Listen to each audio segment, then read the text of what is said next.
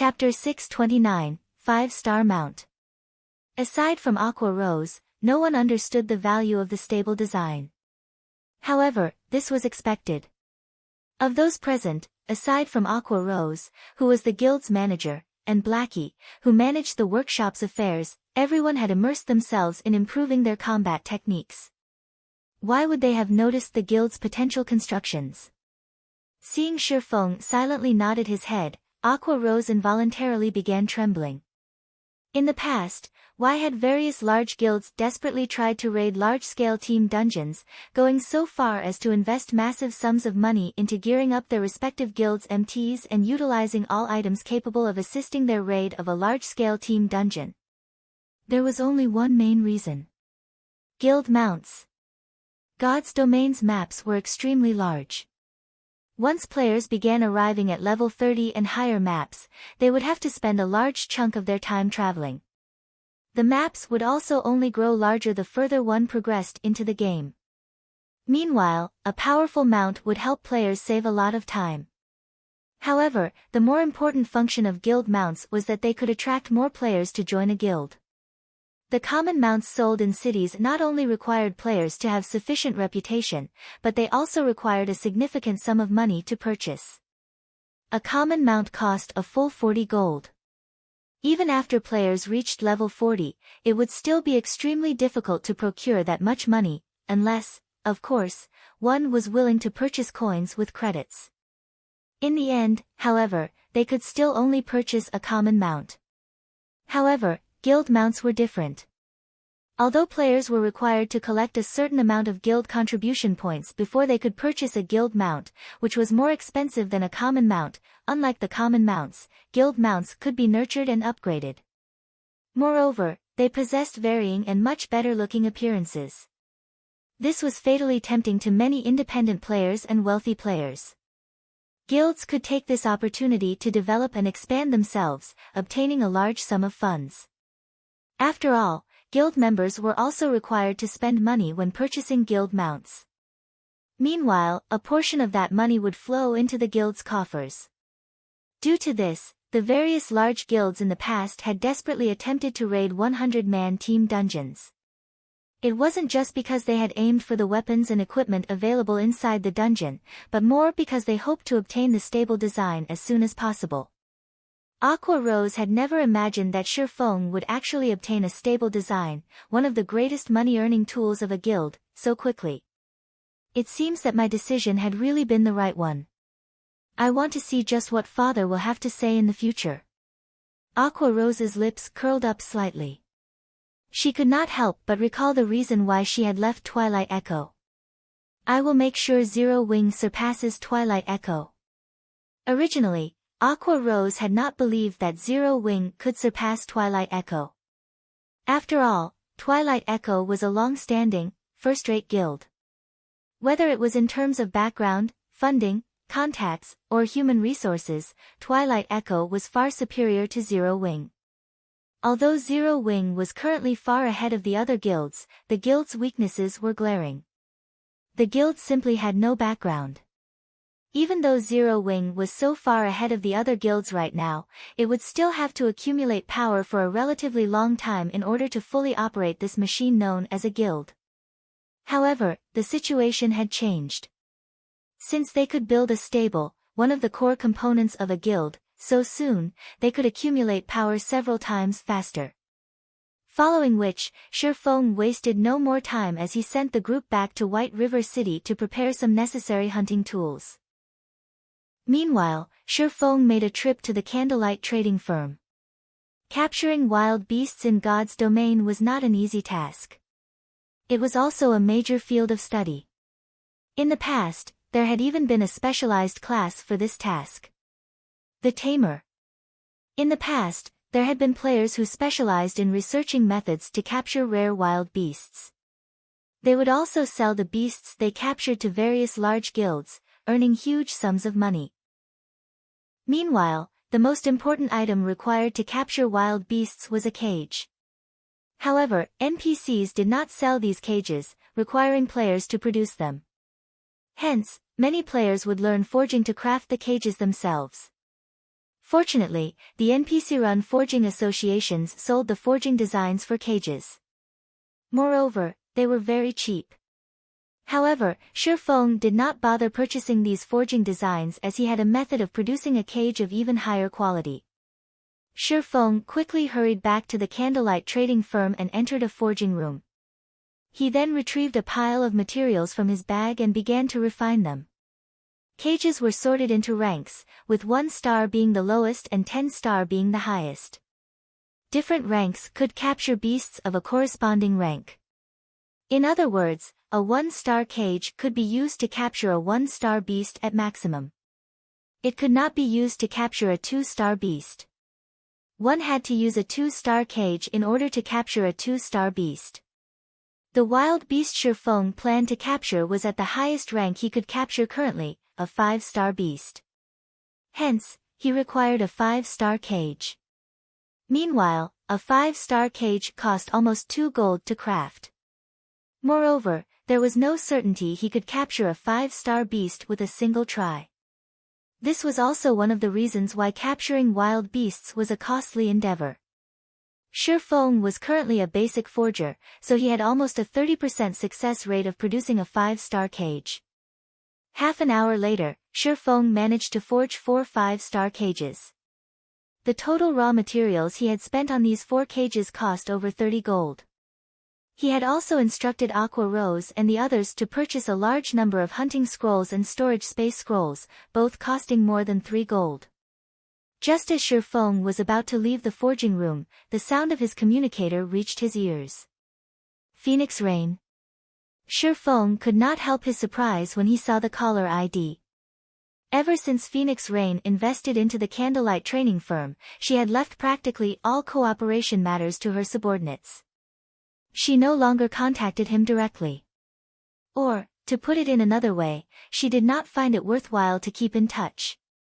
After all, in the wide world of God's domain, the guild leader of Zero Wing was an insignificant character compared to a grand player like Phoenix Rain.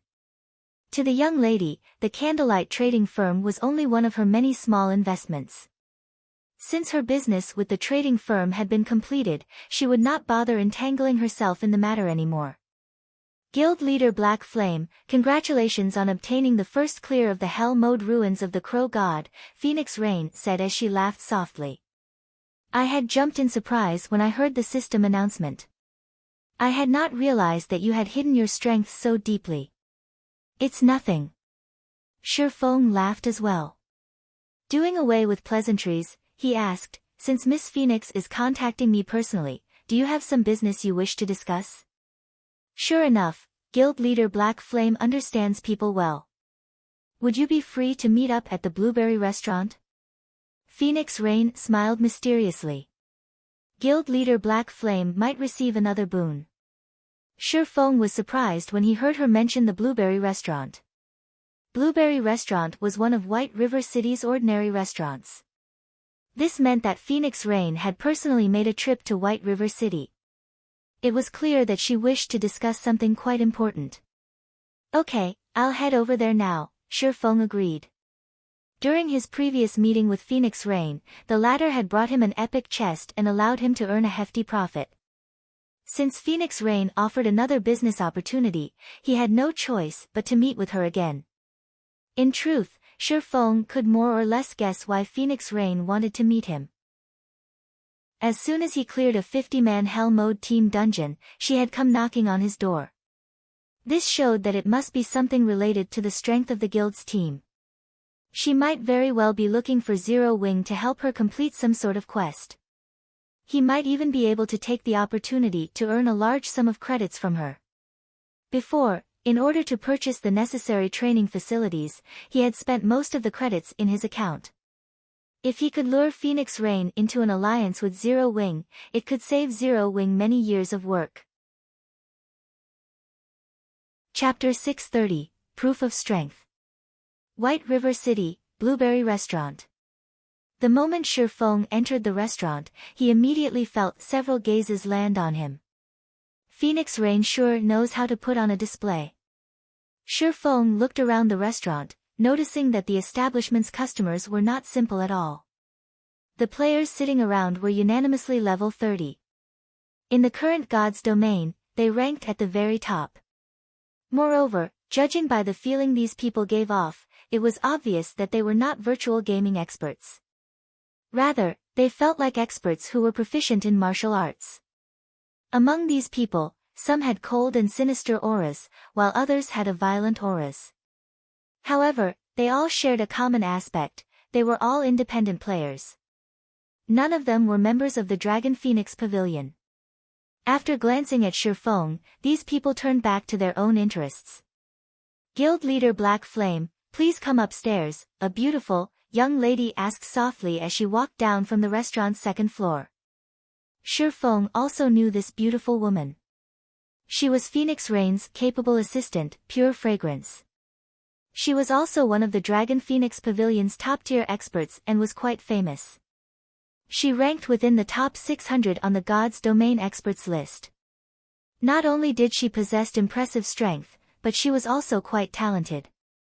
In the past, she had been a Tier 5 powerhouse during her peak. Shifeng simply nodded and followed Pure Fragrance to the second floor. At this moment, Phoenix Rain was the only other person on the second floor. She sat at a table near the window, quietly overlooking the street outside as she toyed with a black leather book. "Miss Phoenix, may I know what you wish to discuss with me?" Shifeng asked. In response, Phoenix Rain smiled leisurely as she handed the black leather book to Shifeng. "Guild leader Black Flame, please take a look at this," Phoenix Rain said unhurriedly. The black leather book was not a quest prop or anything similar. Instead, it contained the written records of players. However, after reading through a few pages, Shifeng's surprise grew as he continued to read. This black leather book contained information on the Dark Arena. To be precise, the book held information regarding the official members of the many battle teams participating in the Dark Arena. Moreover, the information was extremely detailed, so much so that even the participants' life stories had been recorded. There was even a brief introduction to their current equipment. Beyond that, there was an assessment of ever battle team members' combat power. These assessments were also very detailed. These players' strengths and weaknesses had been recorded in detail. Guild leader Black Flame, how do you feel about this information? Phoenix Rain asked gently, a pleasant smile on her face. "Miss Phoenix, why are you giving me this information?" Shifeng was slightly confused about Phoenix Rain's intentions. "I've heard that your guild has been in contact with the Glorious Lions battle team, so I believe that guild leader Black Flame should understand the Dark Arena's value by now." Phoenix Rain smiled sweetly as she collected the leather book from Shifeng. Unfortunately, ordinary players do not qualify to participate in this game. However, I am, so I hope to establish a battle team myself to have some fun in the Dark Arena. Initially, I intended to seek cooperation with Pantheon's guild leader, but I suddenly changed my mind. Now, I wish to cooperate with guild leader Black Flame instead. May I know if you are interested in cooperating with this young lady? Miss Phoenix must be joking. How could Zero Wing possibly hope to compare with a super guild? Wouldn't working with Pantheon be a better choice? Although Shifeng was so calm on the surface, inwardly, he was stunned. He had not expected Phoenix Rain to be capable of obtaining the participation rights to the Dark Arena. However, Shifeng did not believe that Phoenix Rain would hand over such an opportunity so easily. After all, the Dragon Phoenix Pavilion had countless experts, not to mention a super guild like Pantheon. It would be child's play for Phoenix Rain to gather 10 Apex experts. Why would she need Zero Wing? I sought you out precisely because Zero Wing is not very famous. That way, the opposing team will not bother to investigate you in detail. With guild leader Black Flame's power, it should not be hard to earn some achievements in the Dark Arena, Phoenix Rain said, smiling. After all, it should not be that easy to obtain the first clear of the Hell Mode ruins of the Crow God. Phoenix Rain had personally entered a 50-man Hell Mode team dungeon before, so she understood just how difficult raiding one was.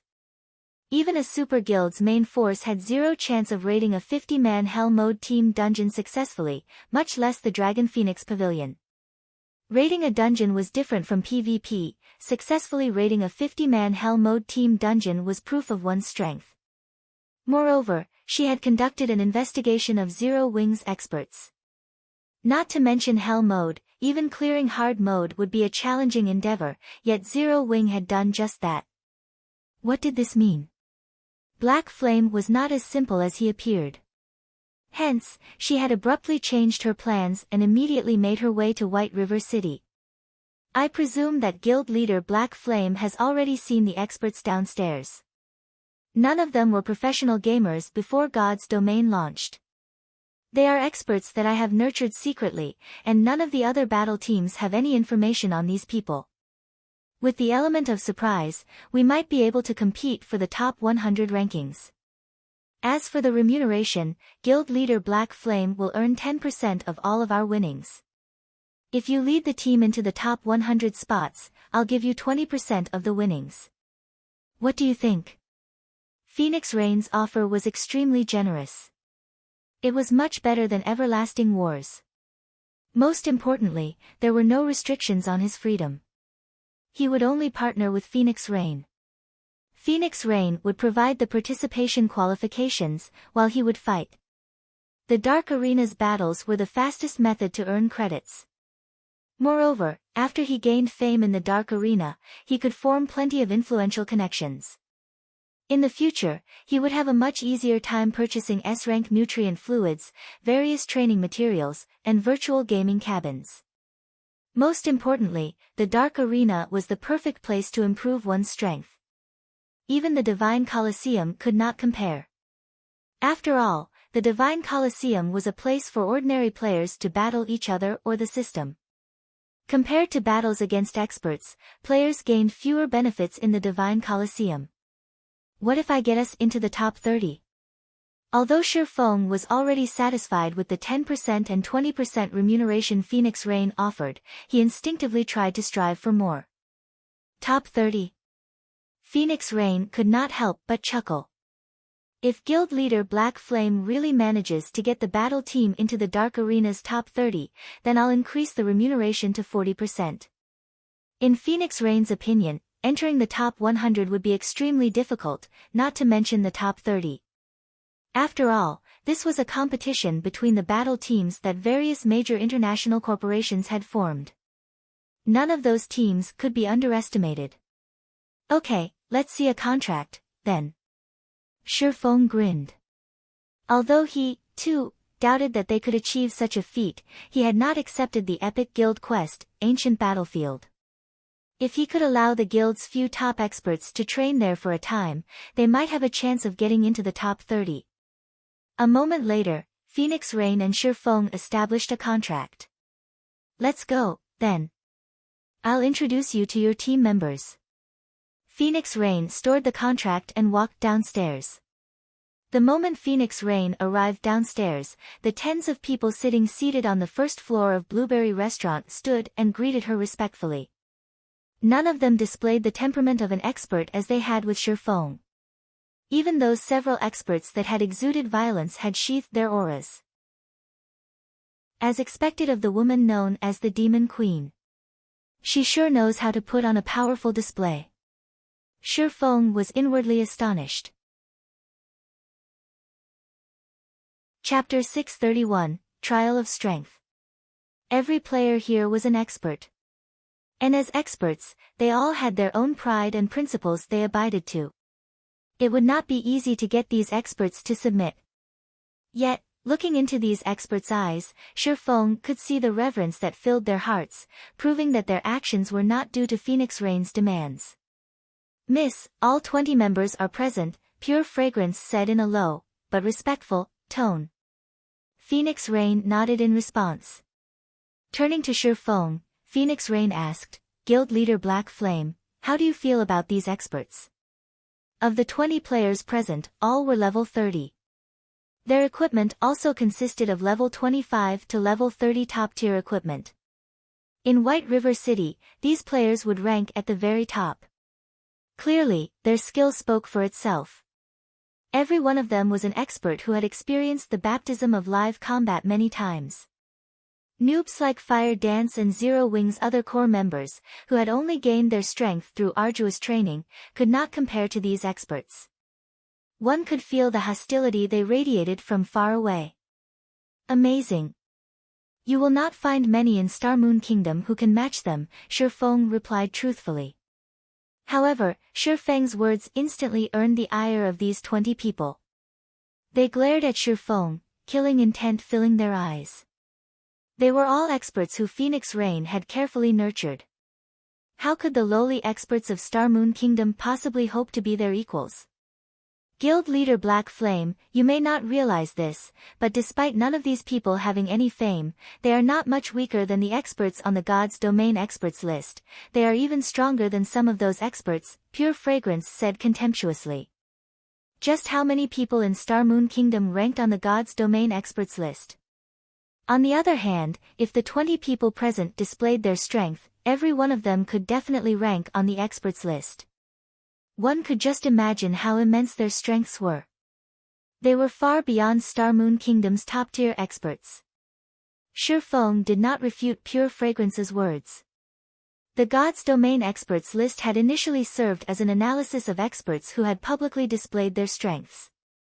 It did not record every expert within the game. At most, the list could be used as a reference. However, he also wasn't wrong.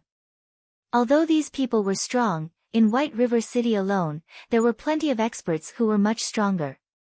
For example, there was War Wolf and Ghost Shadow. There was also no need to mention those unknown experts hidden throughout Star Moon Kingdom. While God's Domain was very large, Star Moon Kingdom was not small. How could it possibly be that easy to become one of the top experts in a kingdom? Fragrance, enough. Have everyone introduce themselves so that guild leader Black Flame can establish the battle team more easily, Phoenix Raid softly instructed. There is no need for all of that. Anyone who can block my sword without using any skills will be admitted into the battle team. Of course, I won't use any skills either, Shi Feng declared, not wanting to waste too much time. It seems that we are all going to become official members of the battle team today. A thin assassin in black snorted. The others similarly revealed annoyed sneers. Shi Feng actually dared to underestimate them to such a degree. Initially, Shi Feng had similarly surprised Phoenix Rain. However, she smiled and said, Guild leader Black Flame's suggestion will also work. Let's do as he asks, then. Following which, everyone left the Blueberry Restaurant and headed towards the Divine Coliseum. The Divine Coliseum was situated in White River City's central district. The Divine Coliseum was a massive tower that stood in the city's center.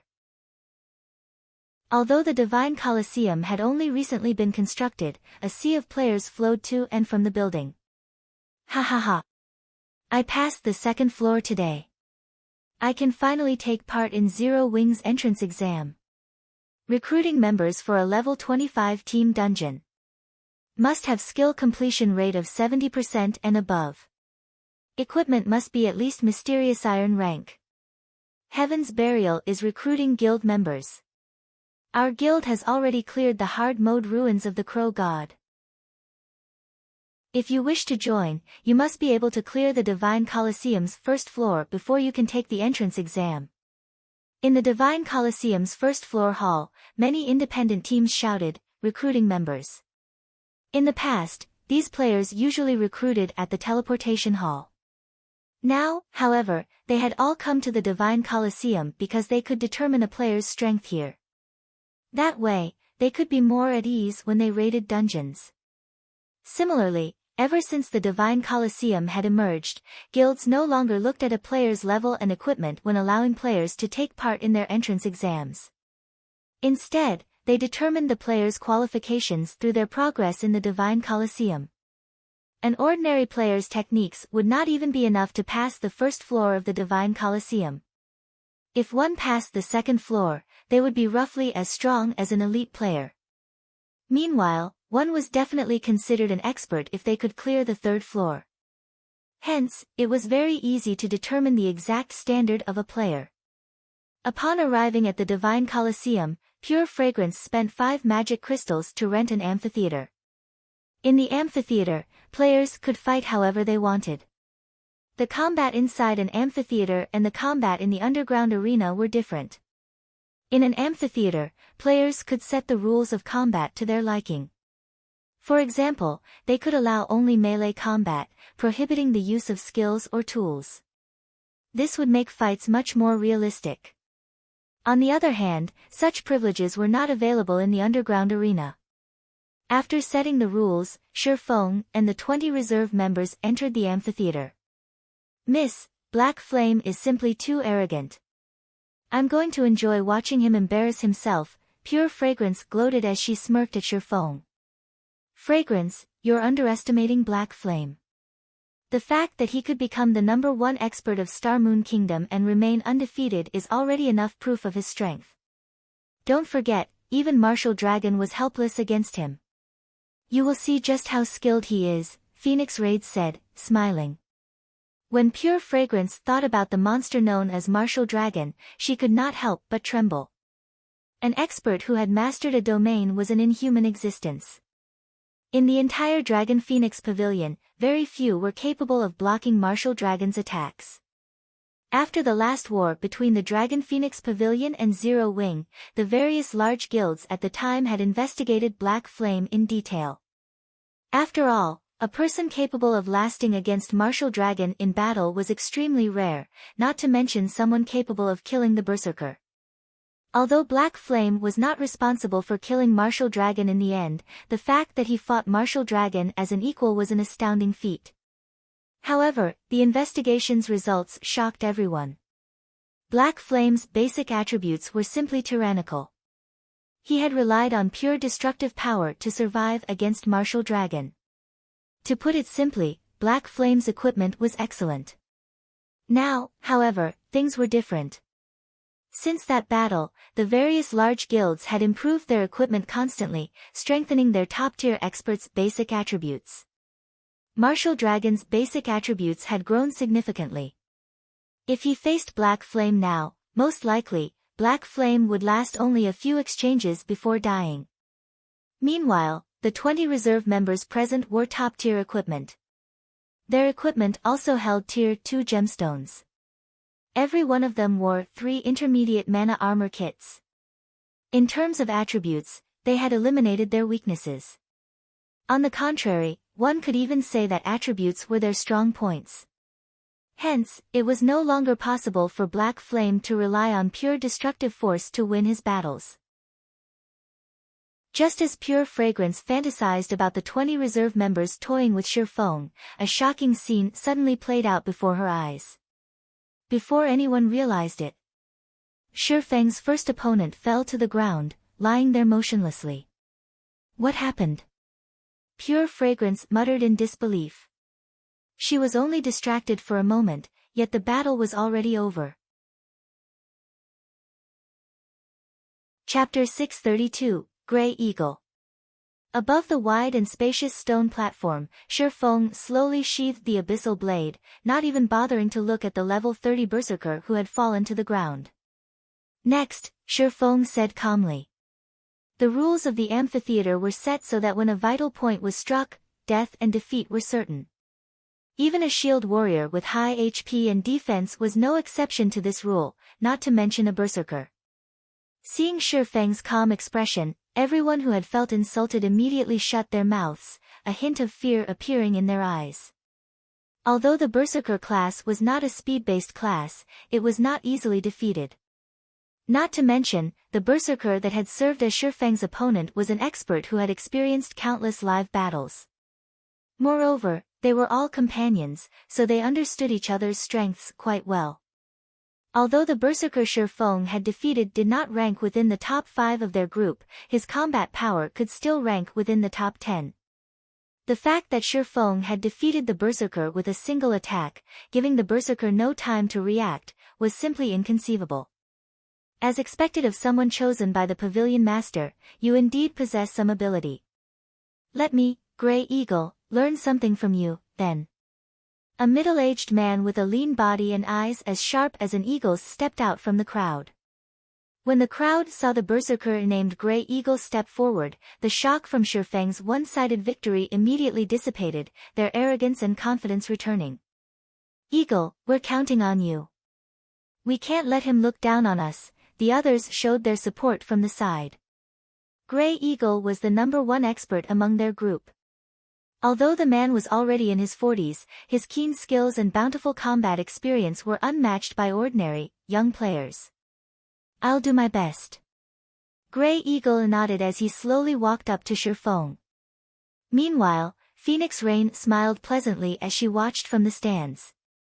"We didn't have the chance to see Black Flame's true strength in the previous match.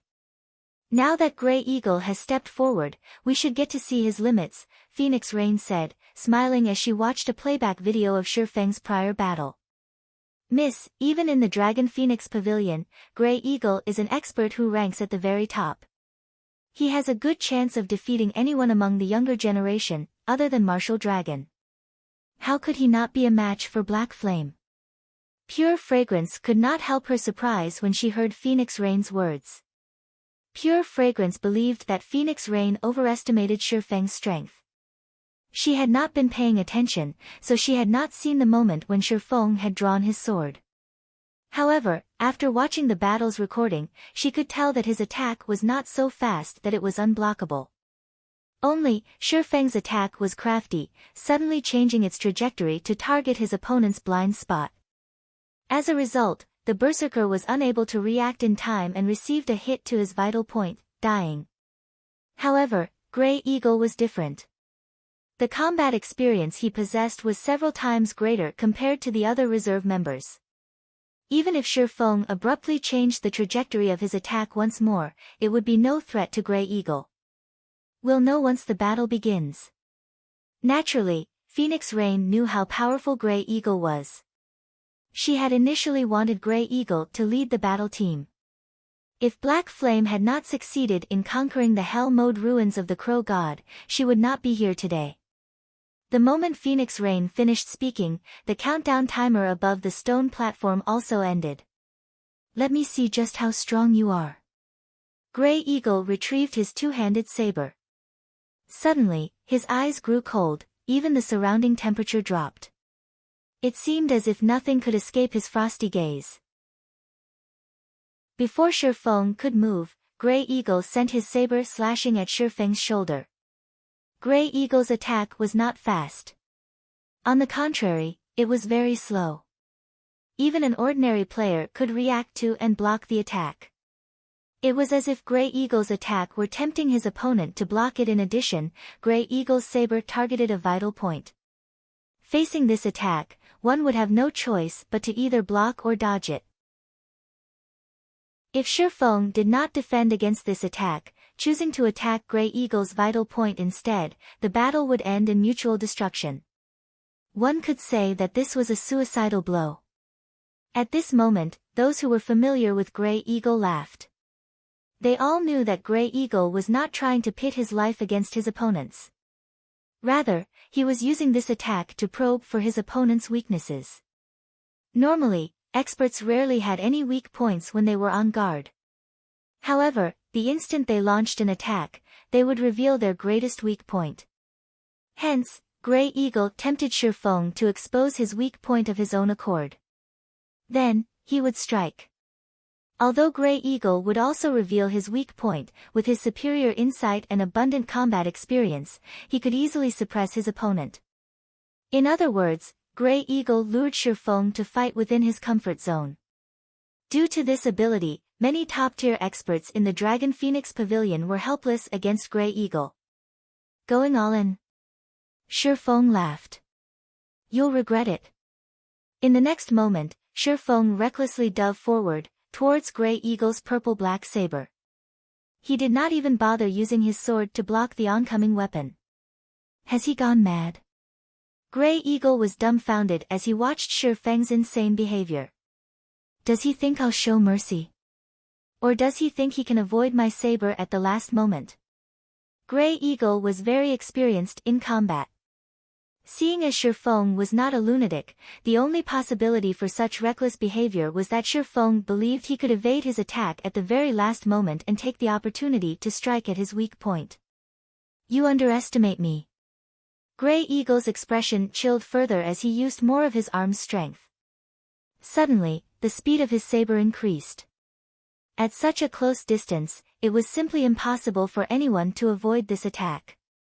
Immediately after, Grey Eagle's saber passed through Shifeng's body. This is... Grey Eagle was dumbfounded as he saw his saber cut across Shifeng's face, discovering that his weapon only struck an afterimage. What's going on here? Pure Fragrance gaped at this scene. No matter how she looked at it, Grey Eagle's saber should have struck Shifeng.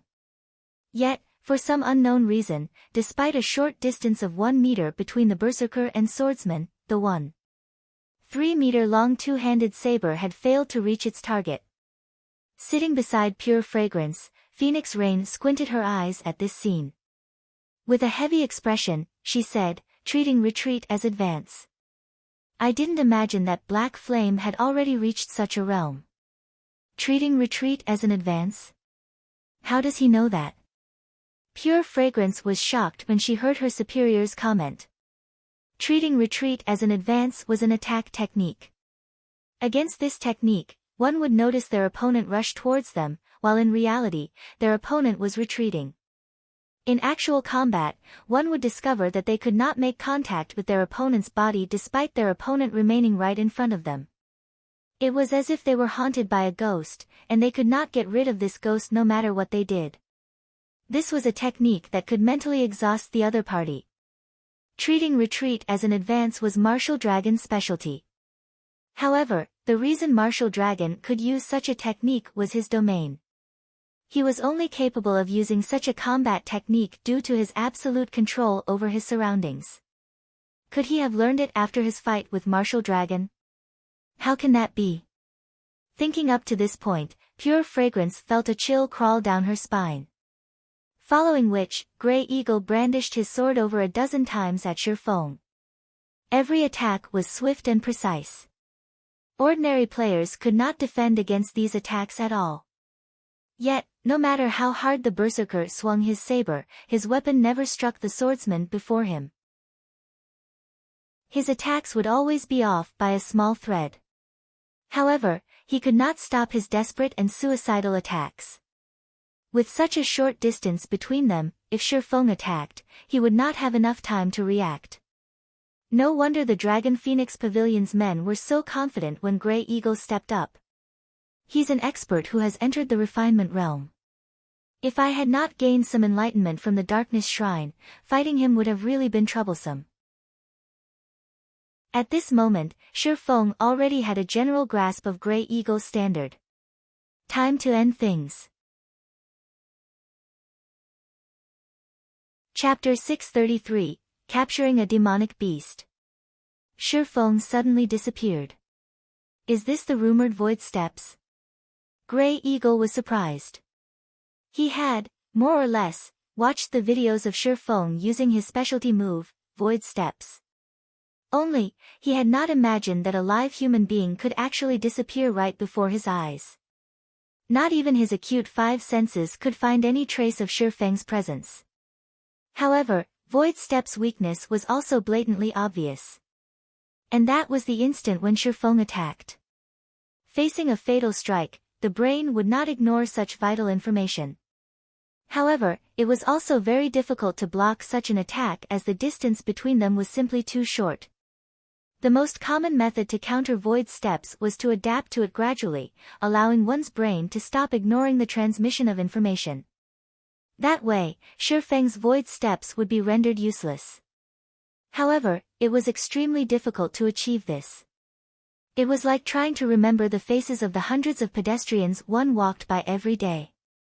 Remembering the faces of a few people was already a difficult feat, as the brain would automatically ignore the majority of such information. Hence, it was extremely difficult to unravel Shifeng's Void Steps.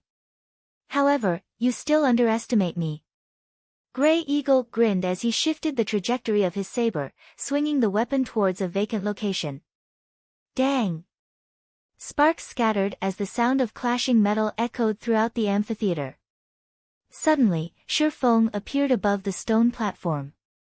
Sure enough, he can grasp my general location. Shifeng was not at all surprised by Grey Eagle's performance. After all, the Berserker had already entered the refinement realm. Grey Eagle's observational skills should be exceptional. Even with a lack of information, Grey Eagle should be able to grasp his general location. It was like his fight with Martial Dragon. With his domain, Martial Dragon was capable of processing all information within his domain without missing even the tiniest of detail. If Martial Dragon concentrated on observing his surroundings, he could render Void Steps utterly useless. Unfortunately, you only have a single weapon, whereas I have two. Shifeng increased the force he exerted with the Abyssal Blade, pinning down Grey Eagle's two-handed saber.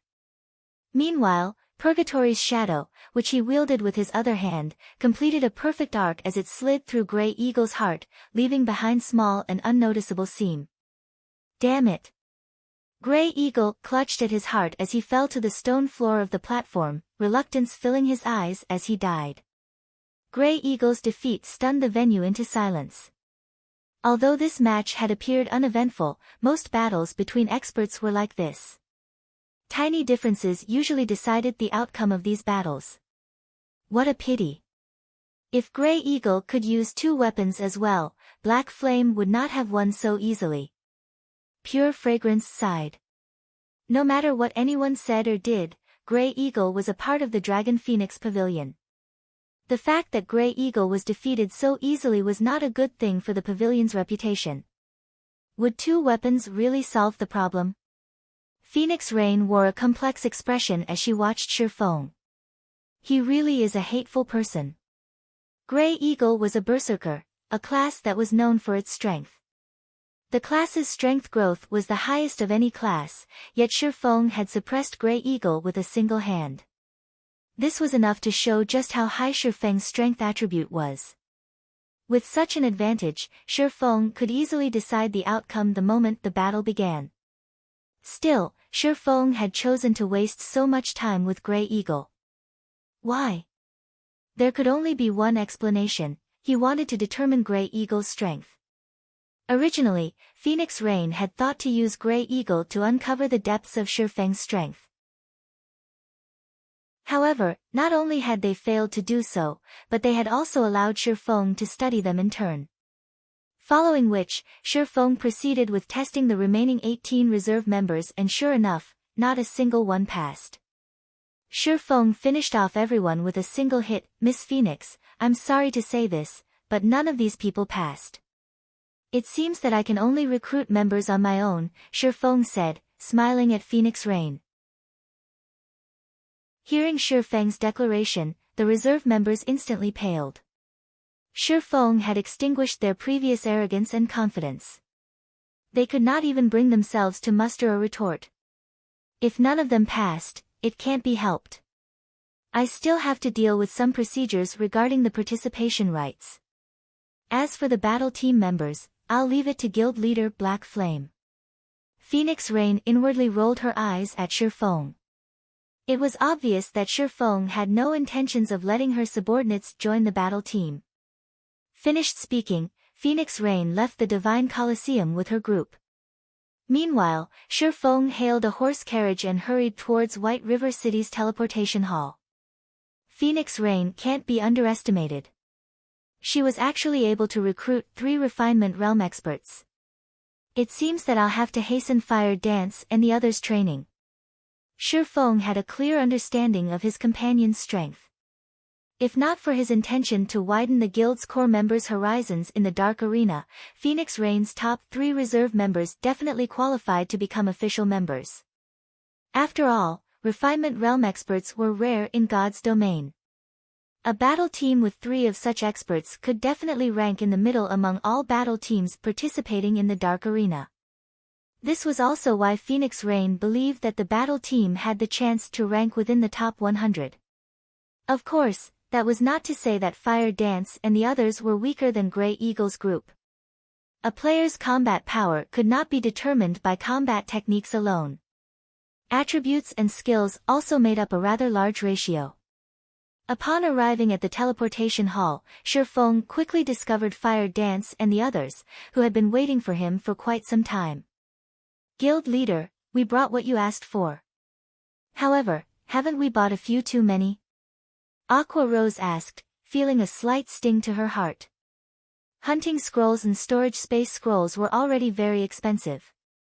A single hunting scroll cost 3 gold, 50 silver, whereas a storage space scroll cost a full 5 gold. If they only needed to purchase a few, Aqua Rose would not have minded. After all, the guild's member count had increased significantly in recent days. The money a 2-star guild could earn through guild quests was quite significant as well. In addition, they also had the profits from the candlelight trading firm. Hence, spending 100 or 200 gold wouldn't be an issue. However, Shifeng had requested 100 hunting scrolls and 50 storage space scrolls. Furthermore, hunting required other items as well. In total, they had spent more than 800 gold to prepare for this hunting trip. Not even a bronze mount cost that much. You'll understand when the time comes. This amount is nothing considerable. Shifeng laughed. In the past, to obtain a slightly better guild mount, various large guilds had spent astronomical sums of money. In comparison, they had only spent around 800 gold. Aqua Rose grew frustrated by Shifeng's response. Fortunately, Zero Wing still had the candlelight trading firm to support it. Otherwise, this hunting trip would have punched a huge hole in the guild's finances. Let's head to the Great Forest of Soria. Saying so, Shifeng approached the teleportation magic array. Upon discovering their destination, everyone involuntarily trembled. The Great Forest of Soria. Anyone who researched high-level maps knew that the Great Forest of Soria was a level 50 map. To current players, it was a death trap. Furthermore, the Great Forest of Soria was different from ordinary leveling maps, it was a forbidden land for the human race. Chapter 634, Starfall City. Very quickly, Shifeng paid the party's teleportation fees. Each person cost 80 silver for a total of 4 gold, 80 silver for the whole party. An ordinary party could not afford to spend that much money even if they bankrupted themselves. The Great Forest of Soria was a neutral area situated between the Black Dragon Empire and the Star Moon Kingdom. Current players were not nearly strong enough to survive the area. Players also knew the Great Forest of Soria as the Forest of Death. It was a level 50 to level 70 leveling map, and it was 3 to 4 times larger than ordinary leveling maps of the same level. However, the map's high level wasn't the greatest threat. The reason behind the Forest of Death nickname was the utter lack of fortresses or safe gathering locations for humans. Instead, the map was a haven for demonic beasts and half-orcs. The Great Forest of Soria was a kingdom of half-orcs, and it posed a great threat to players as the half-orc race was highly prejudiced against outsiders. Players could encounter the half-orc patrol squads at any time inside the Great Forest. Not only were these patrol squads extremely powerful, but they would also call for their other companions to ambush players. Hence, survival within the Great Forest was, to say the least, challenging. Through the teleportation array, Shifeng's party quickly arrived at Starfall City, a city near Star Moon Kingdom's border. Starfall City was the second largest city in Star Moon Kingdom's northern region. Although the city was near the kingdom's border, it was the most prosperous of all the cities in the northern region. Starfall City was of similar rank to White River City. Only, the city had a few more Tier 4 NPCs guarding it than White River City. There were a total of 7 Tier 4 NPCs. The city's defensive power greatly surpassed White River City and was only weaker than Star Moon City. This place is impressive. Blackie could not help his shock when he saw the busy street. There were a lot of NPC guards patrolling the streets, at least twice that of White River City. Other than the NPC guards, there were also plenty of merchants roaming about. One could also see many horse carriages carrying cargo coming and going. Moreover, these merchants were not limited to NPCs. There were also plenty of player merchants. These player merchants similarly rode horse carriages around the city. There were also plenty of player merchants who had parked their carriages in one place and hawked and bought various items. What are they doing? Kola noticed that these player merchants were frantically purchasing various materials and equipment from other players. There were even some who purchased common items from NPC merchants. Moreover, these player merchants purchased these common items in large quantities, costing up to dozens, or even more than 100, gold. Such an amount would be enough to fund a small guild for a relatively long time. None of White River City's players would be so insane as to purchase so many common items from NPC merchants. Those people are reselling goods and making a profit through the price differences, Shifeng explained. Making a profit through the price differences? Blackie was confused. But the NPC's prices are the same throughout Star Moon Kingdom. Only some unique items can be resold for a profit. Even so, there aren't usually many of those items available for sale, and normally, when the NPCs restock, large guilds usually buy everything, keeping them for their own use. Who are they planning to sell these common items to? To players, of course, Shifeng said, laughing. Although NPCs' common items in Star Moon Kingdom have uniform prices, the prices may be different in other kingdoms and empires. Some items sold in Star Moon Kingdom might be more expensive in the Black Dragon Empire, while some items might be cheaper. Meanwhile, these people are trying to make a profit through the difference in prices. Then, aren't there teleportation arrays? Wouldn't it be easier just to deliver their products using teleportation arrays? Blackie asked curiously. Why must they use horse carriages? Very simple. The transportation fees would be too high if they used the teleportation arrays. Moreover, only the capital city has an array that enables teleportation between other kingdoms and empires, and each teleportation would cost more than 1 gold. Their profit margin is not high. Moreover, a player can't carry enough items. They might even incur losses if they use teleportation arrays to conduct their trades. Meanwhile, a horse carriage can carry more than a dozen times that of players. Some good horse carriages can even carry up to 20 or 30 times. Although one may waste some time and encounter some dangers if they travel to the Black Dragon Empire via a horse carriage, in general, they can earn a lot of money with a single trip. These player merchants earn even more money than our guild's elite players. Shifeng had some knowledge regarding the merchant subclass. In the past, his guild had frequently organized caravans to conduct cross-border trade, earning significant funds for the guild. Meanwhile, Starfall City offered a natural advantage for cross-border trade. This was also why many merchants throughout Star Moon Kingdom specifically traveled all the way to Starfall City to develop themselves. Everyone came to a realization upon hearing Shifeng's explanation. They had never imagined that the cross-border trade was such a profitable business. The wages Zero Wing offered were among the highest of all guilds in Star Moon Kingdom. The money its elite members earned each day was several times more than the elite members of other guilds. The money they earned could even rival that of ordinary experts. Yet, these merchant players actually made more money than Zero Wing's elite members. In other words, these merchant players made more money than even the ordinary experts in God's domain. Alright, split up and look for any caravans that are about to depart, Shifeng ordered. There was a great distance between Starfall City and the Great Forest of Soria. If a player relied on their own 2 feet to travel, it would take over 10 hours to reach the Great Forest. If Shifeng were traveling alone, he could simply teleport to the Great Forest with the aid of the 7 Luminaries ring, saving him a lot of hassle. Unfortunately, none of his other party members possessed the 7 Luminaries ring. Hence, they would have no choice but to travel to the Great Forest on foot. Meanwhile, if a caravan were about to embark from Starfall City to the Black Dragon Empire, they would have to pass through the outermost region of the Great Forest of Soria. If one traveled via horse carriage, the journey to the Great Forest would only take 3 or 4 hours. It was much faster than even common mounts. However, the road to the Black Dragon Empire was not easy for a caravan. A caravan normally required an escort of guards.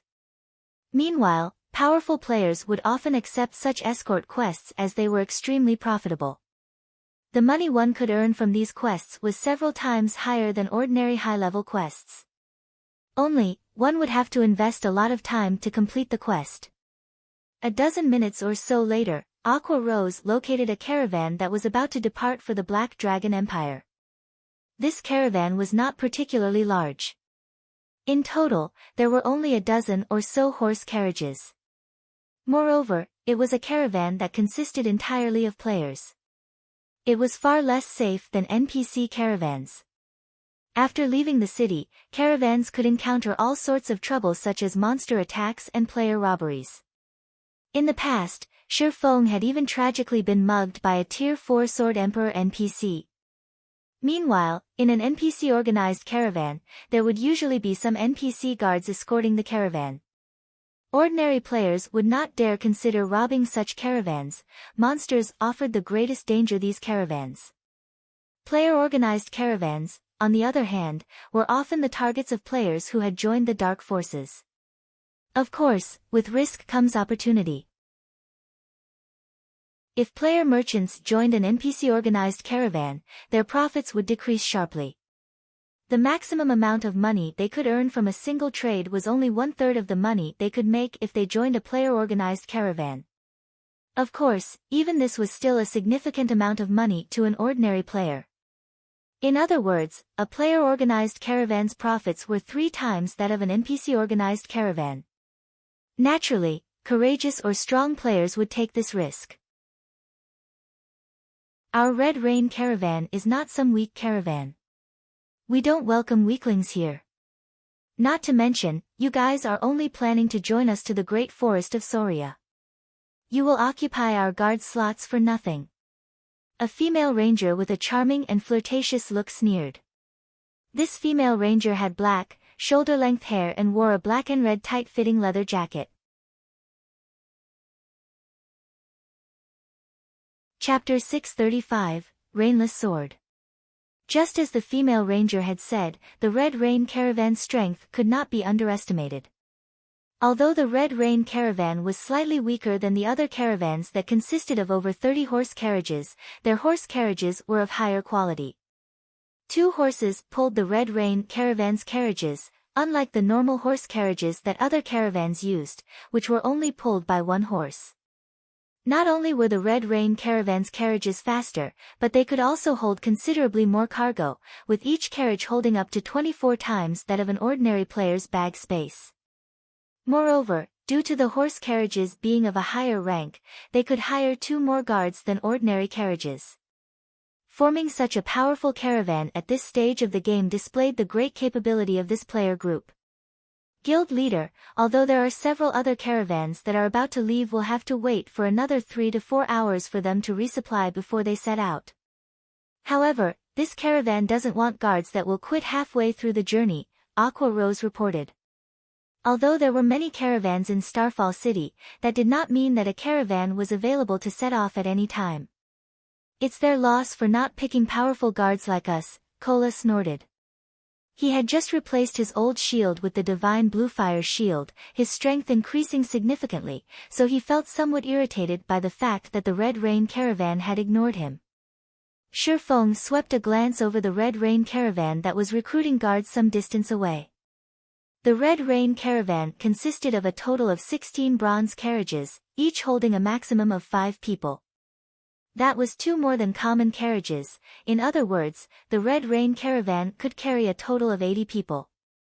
After including the caravan's merchants, they could recruit up to a maximum of 50 guards. If the caravan allowed Shi Feng's party of 6 to take up 1/8 of the remaining slots, it would greatly strengthen the caravan. Currently, Shi Feng's group wore black cloaks to hide their identities. Outsiders could not discern their appearances at all, not to mention their guild. With Zero Wing's influence in Star Moon Kingdom, the Red Rain caravan would definitely show some deference and allow their party to join. However, Shi Feng did not wish to expose their tracks. Every large guild had their own investigation team that was responsible for collecting information on and tracking the important members of other large guilds, taking the opportunity to investigate their movements or seek opportunities to assassinate these members. Everyone in Star Moon Kingdom knew of Zero Wing. Naturally, their actions would attract the attention of many parties. Not to mention, Zero Wing had plenty of enemies. If someone discovered their tracks, some of these enemies might go out of their way to deal with them. Although Shi Feng was not afraid of his enemies, he did not wish to risk exposing the location of a rare guild mount and the method of capturing it. That would be a huge loss for him. Therefore, Shi Feng had everyone in his party hide their identities. "I'll negotiate with them." Shi Feng shook his head and smiled. He then walked towards the lead female ranger. "Why are you here again? Haven't I said that our guard slots are precious and that we can't afford to hire people that will quit halfway through the trip?" the female ranger named Red Rain said. "We don't want any remunerations. I'll even give you 1 gold as a traveling expense. How about it?" Shi Feng took out a shining gold coin from his bag. Although the Red Rain caravan transported a lot of goods, they could not earn much. To the caravan, 1 gold was a significant amount of money. Hearing Shi Feng's offer, Red Rain hesitated. Although the Great Forest of Soria is only halfway, most of the dangers on the way to the Empire come from the Great Forest itself. As long as you get through the Great Forest, you shouldn't encounter any problems on the remaining journey. We'll part ways only after we exit the Great Forest, how about that? Shi Feng offered another suggestion. This, Red Rain was clearly tempted. Indeed, just as Shi Feng had stated, the truly dangerous area from Starfall City to the Black Dragon Empire was the Great Forest of Soria. The Great Forest was the best place for players to set up an ambush. At the same time, the Great Forest was also where caravans would most likely encounter monster attacks. As long as they passed through the Great Forest, their trip to the Black Dragon Empire could basically be considered a success. "Sis, just agree to their offer. Our Red Rain caravan is famous in Starfall City. Those bandit players normally take the long way around to avoid us. What's wrong with earning a little more money?" a level 29 swordsman youth asked. "Even if we encounter some trouble on the second half of the journey, doesn't the caravan still have me?" While the swordsman youth was speaking, Shi Feng activated omniscient eyes to size up the young man. The swordsman's name was displayed as Rainless Path. The majority of his equipment was level 25 fine gold rank with a few pieces of level 30 secret silver equipment. There was even a piece of level 25 dark gold equipment. Rainless Path. When Shi Feng saw this name, he suddenly recalled something about this swordsman. In the past, Rainless Path had been a famous swordsman in Star Moon Kingdom. At his peak, he had ranked within the top 30 swordsmen in Star Moon Kingdom. Back then, he had also been known as Rainless Sword. His name had shaken the entire Star Moon Kingdom. Unfortunately, his growth had been limited by the fact that he was an independent player. For an independent player like Rainless Path to place within the top 30 of the kingdom's swordsmen was an amazing feat. "Alright, then. I accept your offer. However, we have to make a contract first." Red Rain sighed as she conceded. She thought that she was behaving too conservatively. After all, the Red Rain caravan was a well-known caravan in Starfall City. Bandit players normally would not try to make an enemy of their caravan. Even in the off chance that someone did try to rob them, they still had an expert like Rainless Path. Okay. Shi Feng did not object to signing a contract. With a contract, both sides could feel at ease. Afterward, Shi Feng and his party entered into a contract with the Red Rain caravan. The contract required Shi Feng's party to pay a remuneration of 1 gold to the Red Rain caravan. In return, the Red Rain caravan would transport his party to the Great Forest of Soria. The two groups would part ways once they exited the Great Forest. After another dozen or so minutes, the Red Rain caravan recruited enough players to fill the remaining guard spots. Shortly after, the caravan departed from Starfall City. The bronze carriages were very fast. Moving along the highway, it took only 2 hours for the Red Rain caravan to reach the Great Forest of Soria. Level 50 monsters roamed the Great Forest's outermost region. However, due to the Star Moon Kingdom and the Black Dragon Empire armies often clearing the monsters around the highway, the Great Forest's monsters did not dare approach the highway casually. This allowed players to organize their own caravans to travel between these two countries. Moreover, with the current level of players, as long as they possessed some equipment that had the Ignore levels attribute and the protection skills unique to caravans, even a player caravan could pose a certain degree of threat to level 50 monsters. As long as there were not too many monsters, a player caravan could even kill off the level 50 monsters. Only, during transport, the players in a caravan would not get any loot or EXP from the monsters they killed. Hence, players were unable to take advantage of the caravan's strength to grind for EXP and items. Moreover, the carriages could only travel on commercial roads, they could not travel to other locations. Otherwise, players would not need to purchase mounts. Shortly after the Red Rain caravan entered the Great Forest of Soria, a thinly built ranger hiding in a towering tree noticed the caravan. This ranger then activated Eagle Eyes and carefully observed his target. "Boss, another caravan has arrived," the ranger said through the team chat. "Which caravan is it?" A rough and barbaric voice came from the other side. Looking at the symbol, "It seems to be the Red Rain caravan," the thinly built ranger said, licking his lips. "Red Rain caravan. Excellent. I'll show that slut, Red Rain, that struggling is useless, even if she has Rainless Path.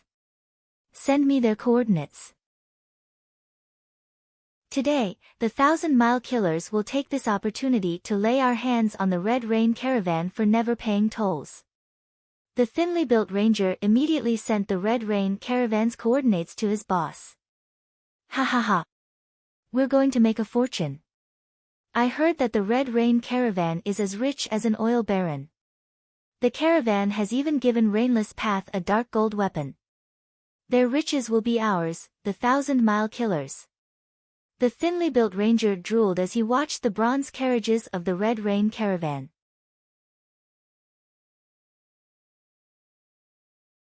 Chapter 636, Dark Guild. The Red Rain caravan did not have an easy journey through the Great Forest of Soria. They oftentimes encountered attacks from 1 or 2 level 50 wind leopards, forcing the caravan to halt their advance and face these demonic beasts. Wind leopard, demonic beast, common rank. Level 50. HP 50,000/50,000. Although the wind leopard was only a common monster and its HP was very low, its speed and damage could rival even that of a level 30 chieftain. Ordinary players would not survive more than 3 hits from this monster.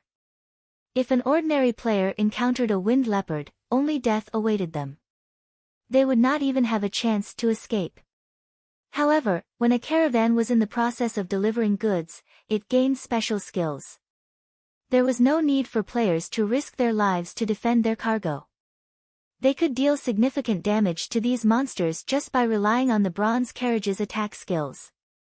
The bronze carriages could also enhance players' attributes within a certain range. A level 30 player could receive such a massive buff that it gave them the attributes of a level 40 player. Hence, as long as a player was somewhat skilled, it was not entirely impossible for them to defeat level 50 monsters. Before Shifeng's party even descended from their carriages, Rainless Path was already charging towards the 2 wind leopards. And before the 2 wind leopards could react, Rainless Path activated Chop and dealt 3 damages of over -1,000 points to one of the demonic beasts. AO. The injured wind leopard released an angry howl. It then pounced at Rainless Path, brandishing its sharp claws at the swordsman.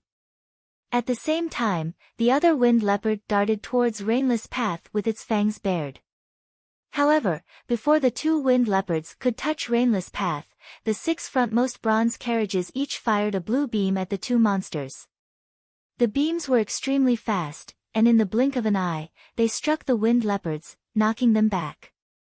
Each beam dealt -3,000 damage and severely injured the two monsters. Rainless Path circled to the winged leopards' backs, aiming Earth Splitter at their hind legs. The keen edge of a dark gold longsword was extraordinary. Immediately, Rainless Path's weapon sliced through the leopard's thick hide, damaging the tendons and greatly reducing the monster's mobility. Following which, the other bronze carriages fired beams as well, and in a short moment, the two winged leopards were dead. Meanwhile, Rainless Path had even not received a single point of damage. The coordination between player and carriages was perfect. Shifeng and the other guards had no chance to display their skill at all. Sheathing his long sword, Rainless Path leaped back onto his carriage and said, "Let's go." This scene shocked many of the caravan's guards. Rainless Path was able to defeat two level 50 winged leopards without suffering any damage. In all of Starfall City, very few were capable of such a feat. As expected of Red Rain Caravan's Rainless Path, it seems that the only thing we'll do on this trip is fill our pockets with money, many of the guard players said in celebration. Although the remuneration and EXP for a caravan's escort quest were abundant, the quest itself was not an easy one. One would encounter many life-threatening dangers on the road. Hence, not many players in Starfall City were willing to accept an escort quest. However, it was a different story if the escort quest was for a powerful caravan. In such cases, taking on the quest would be the equivalent of free money and EXP.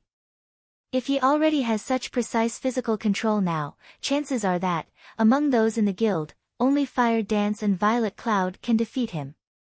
It's no wonder why he was able to make a name for himself in Star Moon Kingdom despite being an independent player. Shifeng was able to gauge Rainless Path's combat standards during his previous battle. The current Rainless Path was many times stronger than Shifeng when he had first logged into God's domain in this life. At a stone bridge in the Great Forest of Soria's outer region, multiple level 27 and higher players hid in the surrounding forest at such a distance, ordinary players traveling the road could easily discover these players.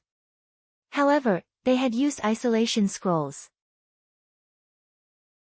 Although they were not invisible, the scrolls blurred their bodies, making it very difficult to notice them by sight alone while they hid in the forest.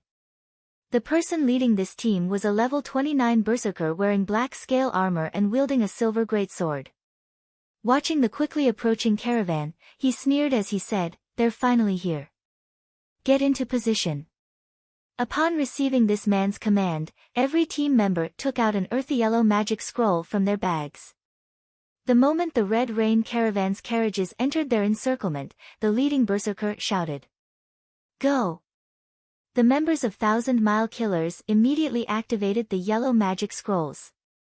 In the next moment, thick walls rose from the road, sealing off the path ahead and behind the Red Rain Caravan, preventing the carriages from advancing or retreating. The ambush took the Red Rain Caravan's players by surprise. Before anyone could react, nearly 100 players burst from the forest on both sides of the road. Normally, when attempting to plunder a caravan, one could not have too many players because if too many players joined the fight, the caravan's special skills would grow stronger, making the caravan far more difficult to deal with. When attacking a caravan consisting of a dozen or so carriages, a small army of 100 players offered the best results. 1,000-Mile Bear. Red Rain's expression sank, her beautiful eyes glaring at the berserker amidst the crowd. "We have never interfered with each other's business.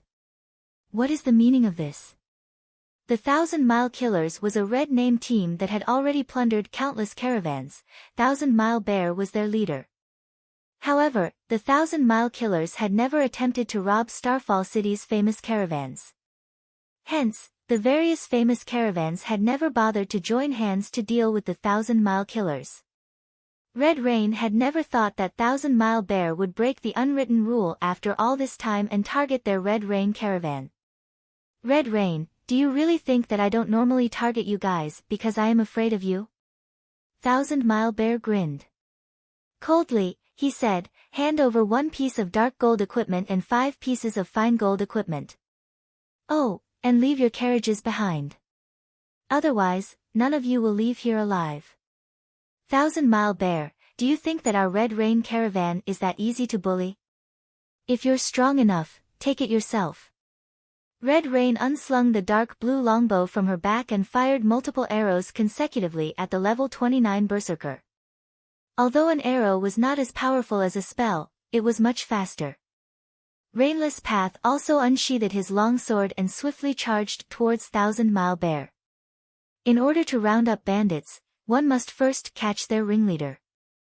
If 1,000-Mile Bear died, the other members of his team would fall into disarray. Since you don't know when to give up, don't blame me for not showing mercy. 1,000-Mile Bear swung his great sword, deflecting the incoming arrows.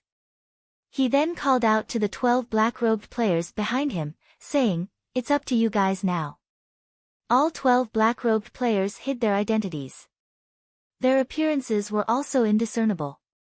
However, all 12 radiated a bone-chilling aura. The 12 players nodded silently before splitting up and charging towards the caravan. They did not bother dealing with Rainless Path as a group. "I heard that you are a swordsman expert. I want to see just how strong you are." One of the robed players, a swordsman, unsheathed his pair of swords as he approached Rainless Path, wearing a playful expression. The black-robed swordsman activated Wind Blade, arriving before and brandishing his swords at Rainless Path. As if they were venomous snakes, the black-robed swordsman's 2 swords struck at Rainless Path's heart and neck with deadly precision. The attacks were so fast that Rainless Path barely saw the weapon's afterimages. "Who are you?" Rainless Path was shocked. Hurriedly, he swung his longsword to block the attack throughout Starfall City. Only a few players were capable of such speed and accuracy, and Rainless Path knew practically every swordsman in the city who could achieve such a feat. However, he could not remember anyone who matched the size and aura of the black-robed swordsman. Dang! Dang! 2 rings of metal clashing resounded. Although Rainless Path blocked the black-robed swordsman's attacks, he had been forced to retreat by 2 steps. The black-robed swordsman was slightly stronger than Rainless Path. However, Rainless Path did not lack speed as he slashed at his opponent's black cloak, revealing the mysterious swordsman's true identity. The mysterious swordsman was actually a severely emaciated youth. However, the youth's character ID was as crimson as a deep pool of blood. A black skull also graced the boy's silver armor, and his entire body radiated a faint bloody glow. "What is the Dark Guild, the Million Ghosts, doing here?" Rainless Path could not help his shock when he saw the skull-shaped guild emblem. "You really are powerful. However, what do you think of this?" the swordsman youth laughed. In the next moment, he swung his swords and sent 10 sword images towards Rainless Path. All 10 sword images appeared before Rainless Path's body simultaneously, making them impossible to block or dodge.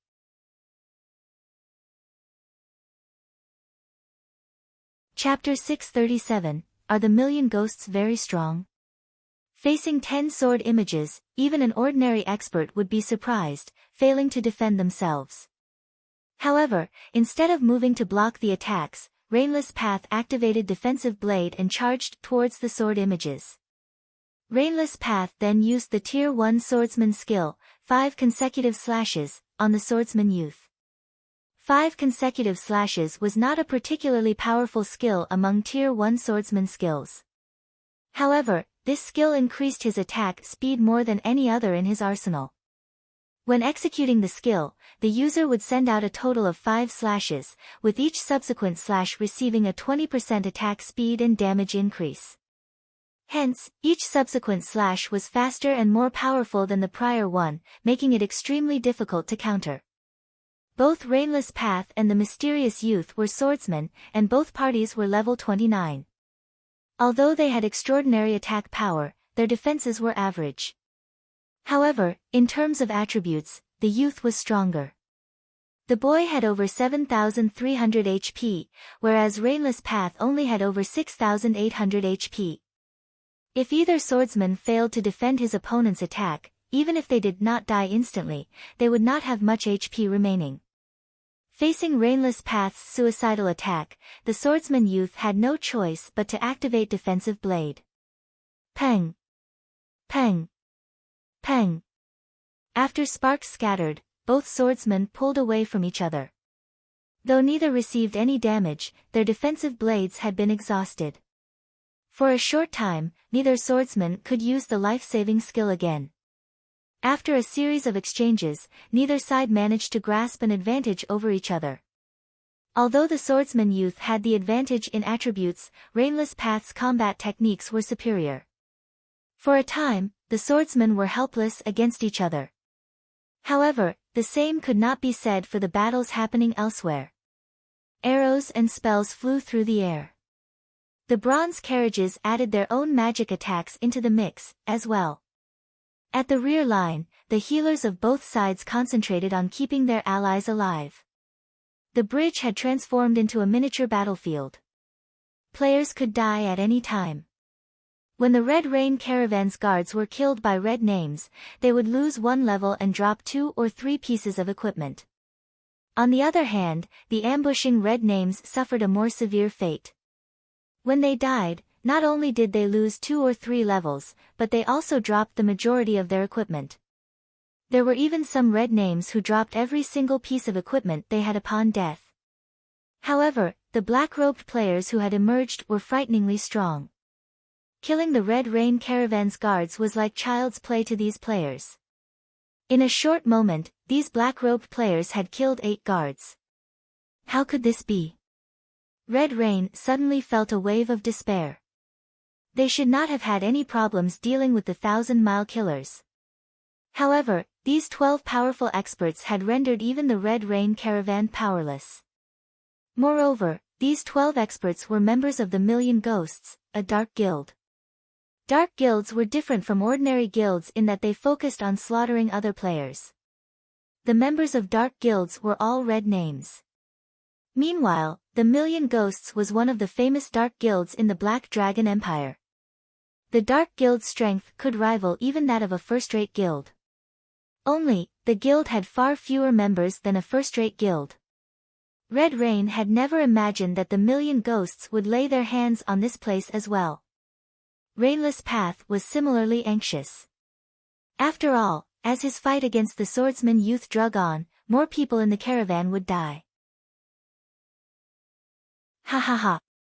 From today onwards, the trade route between Star Moon Kingdom and the Black Dragon Empire belongs to the Million Ghosts. You people from Red Rain Caravan, when you return to Starfall City, make sure to tell all the caravans in the city that anyone who crosses this bridge will have to pay a toll. Otherwise, they will share your fate. 1,000-Mile Bear arrogantly declared as he overlooked the battling crowd. The Red Rain Caravan's members could not help but despair at these words. The Million Ghosts intended to use them as an example for the people of Starfall City. So, that's the case. However, are the Million Ghosts very strong? Shi Feng asked, chuckling as he looked down on the level 29 Berserker. Dark guilds would normally occupy some high-traffic routes, making a fortune in tolls. However, Shi Feng had never imagined that the Million Ghosts Guild would discover the importance of trade routes and begin claiming them so quickly. It was just like how the Candlelight trading firm was charged an export fee when selling their products in other cities. If they exported products to other countries, however, the fees were much higher, charging 30% of the item's price. Hence, once players established a shop in other countries, they normally formed their own caravans to transport their goods, saving a lot on travel expenses. The Candlelight trading firm already possessed shops in a few cities within the Black Dragon Empire. The trading firm similarly had a shop in Starfall City. However, as the level of current players was still somewhat low, Shi Feng had not planned to establish his own caravan just yet. Since the Million Ghosts was already eyeing trade routes, Shi Feng could not sit idle and do nothing. How dare you provoke the Million Ghosts? A level 29 black-robed berserker charged towards Shi Feng, sending a heavy strike at Shi Feng's head. In response, Shi Feng remained motionless as he allowed the berserker's axe to descend on him. Pang! Before anyone knew it, Fire Dance appeared beside a black-robed berserker and used sneak attack, forcing the berserker into a fainted state for 3 seconds. Immediately after, she used the most powerful burst skill an assassin had, Absolute Strike. When her dagger penetrated the berserker's back, the attack threw the latter forward by 10 yards. System: Absolute Strike completion rate 85%, resulting in 100% of skill's effect. Skill proficiency +3. Minus 12,056. The black-robed berserker, who had less than 8,000 HP, dropped like a stone. As the berserker slammed heavily into the ground, he dropped 3 pieces of equipment. Since the berserker was a member of a dark guild, even though he was a red name and his name was nearly black, his punishment from the system would not be too severe. Only, he would drop slightly more items than an ordinary player. As for his lost levels, he would only lose 1 level like everyone else. However, the black-robed berserker's death immediately silenced the battlefield. Everyone's attention shifted towards Fire Dance, who currently wore a black cloak that blurred her appearance. "Who are you?" Thousand Mile Bear asked, his expression turning grave as he stared at Shifeng. The 12 experts the Million Ghosts had sent were all core members of the Dark Guild. Every one of them was extremely powerful. Meanwhile, the berserker that Fire Dance had killed ranked 5th out of the 12 experts. If such a person died from a single hit, even an idiot could tell that Shifeng's group was not ordinary. Red Rain, who had begun to despair, also stared at Shifeng's party in disbelief. So strong. Rainless Path could not help but shiver when he recalled Fire Dance killing the black-robed berserker instantly. When he placed himself in the berserker's shoes, he felt that he would not have even had time to activate Defensive Blade, dying instantly. With such strength, Fire Dance could definitely rank at the very top of Starfall City. She was not someone that he could hope to contend with. At this moment, Shifeng waved his hand and said, "Get rid of them. Teach the Million Ghosts that there are some things that they are not allowed to touch." Fire Dance and the others nodded as they dashed towards the Million Ghosts experts. Although there was not much of a level difference between them, in terms of equipment, Fire Dance and the others were leaps and bounds above the Million Ghosts experts. Not to mention the Dark Guild's core members, even the Million Ghosts Guild leader would not have equipment that could compare with a Tier 1 set equipment. Kola charged at a level 29 black-robed assassin and used Divine Shield Strike. The Divine Blue Fire Shield transformed into a blue meteor that struck the assassin and dealt minus 2,748 damage. In response, the assassin hurriedly spun to Kola's back and used Backstab on the Guardian Knight. However, shifting his feet slightly, Kola easily blocked the attack with the Blue Fire Shield, receiving no damage.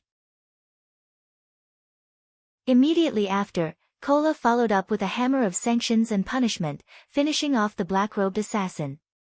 The entire battle was over in a flash. If even an MT like Kola could defeat his opponent so swiftly, there was no need to mention the rest of Shifeng's party. With a wave of her staff, Aqua Rose cast Flame Explosion and finished off one of the bandits instantly. As for Fire Dance, she activated Wind Steps, and like Death's Scythe, she harvested her enemy's head easily. After a short moment, only a few of the 1,000-mile killers remained. As for the Million Ghosts members, only 4 of the black-robed experts still stood. Nobody would have thought that a party of players could actually render these red name experts utterly powerless. You guys are digging your own graves. Thousand Mile Bear's eyes bulged from his anger. The Million Ghosts will not let you off the hook. We're retreating. Saying so, Thousand Mile Bear turned and fled. However, activating Silent Steps, Shifeng immediately appeared behind Thousand Mile Bear and sent a chop at the berserker. Shifeng's sword drawing speed was astonishing, and all everyone saw was a silver flash. In the next moment, Thousand Mile Bear's body fell to the ground. The berserker could not believe that someone could actually execute such a fast attack. It was so fast that he had no chance to react. The only thing he could do was watch as his HP descend until it reached 0.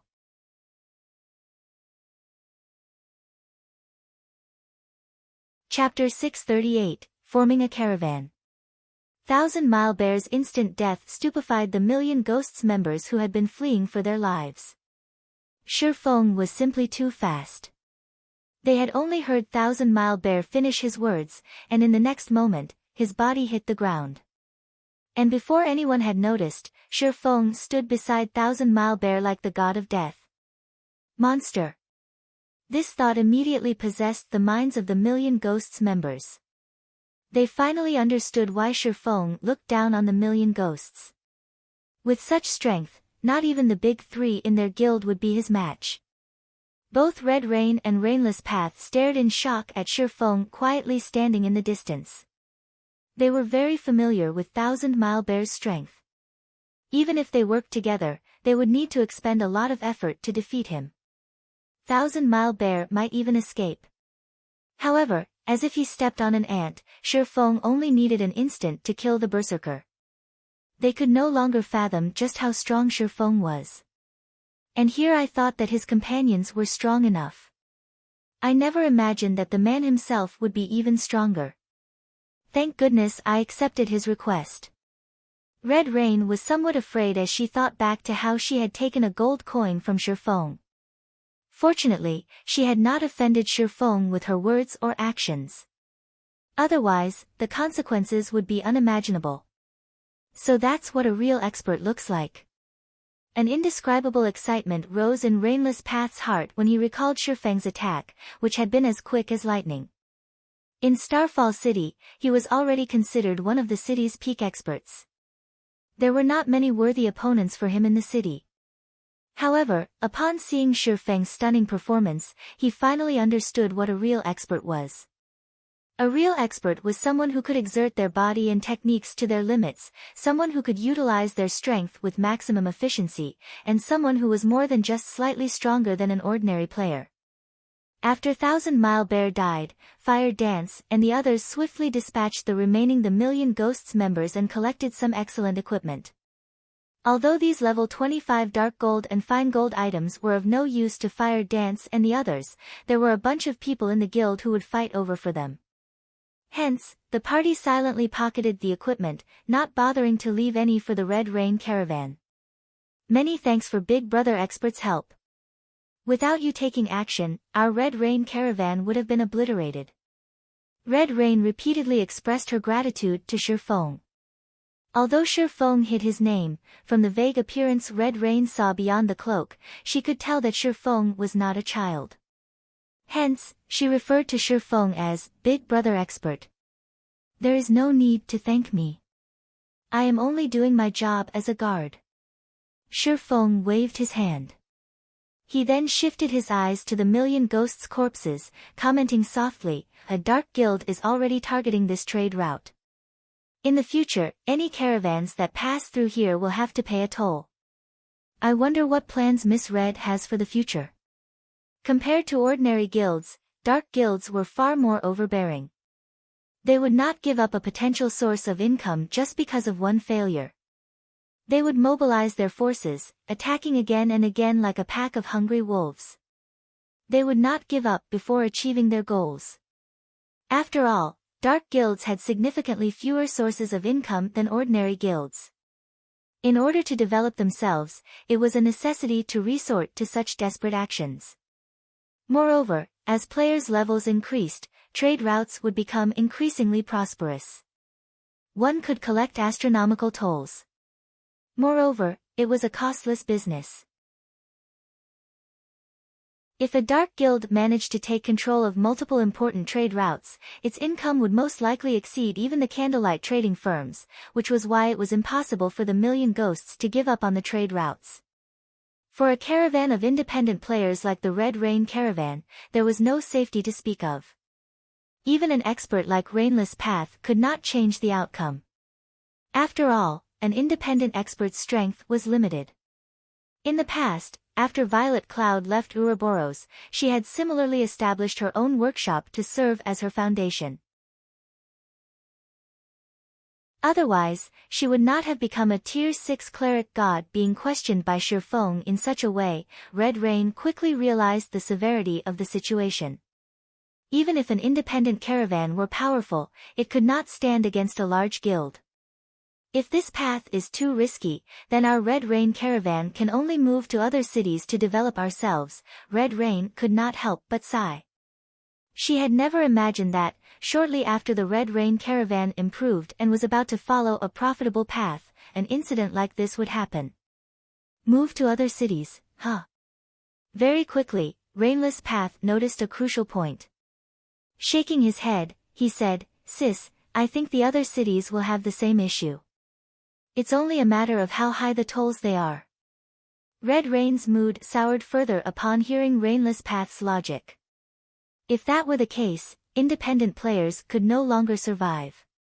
"Miss Red, if you still wish to continue transporting goods, I know of a good option." "I'm just not sure if you will be interested," Shifeng said, smiling. "Big brother expert, please, tell us." Red Rain was definitely interested in what Shifeng had to say. The Candlelight trading firm has recently begun to hire caravans to ship its goods to other kingdoms and empires. With the backing of the trading firm, you won't have to worry about large guilds robbing you when transporting goods in the future. Shifeng finally revealed his true goal. Red Rain and her group were experienced in the transportation of goods. As the Candlelight trading firm continued to develop, sooner or later, it would require its own caravan. By recruiting the Red Rain caravan, not only would he establish a foundation for the trading firm in advance, but he could also deepen his connection with Red Rain and Rainless Path. The Candlelight trading firm? Is that the famous trading firm that Zero Wing established? Red Rain's breathing grew a little rushed. If the Candlelight trading firm were really hiring caravans to transport goods, this would be a heaven-sent opportunity for them. With the support of the trading firm, they would gain an additional layer of protection. The only issue was that they would have to prioritize the Candlelight trading firm's goods. However, in the future, the Red Rain caravan would no longer have to worry about robberies. Zero Wing was currently like the midday sun throughout Star Moon Kingdom. It was a guild that even the super first-rate guild, the Dragon Phoenix Pavilion, was helpless against. There was no need to mention the other guilds in Star Moon Kingdom. "Thank you for the advice. I'll begin preparing once we return to Star Moon Kingdom," Red Rain repeatedly thanked Shifeng. Following which, Red Rain and the others began to clear the battlefield. After completing this shipment, they intended to try their luck with the Candlelight trading firm. Standing beside Shifeng, Aqua Rose asked curiously, "Guild leader, since when did Candlelight begin recruiting caravans? Why didn't you tell me about this before?" It was not an easy task for a caravan to transport goods. The previous battle made this obvious. There were many problems involved in such an operation, and they were extremely troublesome to deal with. "I just decided it," Shifeng laughed. Aqua Rose was speechless.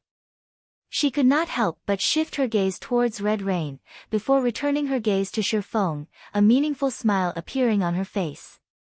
She looked at Shifeng as if saying, "I see." Half an hour later, the Red Rain caravan arrived at the exit of the Great Forest of Soria. Reaching this point, Shifeng and the others had fulfilled their agreement. After parting with Red Rain and the others, the party advanced into the inner regions of the Great Forest. Roughly 4 hours later, Shifeng's party arrived at a small lake in the forest. "Guild leader, aren't we trying to capture a guild mount? Why aren't there any monsters here?" Blackie glanced at his surroundings, failing to find a single monster around the lake. No matter how he looked at it, this was not an area for capturing mounts. Shortly after Blackie finished speaking, the sound of wings reached his ears. Turning to the source of the sound, Blackie noticed a golden-winged lion that was over 20 meters long descending from the sky, landing beside the clear lake. A great lord! Blackie gaped as he saw this monster. Every member of the party was shocked.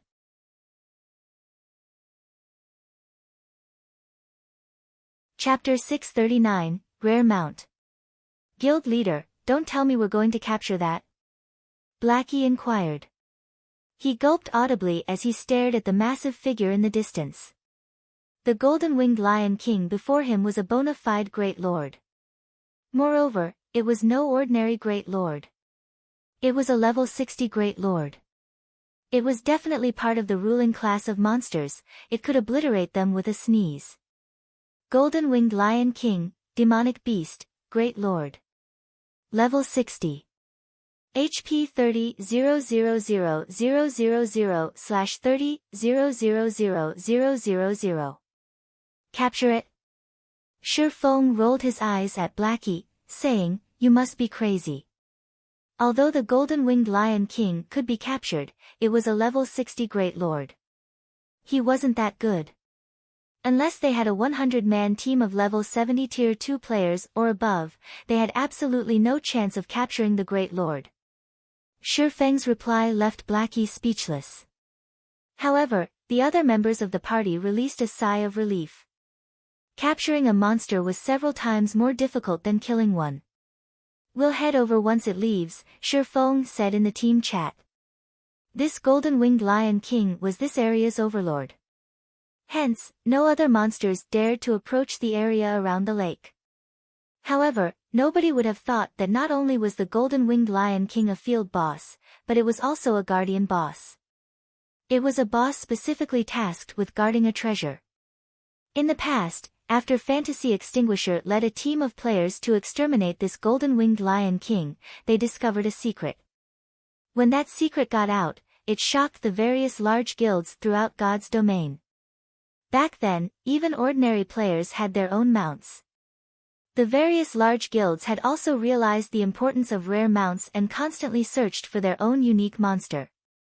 The commotion these guilds caused as a result had disrupted God's domain's peace and tranquility. However, nobody would have imagined that the Fantasy Shrine had actually managed to obtain a 5-star mount. The star ranking of a mount represented its growth potential. A guild mount's rank could be upgraded when properly nurtured. Furthermore, with a higher star rank, a mount had a higher promotion success rate. The majority of the guild mounts throughout God's domain were 1-star mounts.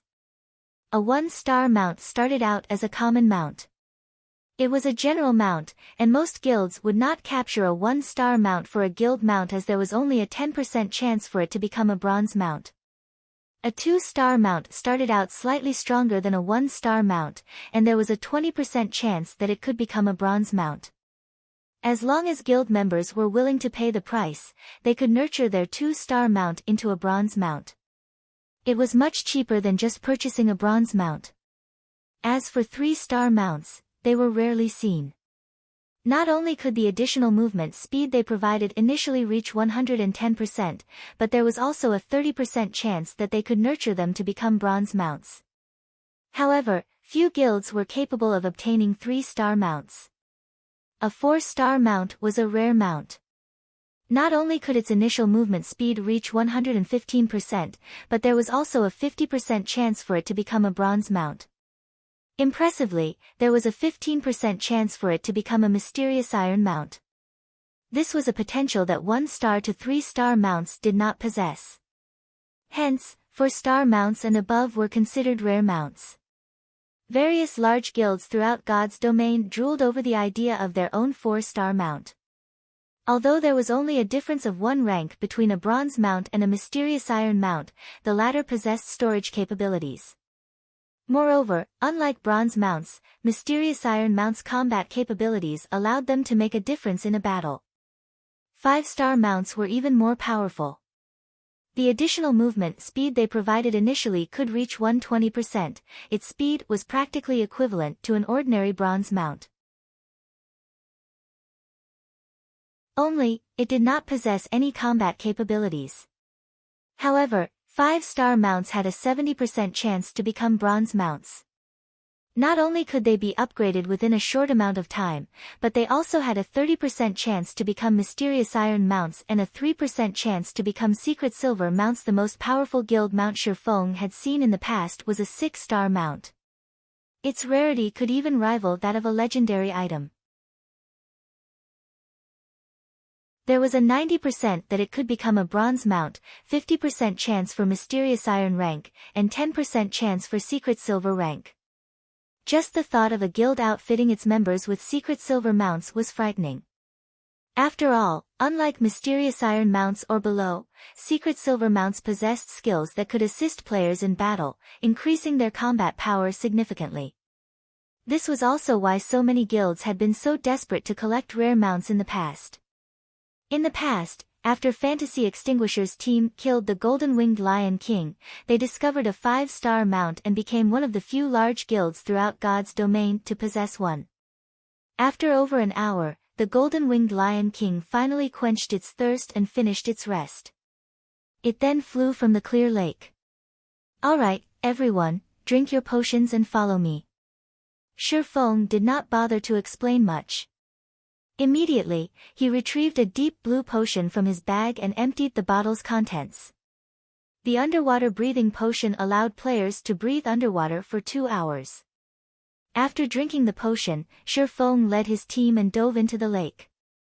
Although the Golden-Winged Lion King was a guardian monster, it did not guard this place constantly.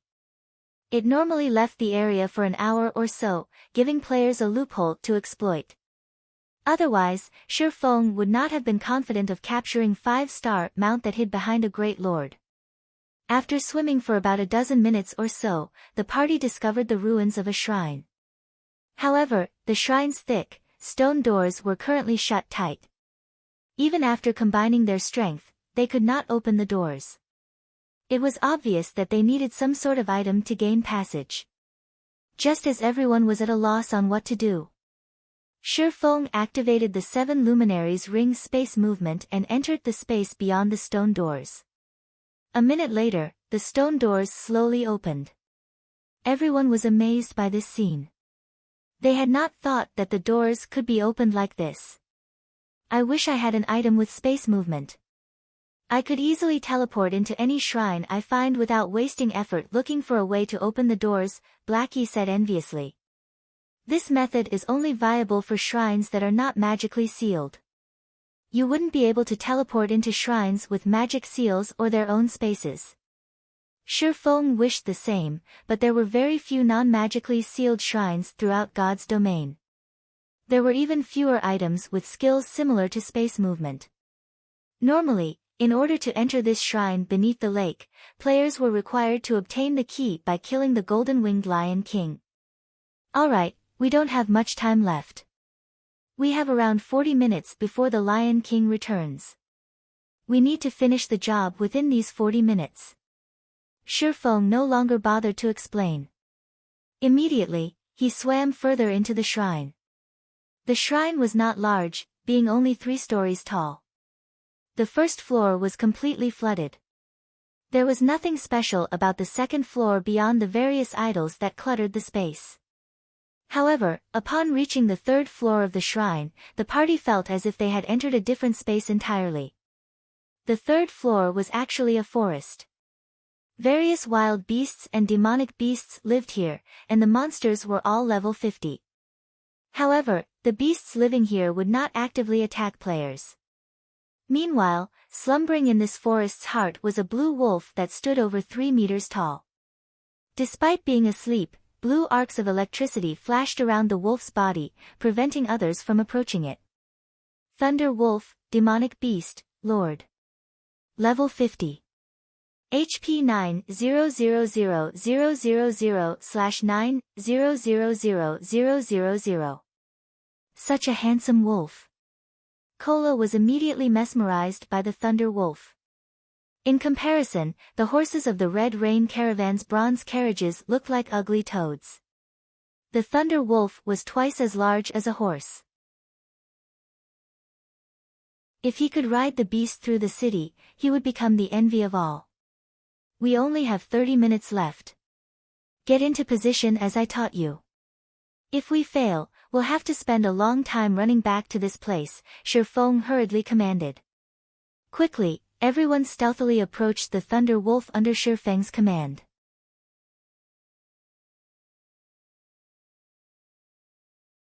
Chapter 640, Astonishing Attack Power. The Thunder Wolf cracked opened its eyes upon detecting Shi Feng's party. It then emitted a low growl, warning the approaching humans. Although the demonic beasts on the third floor would not actively attack players, they would give warnings when players got too close. If the players refused to heed their warning, they would attack.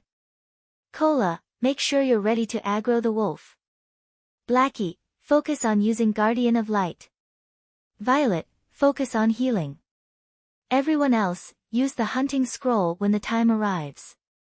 Shifeng hurriedly commanded his team when he noticed the Thunder Wolf beginning to stand. Normally, it was practically impossible for them to capture a level 50 lord. However, the Thunder Wolf was slightly special. One could use a special method to capture it.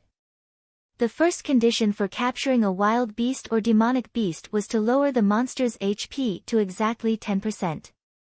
If its HP were above or below 10%, one could not capture the monster. It was a stringent condition, and it was one of the reasons why killing a monster was much easier than capturing one. Cola was currently level 30 and wore a complete Tier 1 set equipment. He also had the Divine Blue Fire Shield. Even so, he could not hope to tank a level 50 lord. Finished with his commands, Shifeng revealed the Bible of Darkness and began activating demon summoning. Emerge, demon. When Shifeng finished chanting the incantation's final verse, the demon gate slowly opened. From behind the gates, a human-shaped demon, an evil blade spirit, stepped out. Sharp spikes and black scales covered the demon's body. This demon was a pure attack type and would not possess any support spells like the Heart Devourer. Evil Blade Spirit, Evil Spirit. Level 36. HP 3000000/3000000. Not bad. At least it's a Tier 2 demon. Shifeng smiled at the Evil Blade Spirit in satisfaction. Although it was not as strong as the Thunder Wolf, it would still be of significant help. It was fully capable of pinning down the Thunder Wolf for a long period. Everyone, assist the Evil Blade Spirit and attack the Thunder Wolf. Make sure you dodge the wolf's lightning attacks. Shifeng then commanded the Evil Blade Spirit to charge at the Thunder Wolf. The Evil Blade Spirit fought like a berserker. Activating Shadow Charge, it appeared before the Thunder Wolf like a ghost. The Blade Spirit's sword-like arms then sliced fiercely at the Thunder Wolf's body. -17,519. -16,749. Two damages that were over -10,000 points appeared above the Lord's head, shocking the team. Such a high attack power. Shifeng was also surprised. We lucked out this time. A level 36 lord had no chance against a level 50 lord. The latter's defense was many times higher. The Thunder Wolf's defense was even greater than an ordinary level 35 Great Lord. For Shifeng, he would have to enter his twofold berserk state to inflict more than -10,000 damage to the Thunder Wolf. Yet, the similarly Lord-ranked Evil Blade Spirit could easily deal more than -10,000 damage. The demon's attack power was stronger than even a high lord of the same level. Awoo! The Thunder Wolf howled, countless blue arcs of electricity suddenly appeared and surrounded its body, significantly increasing its speed. It then swung its claws at the Evil Blade Spirit. The Tier 2 Evil Spirit had no opportunity to block or evade before the attack struck and sent it flying backward by more than 10 yards. As it crashed to the ground, the resulting impact formed a large crater. The Thunder Wolf's claws easily sliced through the Evil Blade Spirit's scale armor, leaving multiple scorched scratch marks. The Evil Blade Spirit's HP instantly fell by 41,864. The difference in strength between them was instantly obvious. Isn't its attack a little too powerful? If I don't activate life-saving skills, I'll most likely die with a single hit. Standing a short distance away, Cola gulped when he saw the Thunder Wolf's damage. He no longer dared underestimate the demonic beast. The Thunder Wolf's attack power was many times stronger than even the Great Lord-ranked Bluefire Crow King. Just how were they supposed to lower this monster's HP to 10%? Violet, heal the Evil Blade Spirit. Everyone else, attack from a distance. Shi Feng was not particularly surprised by this result. Level 50 was another great divide of levels. At level 50, players could become Tier 2 classes. Hence, monsters would become a lot more powerful after reaching level 50 as well. Moreover, the Thunder Wolf was a super attack type demonic beast. Naturally, its attack power was dismaying. However, this astonishing attack power was the key factor in capturing the Thunder Wolf. Following which, Shi Feng controlled the evil blade spirit and began to lure the Thunder Wolf elsewhere. At the same time, Violet Cloud continuously healed the evil blade spirit. Although each of her heals could only recover several thousand HP for the Tier 2 evil spirit, they added up. As long as the evil blade spirit fought while it fled, it will soon recover to full HP. Meanwhile, Blackie and Aqua Rose were the party's main damage dealers. Unfortunately, when Aqua Rose used the Tier 1 spell, Fire Dragon's Dance, she only caused a little over -1,500 damage. As for Blackie, who wielded an epic staff, he only dealt over -2,000 damage with the Tier 1 spell, Darkness Ball. Against the Thunder Wolf's 9 million HP, their attacks were practically negligible. Only after including the Evil Blade Spirit's attacks did their damage surpass the Lord's battle recovery. After Shi Feng lured the Thunder Wolf to a low-lying area, he stopped actively controlling the Evil Blade Spirit and allowed it to attack on its own. This should be the place. Shi Feng observed his surroundings. After confirming that there were no problems, he recovered a dark blue Tier 2 magic scroll from his bag. Everyone, distance yourselves 50 yards from the Thunder Wolf. Hearing Shi Feng's command, although Blackie and Aqua Rose wondered why he wanted them to stop attacking, they had no choice but to back away from the Thunder Wolf. After seeing Blackie and Aqua Rose retreat, Shi Feng unfurled the magic scroll and began chanting the incantation recorded within. At this moment, the Evil Blade Spirit, which confronted the Thunder Wolf head-on, lost HP rapidly. Each of the Thunder Wolf's attacks dealt over -40,000 HP, while its skills dealt over -70,000 damage. The Evil Blade Spirit only had 3 million HP. Very quickly, the demon's HP fell below 2 million. On the other hand, the Thunder Wolf had only lost around 100,000 HP. Blackie, use Guardian of Light on the Blade Spirit. Shi Feng said sternly through the party chat after completing his preparations. Immediately, Blackie cast Guardian of Light on the Evil Blade Spirit. Guardian of Light was an additional skill of Mavis's guard. When activated, the skill granted immunity to all magic damage, reduced physical damage taken by 80%, and recovered 5% HP every second for 20 seconds.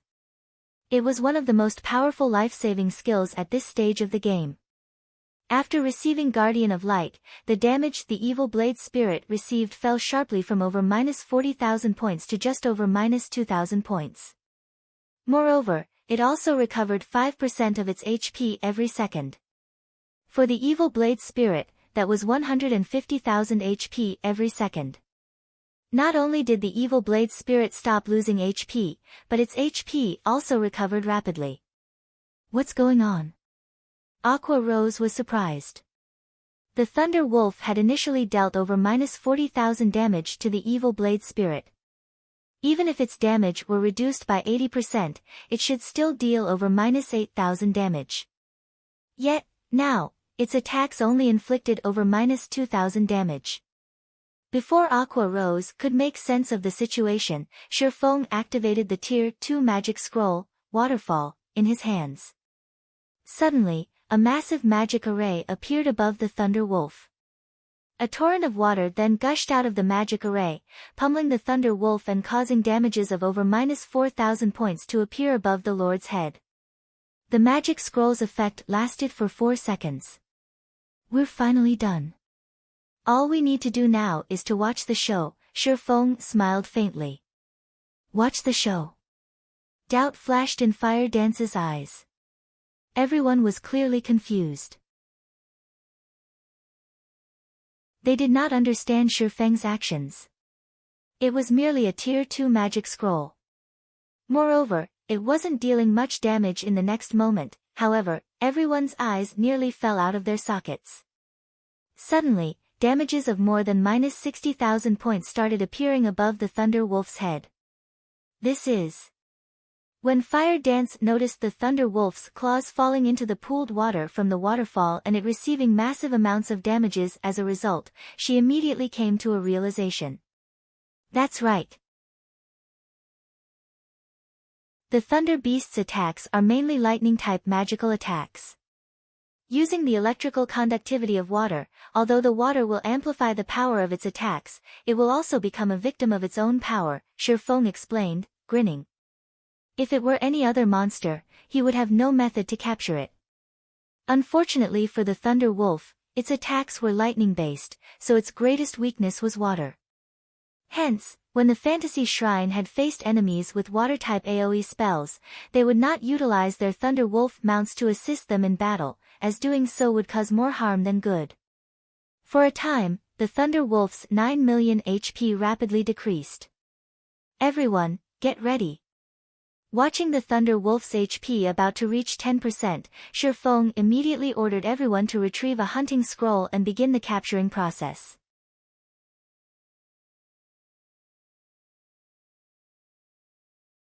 Chapter 641, Battle Demon. Black Dragon Empire, Sandstone Town.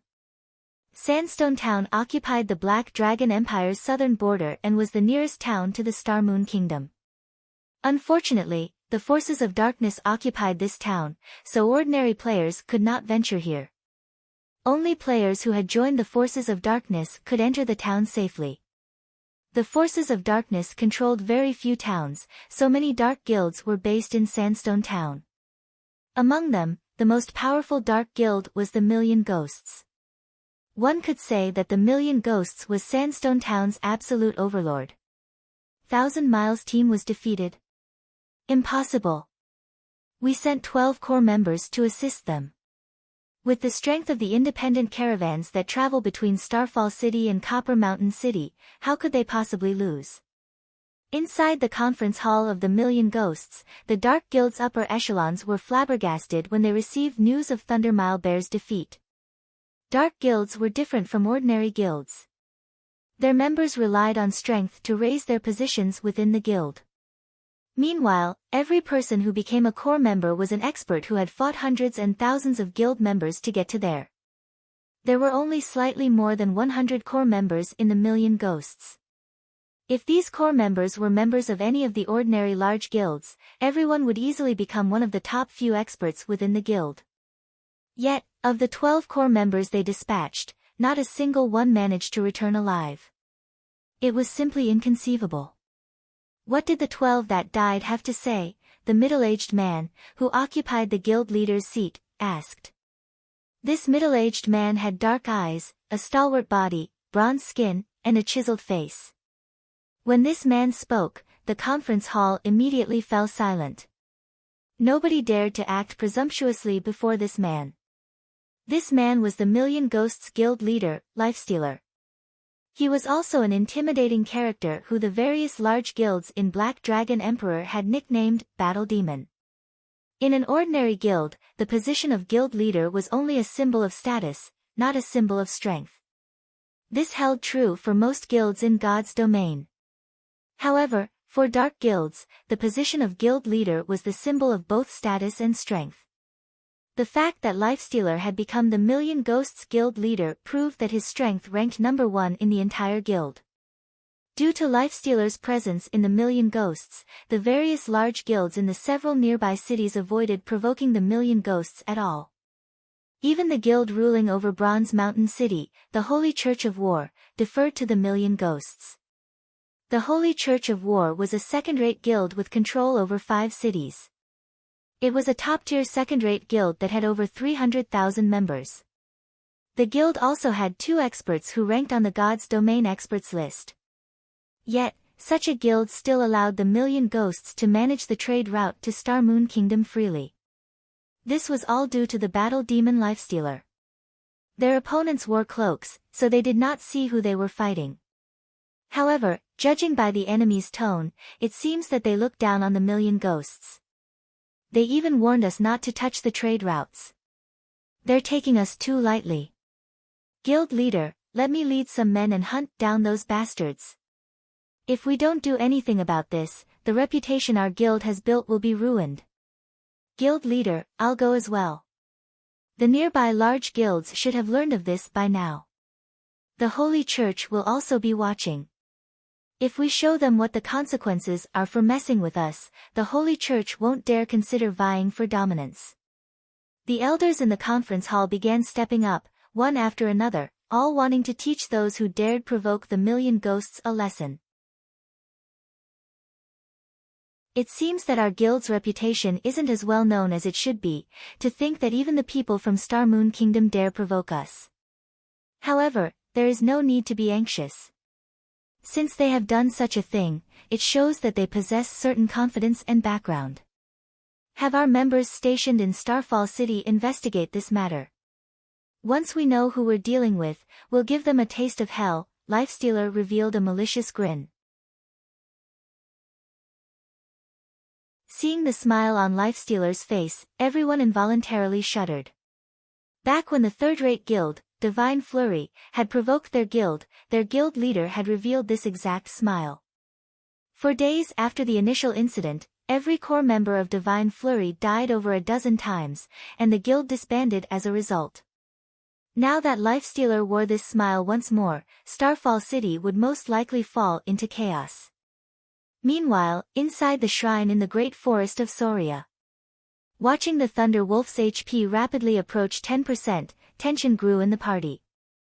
This was the crucial moment to capture the Thunder Wolf, and any mistakes could waste all of their previous efforts. Suddenly, Shifeng controlled the evil blade spirit to leave the flooded area. Meanwhile, Fire Dance and the others dashed towards the Thunder Wolf, each holding a hunting scroll. 12%. 11%. 10%. Start. Shifeng immediately lured the Thunder Wolf out of the flooded area, the Lord's HP stopping at precisely 10%. Upon reaching her position, Fire Dance chanted the last verse of the incantation and activated the hunting scroll. Shio. A pitch-black chain emerged from the hunting scroll and bound one of the Thunder Wolf's hind legs. Meanwhile, Fire Dance affixed the scroll on the ground. The hunting scroll's purpose was to trap the targeted beast. However, its effect only lasted one short minute. At the same time, everyone else in the party also activated their hunting scrolls, binding all four of the Thunder Wolf's limbs and preventing the demonic beast from moving. Whoop! The Thunder Wolf howled in anger. Suddenly, dense dark clouds condensed above the fight, releasing blue strikes of lightning towards the affixed hunting scrolls. Reacting quickly, Fire Dance activated Wind Steps, utilizing the skill's nearly 1 second invulnerability to block the oncoming lightning strike. However, though she was unscathed from the attack, the hunting scroll was obliterated. Continue using hunting scrolls. Do not let it go no matter what. Shifeng also retrieved a 5-star cage from his bag and charged at the Thunder Wolf. The second key aspect when capturing a beast was timing. Cages required time to activate. During this period, the target must not escape the cage's range. Otherwise, the capture will fail, rendering the cage useless. Fire Dance and the others understood what they needed to do. They retrieved more hunting scrolls from their bags and activated them. Meanwhile, the Thunder Wolf continuously destroyed the affixed hunting scrolls in a fit of rage. At this moment, Shifeng found an opportunity as he abruptly leaped into the air, jumping above the Thunder Wolf and activating the cage. Fixing the cage to a specific location required approximately 2 full seconds. However, the 5-star cage's enclosure was not large. Whoop! The Thunder Wolf released an angry howl. Suddenly, more dark clouds collected in the sky, the lightning strikes increasing in number as well. Immediately, 2 of the 5 affixed hunting scrolls were destroyed. The Thunder Wolf then made an angled jump, escaping the cage's enclosure in the nick of time. Capture failed. Following which, Fire Dance and the others hurriedly used more hunting scrolls to pin down the demonic beast. However, Shifeng's second capture attempt also failed. Meanwhile, Shifeng only had 2 5-star cages remaining. In other words, he only had 2 chances to capture the Thunder Wolf left. As expected of a 5-star rare mount. It really is lively. This was the first time Shifeng had attempted to capture a 5-star mount in either life. The Thunder Wolf was far more difficult to capture than he had expected. However, Shifeng was not someone to be trifled with. For his third attempt, he activated one of the Abyssal Blade's skills, Abyssal Curse, preventing all targets within a 30-yard radius from moving for 5 seconds. Although the Thunder Wolf was a level 50 lord, the skill would still affect it somewhat. Suddenly, the Thunder Wolf's movements visibly slowed. Shifeng then activated Heavenly Dragon's power and used Thunder Flame Explosion on the demonic beast. -8,679. Although his damage was negligible, Thunder Flame Explosion had a movement speed reduction effect. As a result, the Thunder Wolf's speed dropped further. Use the hunting scrolls quickly. Shifeng shouted anxiously. Hearing Shifeng's command, Fire Dance and the others activated their hunting scrolls. This time, 5 chains simultaneously bound the Thunder Wolf. Still not satisfied, Shifeng activated Abyssal Bind as well. 9 chains suddenly sprouted from the ground, locking the Thunder Wolf in place. However, despite the many restrictions, the chains began to shatter, one after another. Shifeng began setting a cage into position once more. For a moment, everyone forgot to breathe. Just to hold the Thunder Wolf in position, they had used more than 60 hunting scrolls. Each person only had a few hunting scrolls remaining. The cage's channeling time slowly decreased. 2 seconds. 1 second. In you go. Shifeng roared. Immediately, a massive steel cage fell from the sky, trapping the Thunder Wolf within.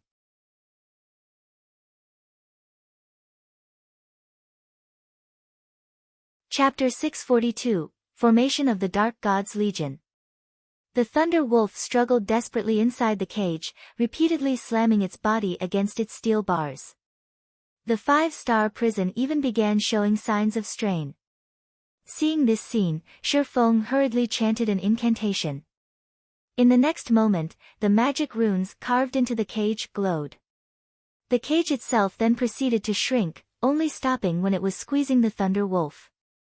At this point, the Thunder Wolf no longer had space to generate enough momentum for a powerful charge. It sure is difficult to capture a demonic beast. Aqua Rose swept a glance at the numerous little craters around her, the aftermath of the Thunder Wolf's attacks on the anchors of the chains binding it. Fortunately, the few of them managed to react and evade the Lord's lightning attacks quickly, allowing them to capture the Thunder Wolf without any fatalities. Let's get ready to leave, then. Shifeng took a look at the time. They were cutting things fine, the golden-winged Lion King would return soon. He then retrieved a bunch of storage space scrolls from his bag. Although they had already captured the Thunder Wolf, the demonic beast's massive frame was over 3 meters tall. In addition, there was the massive steel cage. Transporting the Thunder Wolf out of this place would be extremely troublesome. They would require many players with high strength just to lift the cage and the Thunder Wolf. And even if they did manage to lift them, their movement speed would be significantly reduced. They would also encounter many dangers while carrying the demonic beast. Who knew just how much time they would have to waste conveying the Thunder Wolf back to White River City? Hence, storage space scrolls were available for purchase in God's domain. These scrolls could be used to store large items. Not only was the Thunder Wolf massive, but it was also a living creature. Shifeng had to use a total of 20 storage space scrolls in order to fit the Thunder Wolf into his bag space. The Thunder Wolf instantly took up 20 slots there. However, the duration of the storage space scrolls was not indefinite. They could only be used to store items for up to half an hour. Following which, everyone used return scrolls and departed from the shrine. White River City, Zero Wings Guild Residence. After Aqua Rose and the others went to rest, Shifeng went to the warehouse inside the guild residence by himself. He then placed the Thunder Wolf inside the warehouse, as well as took out several magic crystals from his bag and put them inside the Thunder Wolf's cage. Demonic beasts were different from wild beasts. Their primary source of food was magic crystals. Just a single crystal could sustain a demonic beast for a long time. Now that I've obtained a rare mount, next up will be constructing a stable. When Shifeng looked at the ferocious Thunder Wolf, he grew eager to construct a stable as soon as possible. Only after he had a stable could he begin taming the Thunder Wolf. Demonic beasts were much more difficult to tame than wild beasts. Moreover, the higher the star ranking of a creature, the longer the time required to gentle it. Complete taming of the Thunder Wolf would need at least 10 to 15 days. If he could finish the stable even a day sooner, he might be able to have the Thunder Wolf trained by the time the guild's core members reached level 40.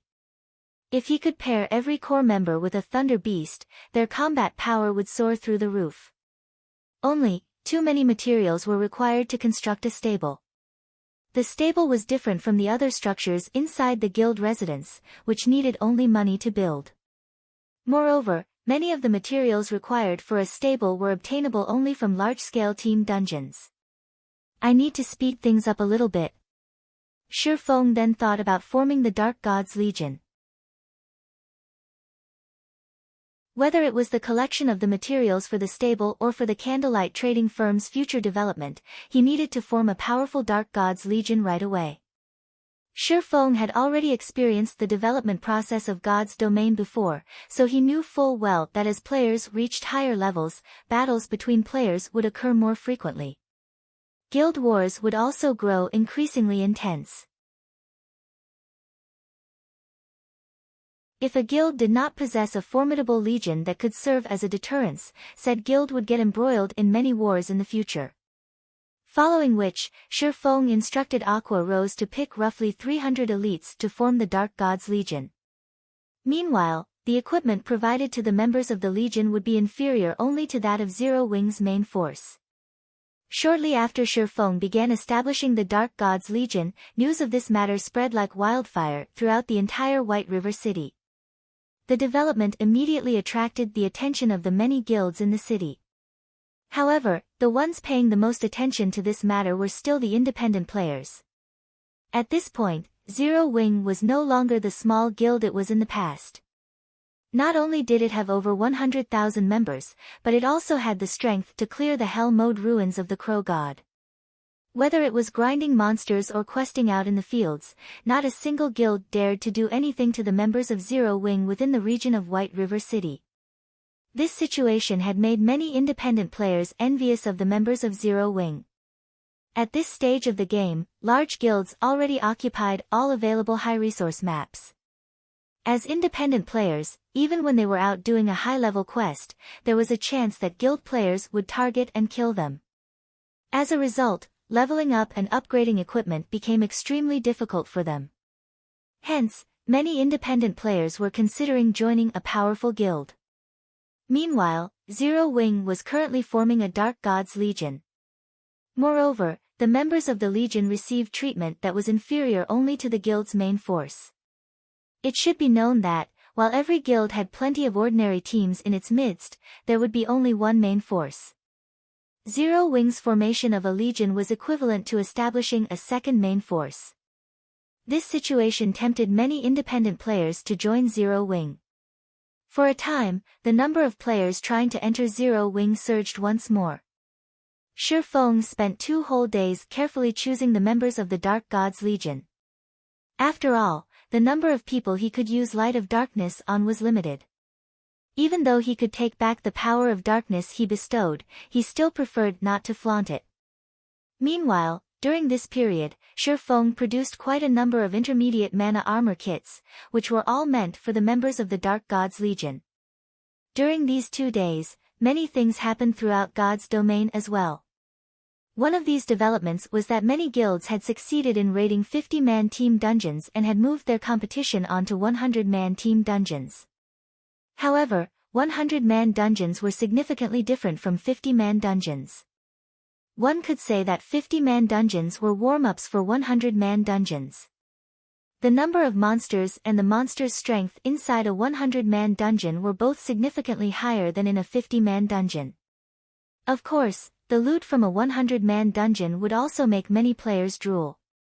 Initially, level 30 fine gold equipment was extremely difficult to obtain. However, it much easier to get in a 100-man hard mode dungeon. Even the chieftain-ranked monsters inside the dungeon would drop it. There was also fine gold set equipment specifically meant for the various classes. Nevertheless, the most attractive part about 100-man dungeons would still have to be the forging designs and various sorts of rare potion recipes that were not obtainable from any other place. Getting even a single design or recipe would mean endless riches.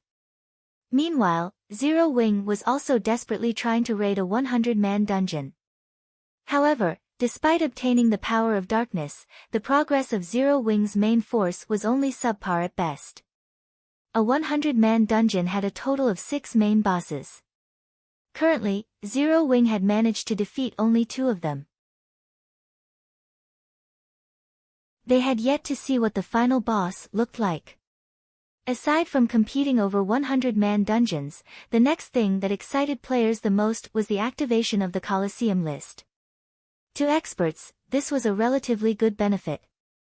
The Colosseum list also served as an incentive for players to improve their skill completion rates and combat power. The Colosseum list was the combat power rankings of the Divine Colosseum.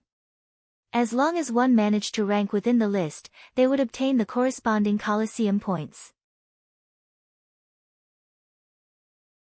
Players could use these points to exchange for many items such as equipment, skills, potions, rare materials, and many more items. Among them, the greatest attraction was the equipment available. Not only was there level 30 dark gold equipment available, but even level 30 dark gold set equipment was also up for exchange. Due to this reason, Divine Colosseums throughout God's domain became extremely popular. Many players fought desperately to raise their rankings on the Colosseum list.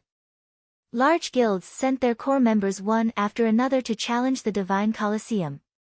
For a time, many hidden experts emerged throughout God's domain, giving players a great shock. Nobody had thought that there were actually so many experts in God's domain. Meanwhile, Shi Feng was currently seated in a large private room in the Divine Colosseum of White River City.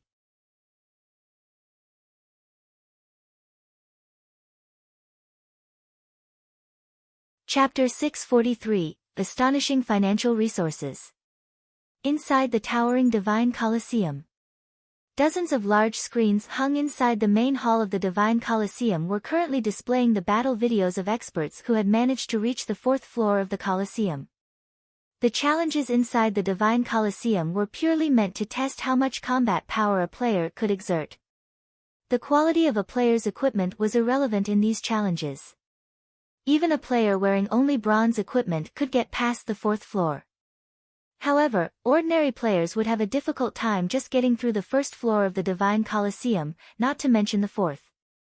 In White River City, experts capable of breaking through the 4th floor were as rare as a phoenix's feather. As for players who did not have any magic crystals to challenge the Divine Colosseum, they could also watch the battle videos of experts at the main hall. Of course, these videos were only released with the consent of the players involved. Players could also use this opportunity to make a name for themselves. Look! Heaven's Burial is here again. Everyone in the hall quickly noticed the arrival of a group of players. These players were uniformly level 30, and they were members of Heaven's Burial's current main force. If not for the fact that they were aiming to obtain the first clear of a 100-man dungeon, these players would have long since leveled up. Even so, their levels were currently far ahead of ordinary players. Besides their levels, the equipment of Heaven's Burial's members was also extremely eye-catching. Most of them boasted level 30 fine gold and dark gold equipment, with the most inferior being level 25 dark gold equipment. In contrast, the typical equipment of current ordinary players was only level 25 mysterious iron equipment. Only elite players possessed several pieces of level 25 secret silver equipment.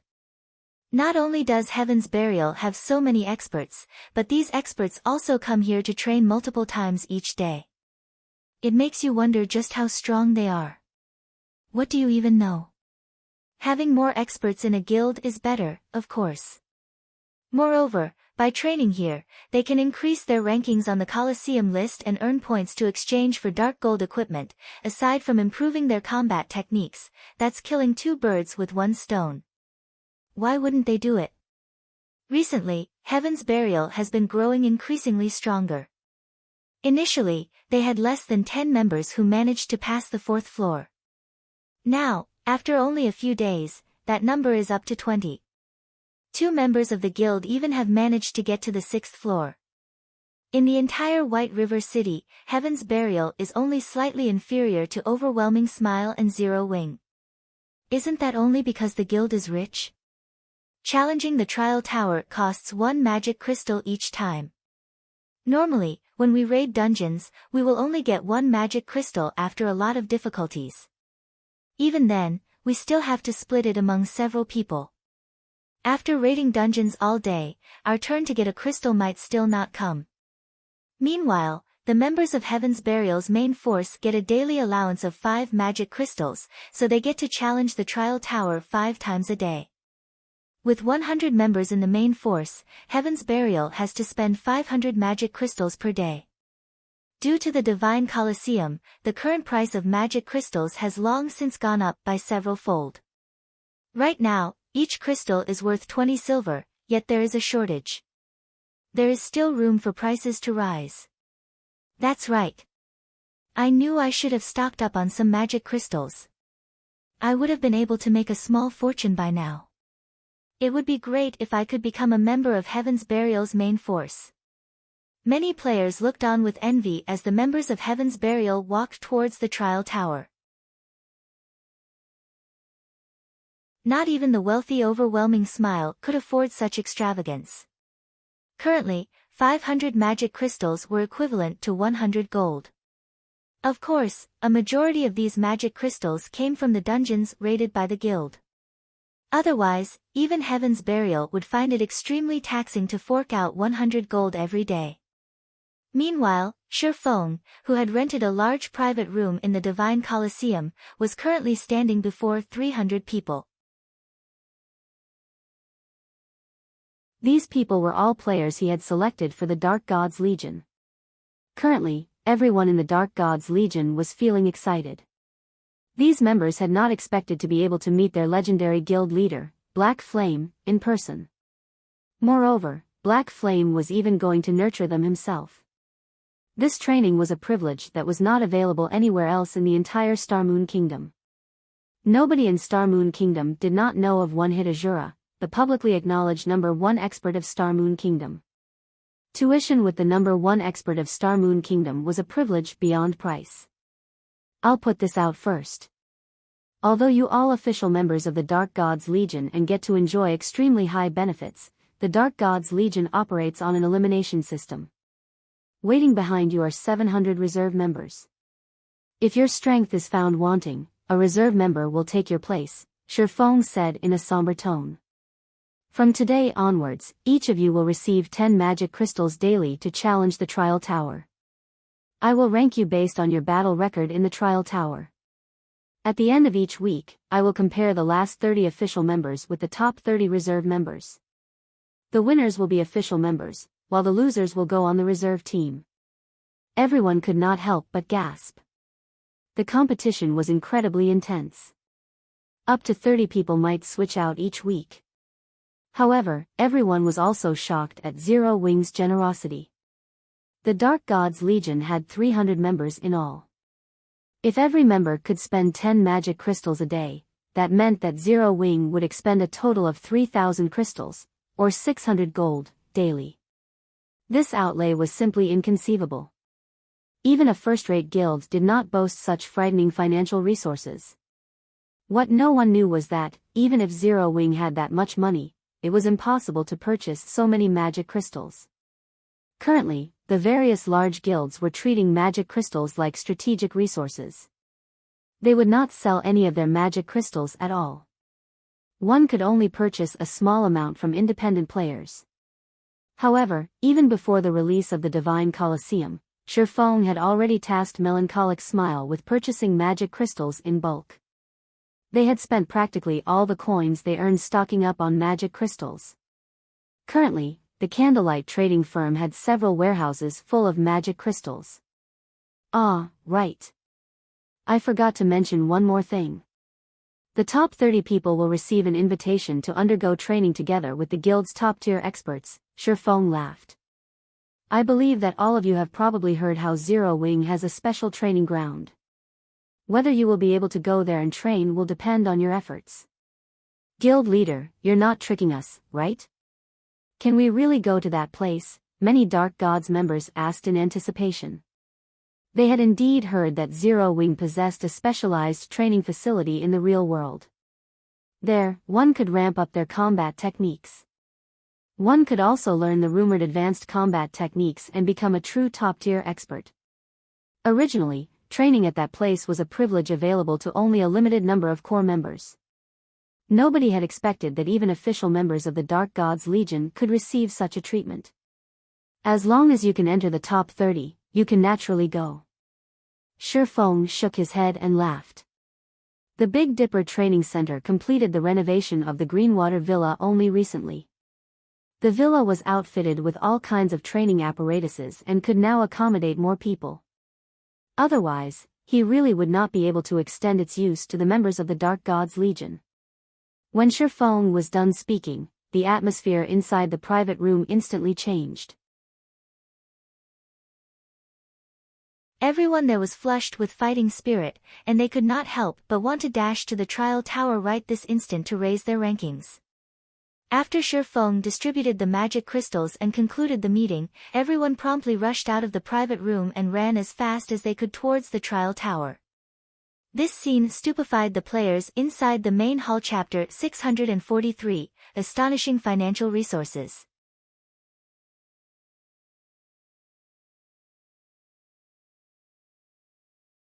Chapter 644, Secret Competition. How rich is Zero Wing? They're actually sending so many people to the trial tower all at once. They should be members of the newly formed Dark Gods Legion. I heard that the benefits they receive are only beneath what Zero Wing's main force enjoys. Being a guild's core member must be great. They get to enter the trial tower every day. On the other hand, independent players like us can only enter once in a long while.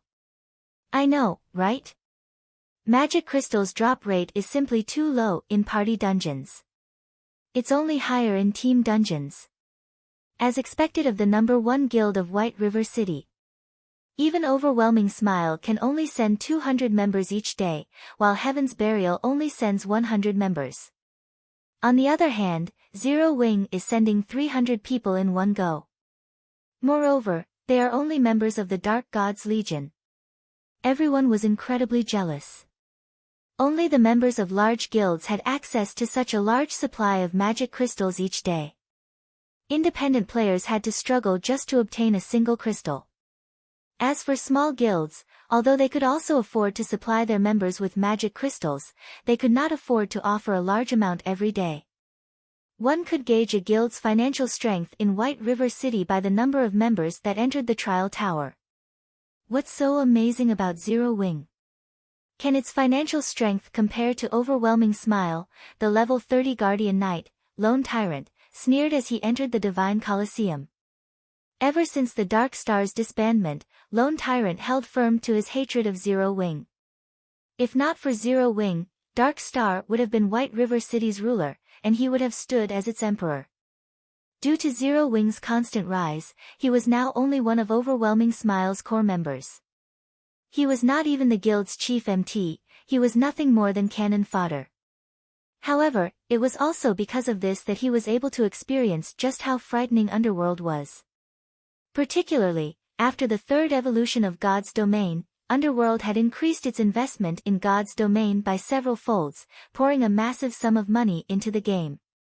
Not only did the organization begin recruiting a large number of experts, but it had also collected a large stock of magic crystals, which were extremely important to current players. Even a first-rate guild could not compete with Underworld's financial resources. Underworld's influence covered a vast expanse of God's domain. It could purchase magic crystals through several avenues. This was an advantage that many first-rate guilds did not possess.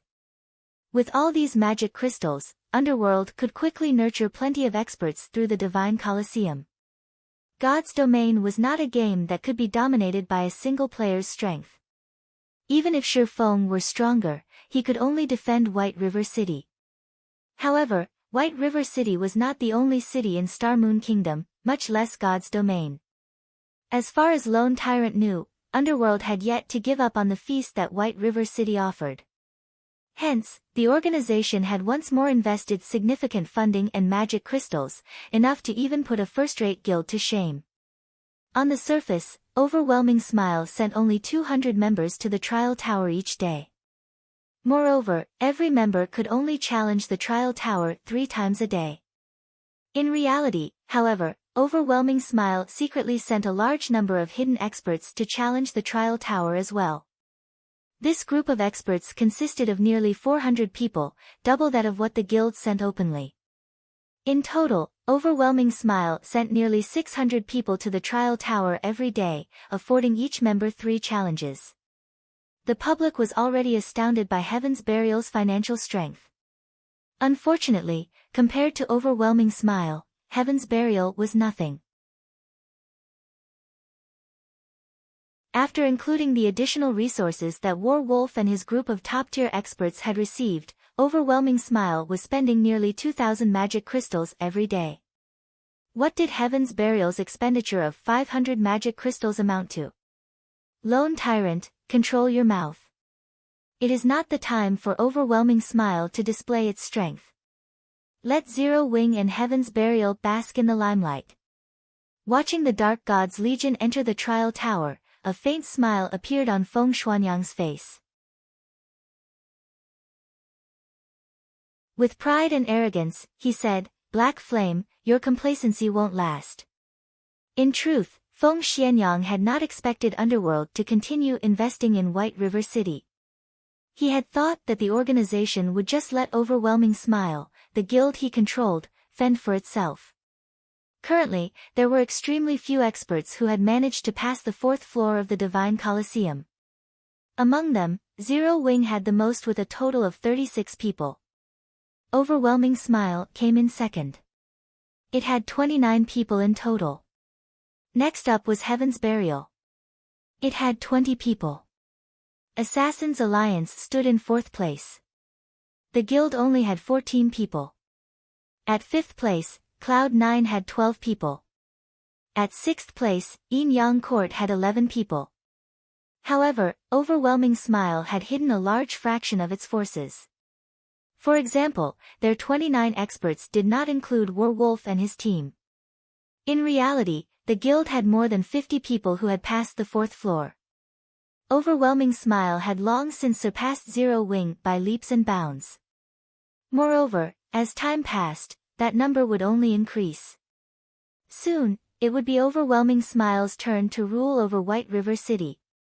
While the various large guilds in White River City competed over the first clear of a 100-man dungeon and compared their progression in the Divine Colosseum, Shi Feng had used the Bible of Darkness to travel to the Evil Ghost domain. After his 2-day absence, Shi Feng found that District 1 had developed rapidly. The shelter had annexed 6 other shelters and invested all of the soul crystals they obtained into promoting the Lion's Bar, upgrading it to a 2-star bar. Now, the 100 berry wine's production had increased to 50 bottles per day. According to Shi Feng's arrangements, 20 bottles would be held for District 1's shelter, while he would take the remaining 30 with him. Shi Feng had been away for 2 days now, so he had a stockpile of 60 bottles. Shi Feng had also brought with him a huge stock of light stones for Blue Frost and the others. The nights in the dark den were longer than the days. Hence, light stones were far more useful to these players. Having a guild is awesome. I never imagined that we would get our hands on an item like this. Even at night, our top 10 parties will be able to grind safely. Blue Frost expressed his shock as he stared at the light stone in his hand. Not a single shelter in the dark den had anything like the light stones. Other than grinding and questing, the light stones could also be used during monster attacks to weaken the monsters, making it much easier to defend the shelter. Right, my main goal in coming here this time is to give this to you, Shifeng said as he retrieved the chapter of shelter from his bag. The chapter of shelter was an item that could promote a shelter by a single rank, up to a maximum of large shelter. When everyone saw the chapter of shelter, they were stupefied. Up until now, large shelters were something that only guild forces possessed. Although they had thought of upgrading District 1's shelter to a large shelter countless times before, it was simply too difficult for independent players. They would require at least a month to gather the required manpower and resources.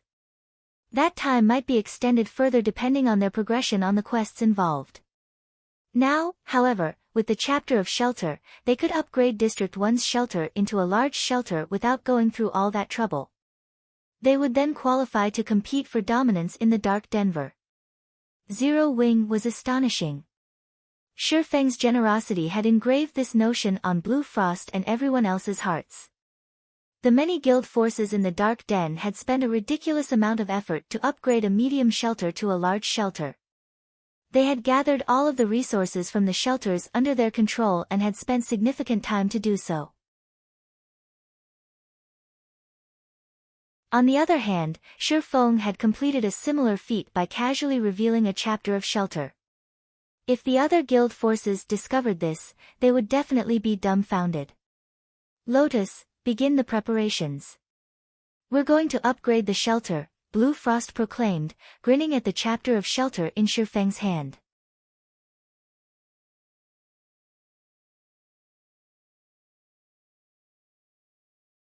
Chapter 645, Administrator.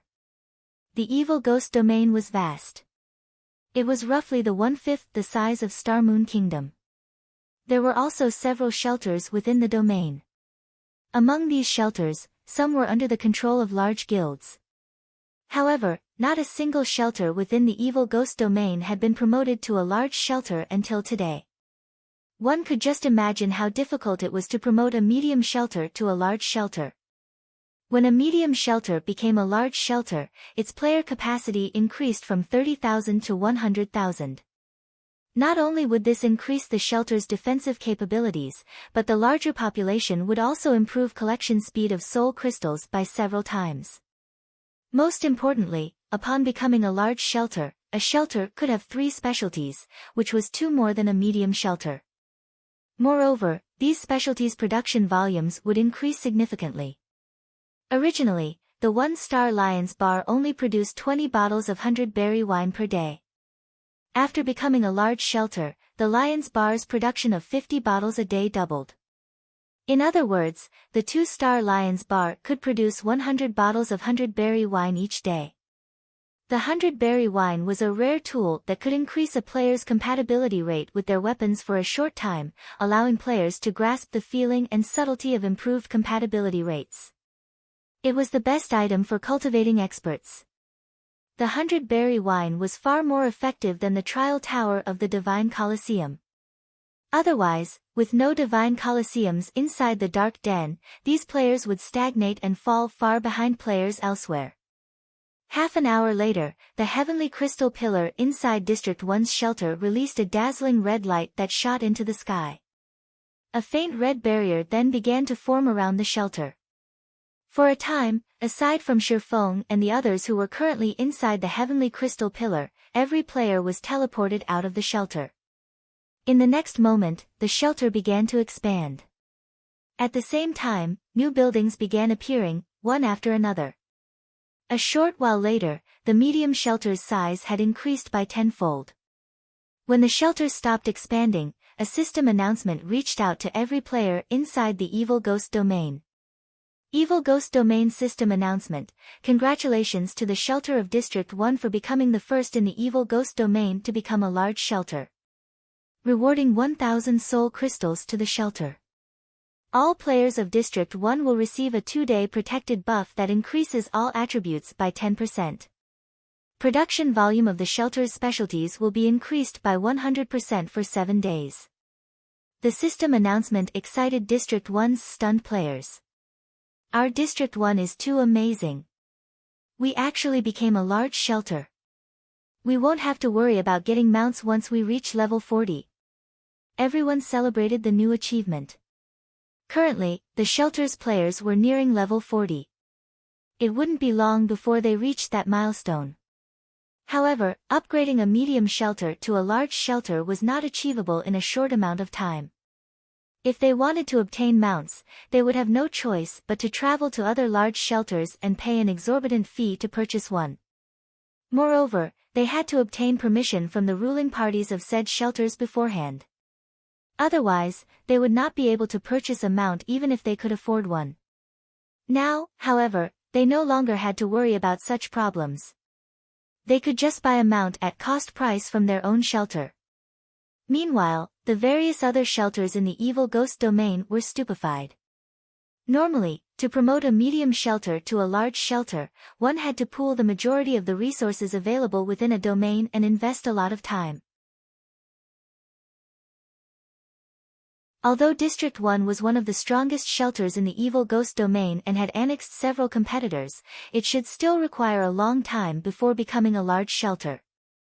Yet, after only a few days since District 1 began annexing other shelters, it had successfully upgraded to a large shelter. It was simply inconceivable. Contact the leader of District 1's first party, Blue Frost, immediately. Tell him that our District 9 is willing to submit. How did they manage this so quickly? Wouldn't it be more beneficial to join District 1, rather than joining a guild force, now? We need to head to District 1 and discuss an alliance. Shortly after the system announcement, the top 10 parties of many shelters discussed currying favor with District 1. When a medium shelter became a large shelter, it could hold 70,000 more players than before. It could easily fit the population of 2 or 3 medium shelters. If they could obtain a slot for themselves, they would not have to worry about obtaining mounts in the future. They could also enjoy the various benefits only available in a large shelter. Meanwhile, inside District 1's Heavenly Crystal Pillar, Blue Frost and the others were similarly surprised. Although they had expected the shelter's promotion, they had never expected their hold over the shelter to become more powerful. All along, the shelter belonged to all of its residents. Meanwhile, they, the shelter's top 10 parties, only acted as managers, they were not the owners. The managers were determined through contribution shares. If another party possessed more contribution shares than they did, they would be replaced immediately. Normally, this rule held fast even after a shelter was upgraded. Only, after a shelter's promotion, the top 10 ranking parties would receive a massive amount of contribution shares, making it more difficult for other parties to compete for the top 10 positions. However, while it might be difficult for a guild force to take over a powerful shelter by force, it was not entirely impossible. However, after Shi Feng used the chapter of shelter, the management system had changed. Shi Feng had become the shelter's administrator.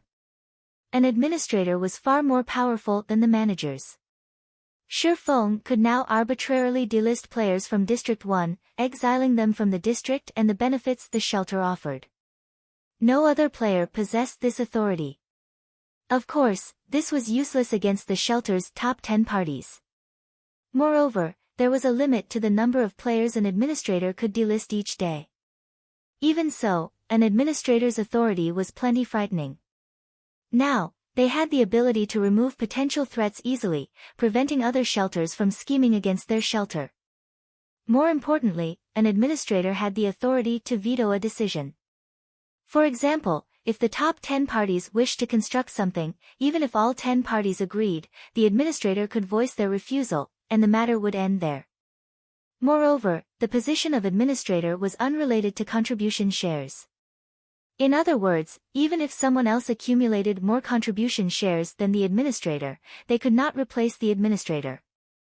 The only way to overthrow an administrator and take over a shelter was to assault the entire shelter and destroy it. However, it was not easy to assault a large shelter. In other words, currently, the shelter of District 1 was under Zero Wing's complete control.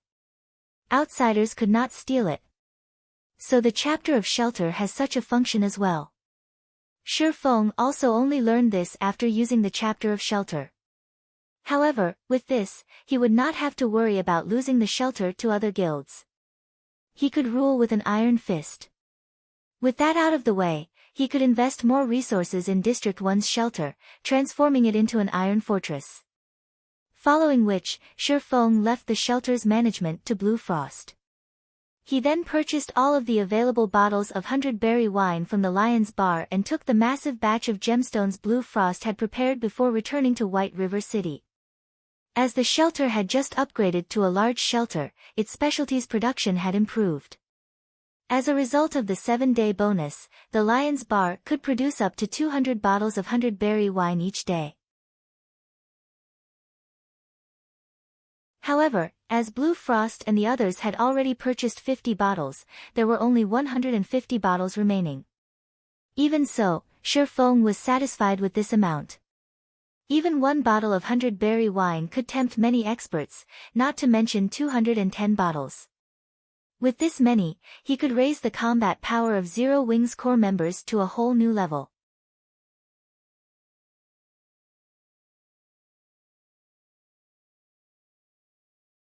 Chapter 646, Killing Multiple Birds with One Stone. Shortly after Shi Feng used a return scroll and returned to White River City, the shelter of District 1 hummed with activity. Now that the shelter's population potential had increased so drastically, many players in the Evil Ghost domain planned to migrate to District 1 to enjoy the benefits of a large shelter.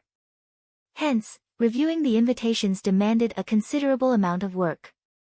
In addition, the promotion to a large shelter did not mean that players could purchase mounts immediately. There was a need to construct a taming facility first, and the construction of a taming facility required a massive amount of soul crystals. Meanwhile, after District 1's shelter became a large shelter, many guild forces based in the Evil Ghost domain began to consider it a target. They all wished to conquer the large shelter. In the past, although District 1 occupied valuable land, and the shelter was relatively strong, to guild forces, it had been a trivial opponent. After all, independent players ran District 1. It was of no threat to guild forces. Now, however, things had changed. District 1 had become the first district to own a large shelter in the Evil Ghost domain. This would greatly affect the situation in the Evil Ghost domain. The medium shelters under their control held no advantage against a large shelter. If they could take control of District 1, not only could they extinguish any looming threats, but they could also increase their own strength. They also wouldn't have to waste effort collecting and pooling their guild's resources to obtain a large shelter for themselves. Most importantly, District 1's large shelter had not been promoted by a guild force. As far as they were concerned, District 1 was like a heap of loose sand, its residents were not united. They could take advantage of this and take the shelter by storm. With this, they could kill 2 birds with 1 stone. Why wouldn't they do it? For a time, the many guild forces in the Evil Ghost domain secretly plotted to insert their own men into District 1's shelter. Meanwhile, although Blue Frost and the others had predicted these guild forces' intentions, not only did they not attempt to stop them, but they also actively encouraged it. After all, they were not afraid of anyone trying to replace them. They earnestly wished the various guild forces would come and offer them more resources. The matter of District 1 joining Zero Wing was only known by a few of District 1's upper echelons. In the eyes of outsiders, District 1 had only obtained a large shelter due to its managers being very united, powerful, and lucky. Moreover, there were only so many guild forces in the Evil Ghost domain. Everyone knew which shelters belonged to which guild forces. Hence, everyone believed that District 1's shelter had yet to ally themselves with a guild. Normally, if players wished to join a shelter, the shelter's managers would welcome them with open arms. After all, more players would strengthen the shelter itself and increase the number of soul crystals the shelter could obtain. For District 1, however, other than those who had been recruited by the shelter's upper echelons, any player who wished to join District 1 was required to pay a fee of 1 soul crystal. Although the price was high, current players were much higher leveled than before. As a result, the difficulty of obtaining soul crystals and the price of soul crystals had decreased. Compared to Shi Feng's initial arrival in the Dark Den, soul crystals' prices had fallen by 2 to 3 times. Currently, every elite party had at least one soul crystal on hand at all times. If they worked hard for a week or so, they could collect 6 soul crystals. Obviously, Guild Force's elite teams had a far easier time of collecting the crystals. Even after Blue Frost and the others recruited some players, there should still be 50,000 spots remaining. Charging 1 soul crystal per person, if they managed to fill all 50,000 slots, they would receive an additional 50,000 soul crystals. A player's ownership of 50,000 soul crystals was vastly different from a shelter's ownership. Take the Lion's Bar's promotion for example. If Blue Frost and the others funded the promotion themselves, they would only have to spend 500 soul crystals to promote the bar to 3 stars. However, if they used the shelter's cumulative resources, they would have to spend 10,000 crystals. With 50,000 soul crystals, not only could they easily construct a taming facility, but they could also construct 2 more buildings that supplied specialties and upgrade both buildings to 2 stars. In addition, they would have enough leftovers to upgrade the Lion's Bar to 3 stars, increasing the production volume of the 100-berry wine once more.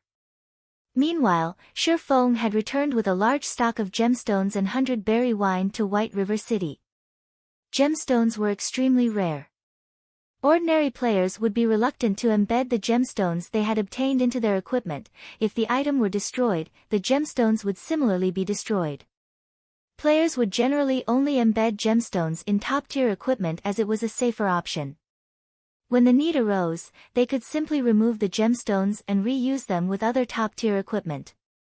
Currently, Tier 1 gemstones were very cheap in the Evil Ghost domain. Each crystal only cost 3 silver. In Star Moon Kingdom, however, each Tier 1 gemstone sold for 9 silver. As for Tier 2 gemstones, each sold for 30 silver in the Evil Ghost domain, while prices in Star Moon Kingdom fluctuated around 1 gold. Star Moon Kingdom's prices were at least 3 times higher. Shi Feng had obtained 30,000 Tier 1 gemstones from Blue Frost. These gemstones had either been secretly purchased from the various shelters in the Evil Ghost domain or traded for light stones. A single stack contained 20 gemstones. Shi Feng had returned with a total of 1,500 stacks of Tier 1 gemstones, valued at a total of 900 gold, which practically filled his entire bag. As for Tier 2 gemstones, he had not bothered taking any as he had the Philosopher's Stone. Through alchemy synthesis, he could produce Tier 2 gemstones from Tier 1 gemstones. After returning to White River City, Shi Feng first headed towards the Candlelight Trading Firm. At this point, the Candlelight Trading Firm was the most lively location in White River City. It could be considered the business center of all of Star Moon Kingdom. The trading firm was the organization with the highest number of forgers and other lifestyle classes in the entire kingdom. There were all sorts of player-made advanced products for sale on its shelves. If it were available in Star Moon Kingdom, the Candlelight Trading Firm would almost certainly have it. Only certain exclusive items such as the overwhelming trading firm's Fire Dragon Potion were not available, as not even Zero Wing could obtain the designs and recipes for these items. Even so, the wide variety of products they offered was enough to overwhelm players. Other than Star Moon Kingdom, thanks to Phoenix Rain's help, the Candlelight Trading Firm had also set up branch shops in the major cities of neighboring kingdoms and empires. The trading firm's daily profits reached several thousand gold. However, this placed a heavy burden on the firm's manager, Melancholic Smile. The Candlelight Trading Firm's ability to earn money far surpassed even first-rate guilds. Only super first-rate guilds and super guilds could rival the trading firm now. However, as time progressed, super first-rate guilds and super guilds would definitely surpass the Candlelight Trading Firm due to their massive range of influence in God's domain. The resources and contacts they possess far surpassed the Candlelight Trading Firm. Although the candlelight trading firm could continue to expand, Zero Wing simply did not possess the required strength and manpower to keep up with it. Fortunately, Shi Feng had long since prepared for this situation. He had not been the guild leader of a second-rate guild in the past for nothing. Since the first day he logged into God's domain in this life, he had been thinking of ways to improve his guild's background and had come up with a series of plans. At this point, his plans had finally produced some results. Shi Feng retrieved the Philosopher's Stone from his personal warehouse and arrived at his exclusive advanced forging room in the candlelight trading firm. He then began to synthesize the Tier 2 gemstones. If he sought out the aid of NPC alchemists to synthesize high-tiered gemstones, not only would he have to foot an exorbitant labor fee, but the success rate was also not particularly high. For Tier 2 gemstones, NPCs only had a 30% success rate. Synthesizing a Tier 2 gemstone required 4 Tier 1 gemstones. With acceptable luck, he might obtain 1 Tier 2 gemstone for every 12 Tier 1 gemstones. However, the Tier 2 gemstones was only 10 times more valuable than Tier 1 gemstones. Hence, it was not profitable to synthesize high-tiered gemstones. On the other hand, the Philosopher's Stone in Shi Feng's possession had a 100% success rate for synthesizing Tier 2 gemstones. If he synthesized Tier 2 gemstones using the Philosopher's Stone, he could easily multiply his profit. Naturally, Shi Feng could not let this opportunity escape him. Only, Shi Feng's goal was not to earn money. Tier 2 gemstones have already become a mainstream item among large guilds. If I want Zero Wing's main force to clear a 100-man dungeon even a day sooner, I will have to set Tier 3 gemstones as the standard. Shi Feng took out his Tier 1 gemstones and began the alchemy synthesis.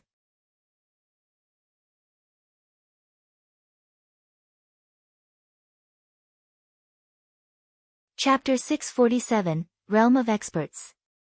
Currently, the highest tiered gemstone one could obtain from monsters in God's domain was a Tier 2. As for Tier 3 gemstones, they only dropped from level 30 and above large-scale dungeons. Meanwhile, NPC alchemists only had a 20% success rate to synthesize Tier 3 gemstones. The cost involved was massive. Currently, Tier 2 gemstones sold for 1 gold. Ignoring the labor fees and with average luck, one would require at least 20 Tier 2 gemstones to synthesize a Tier 3 gemstone. The cost alone was 20 gold. It was simply not realistic for a guild to supply its main force with Tier 3 gemstones. However, the attributes Tier 3 gemstones provided were significantly higher than Tier 2 gemstones. Tier 1 gemstones only increased a single attribute by 3 points. Tier 2 gemstones increased a single attribute by 6 points. As for Tier 3 gemstones, they increased a single attribute by 12 points. If one embedded every piece of equipment they had with Tier 3 gemstones, it would be the equivalent of wearing an additional piece of top-tier equipment. This would significantly increase a player's combat power. To the large guild's main forces, upgrading attributes was limited because their equipment had already reached a certain level. If an ordinary player swapped out their full set of bronze equipment for a full set of mysterious iron equipment, their strength would rise by a single level. However, a large guild's main force usually wore the highest quality equipment they could get their hands on. If it were not dark gold rank, then, at the very minimum, they would wear fine gold rank. Hence, it was extremely difficult to upgrade their equipment. If they could receive a bonus to their attributes that had as large of an impact as another piece of dark gold equipment, it would make a huge difference. Without rest, Shi Feng spent half the day synthesizing Tier 2 gemstones. In the end, he transformed the 30,000 Tier 1 gemstones into 7,500 Tier 2 gemstones. The success rate for synthesizing Tier 3 gemstones is actually as high as 80%. Shi Feng could not help but grin when he saw the message that the Philosopher's Stone displayed. Initially, Shi Feng would have been satisfied with a 60% success rate. After all, NPC alchemist's success rate was only 20%. Furthermore, Shi Feng's luck attribute was also relatively high. That would most likely lower his expenditure even further. 4 hours later, Shi Feng had a total of 1,674 Tier 3 gemstones, 174 more than his initial estimation. If I sold all these Tier 3 gemstones, just how many more plots of land could I buy for the candlelight trading firm? Shi Feng sighed as he stared at the Tier 3 gemstones cluttering the table. It was no wonder why the Philosopher's Stone was a treasure that could incite war between kingdoms and empires. Moreover, it was currently incomplete.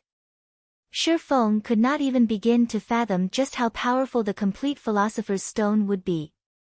In the past, during God's domain's initial stages, a Tier 3 gemstone could sell for 25 gold.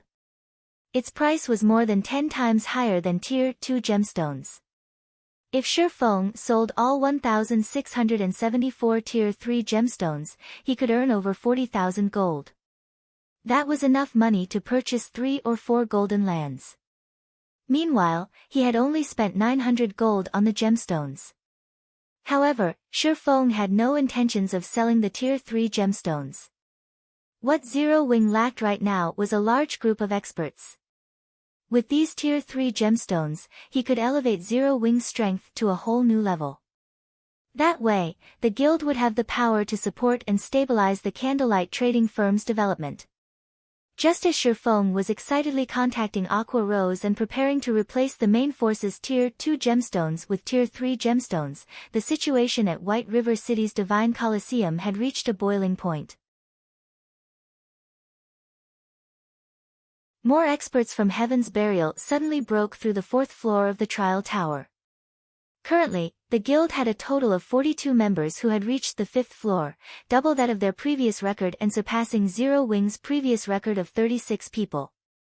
Although 3 more people from Zero Wing have passed through the 4th floor, Heaven's Burial is superior. Another 22 of their people have passed the 4th floor within the same time span. It really makes you wonder just how they have nurtured so many experts. It seems that Heaven's Burial has a chance of replacing Zero Wing as White River City's overlord. Overwhelming Smile isn't doing too bad either. Today, another 8 people have reached the 5th floor, pushing their total to 37. Right now, Overwhelming Smile is only behind Zero Wing by 2 people. In another 1 or 2 days, Overwhelming Smile's number of experts will probably surpass Zero Wing as well. Due to the increase of each guild's number of experts in the Divine Coliseum, many players had begun changing their opinions of Heaven's Burial and Overwhelming Smile. Although one could not tell much by the number of experts, it could indicate a guild's potential. In the God's domain of today, due to Shi Feng repeatedly shattering the concept of strength by numbers, the public no longer evaluated a guild based on how many members it possessed. Then, how could one judge a guild's strength? The first method was by examining the guild's raid progression of large-scale team dungeons. This was the best way to judge the comprehensive strength of a guild. The second method was by reviewing the number of experts a guild possessed. At present, passing the 4th floor was the commonly accepted standard for an expert. Very quickly, this matter attracted the attention of the various large guilds in White River City. Originally, Zero Wing had been White River City's sole ruler. Now, however, it would seem that 3 rulers would sit on the city's throne. Heaven's Burial, in particular, was very mysterious. The guild developed as fast as Zero Wing had in the past. Even the famous Ghost Shadow Workshop had joined Heaven's Burial. One could just imagine how powerful the guild's backing was. Previously, Zero Wing had relied on Shi Feng to shoulder its success. Now, however, Heaven's Burial's potential was even greater than Zero Wing's. Not only did it possess well-known, top-tier experts, but it also had the financial strength to rival Overwhelming Smile. Heaven's Burial was definitely a powerful competitor. For a time, many players were tempted to take part in Heaven's Burial's entrance examination. Heaven's Burial was constantly recruiting guild members. Moreover, its entry requirements were a lot lower than Zero Wing's. If they joined Heaven's Burial now, by the time the guild grew into its power and became White River City's overlord, their statuses would rise with the tide. It was just like the Zero Wing of today. Currently, even a normal member of Zero Wing was enviable. Zero Wing's guild residence. The members of the main force had gathered in the conference hall after receiving Shifeng's summons. At this moment, they discussed events among themselves. Did guild leader summon us because of the Divine Colosseum? Probably. After all, this is a matter concerning the guild's reputation. Zero Wing is the #1 guild in White River City, yet right now, we have fewer experts who have passed the 4th floor than the newly established Heaven's Burial. We have to do something to restore our reputation. How could the Trial Tower's 4th floor be so easy to break through? I am still stuck in the 4th floor's middle sector, not to mention the end. Indeed. Based on what I heard from guild leader, if one cannot display 50% of their actual combat power, they will not be able to overcome the 4th floor. Everyone felt disheartened when they spoke about the Divine Colosseum's Trial Tower. They all were members of Zero Wing's main force and were the envy of ordinary players. In reality, however, they knew that, without breaking through the Trial Tower's 4th floor, they could not be considered as true experts. Despite Zero Wing providing far better resources than Heaven's Burial or Overwhelming Smile, for some reason, only a small number of people had managed to reach the realm of experts. As everyone chatted, Shifeng entered the conference hall, leading Aqua Rose and Fire Dance. The conference hall suddenly fell silent, everyone in the room shifting their gazes towards the black-cloaked Shifeng.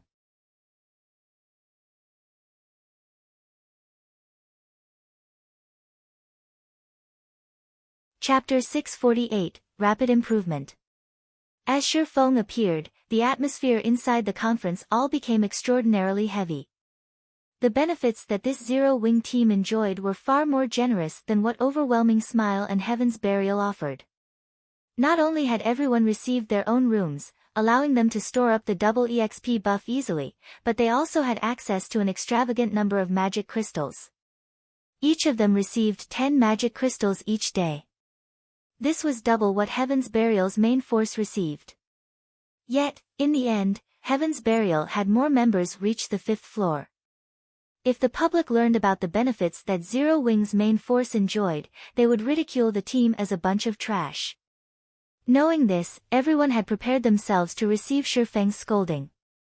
Shifeng took his seat on the guild leader's throne. Without saying a word, he took out a cyan wine bottle and placed it on the table.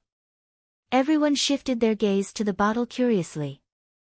The wine bottle's information displayed the name, 100-berry wine. It was only a bottle of wine. Guild leader, you're not forcing them to get drunk as a punishment, are you? Aqua Rose could not figure out what Shifeng intended to do. At this moment, rather than admonishing everyone for their arrogance, which had led to their complacency, Shifeng instead revealed a bottle of fine wine. Just what was he trying to do? I am not that extravagant. Shifeng shook his head and laughed. I've prepared this bottle of 100-berry wine as a reward. As for the matter regarding Zero Wing's performance falling behind Overwhelming Smile and Heaven's Burial, it had not surprised Shifeng whatsoever. These two guilds were not as simple as they appeared. Both guilds had been recruiting talents from everywhere, not just White River City. In addition, both guilds possessed powerful backgrounds with long histories. Now that these two guilds had familiarized themselves with God's domain, their advantage began to reveal itself. It would still be a while before a newly established guild like Zero Wing would catch up to these two. This was also why first-rate and second-rate guilds looked down on upstart guilds like Zero Wing. Every time a new game came out, many upstart guilds would appear. They rose very quickly and fell very quickly. These newly recognized guilds were like the nouveau riche. How could they possibly compare to the wealthy aristocrats who had been tested over time? Only those capable of withstanding the test of time were able to set foot into this realm. Reward? Everyone curiously stared at the bottle of 100-berry wine on the table. Every player here was a core member of Zero Wing. They would usually have plenty of excess money to spend, and normally, they would treat themselves at high-class bars and restaurants. After all, the food and wine that these establishments served were far superior to those in the outside world. It had become a trend for many wealthy princes and princesses to dine at these establishments. However, despite frequently enjoying those delicacies, none of them had ever heard of a wine named the 100-berry wine. Moreover, what could they do with only one bottle of wine? This 100-berry wine can assist you with improving your combat techniques. I doubt any of you will take my word for it, so I intend to allow each of you to test it. Everyone will receive one bottle. When you have reached your limit inside the trial tower, drink the whole bottle. At that time, you'll see what I mean, Shi Feng laughed. He then took out another 99 bottles from his bag. After this, if any of you want the 100-berry wine again, that will depend on your improvement speed and strength. Once every 3 days, I will reward at least one bottle to the top 10 ranking members in the trial tower. The first place will receive 3 bottles, second and third will receive 2 bottles, and the rest will receive 1. The top 10 to improve the most during the 3 days will also be rewarded. At that time, how many bottles you receive will depend on your own ability. Although Shi Feng wished to supply everyone with a bottle of 100-berry wine, enabling them to search for that feeling, the wine's production volume was simply too low. He could only offer it to very few of the guild's elites.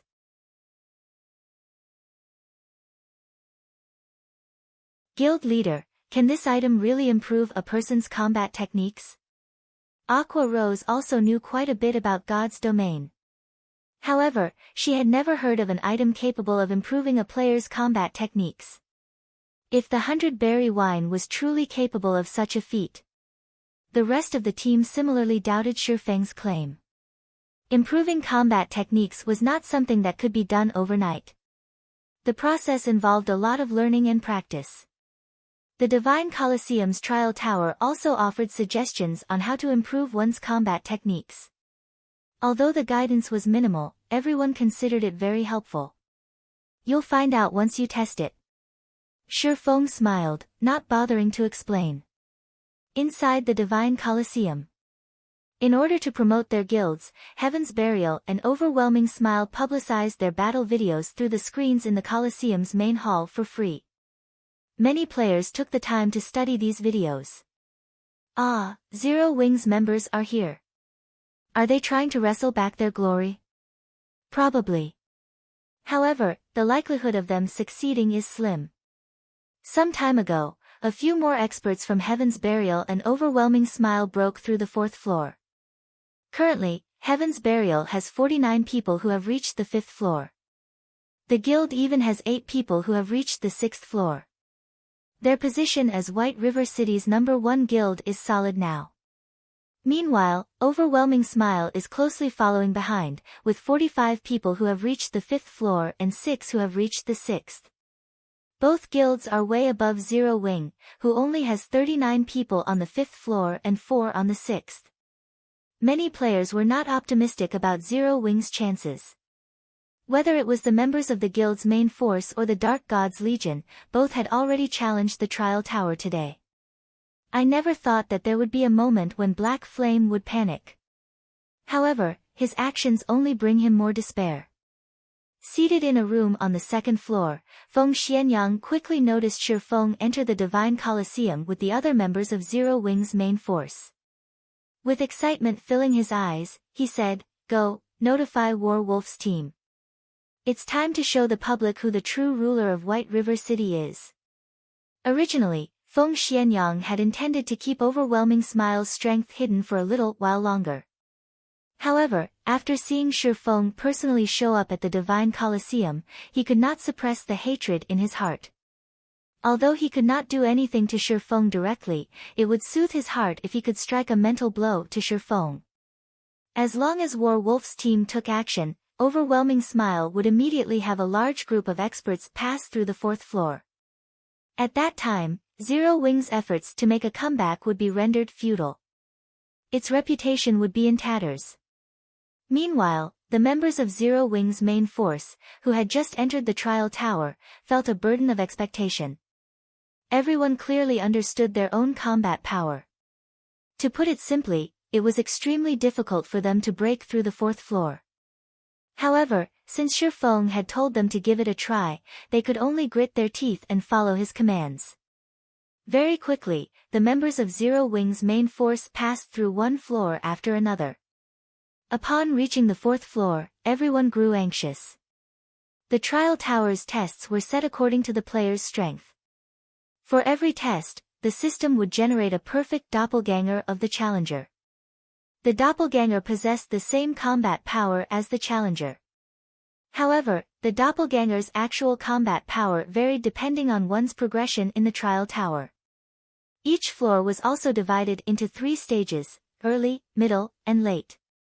Through the battles with their own doppelgangers, players could learn their own shortcomings. Meanwhile, players who were capable of defeating the doppelganger during the fourth floor's late stage would basically be able to display 50% of their actual combat power. These players were regarded as experts of God's domain. However, based on the standard of the current players of God's domain and the time they had to develop themselves, very few were capable of reaching the standard of an expert. Hopefully I can pass through the late stage this time, Blackie prayed as watched his doppelganger before him.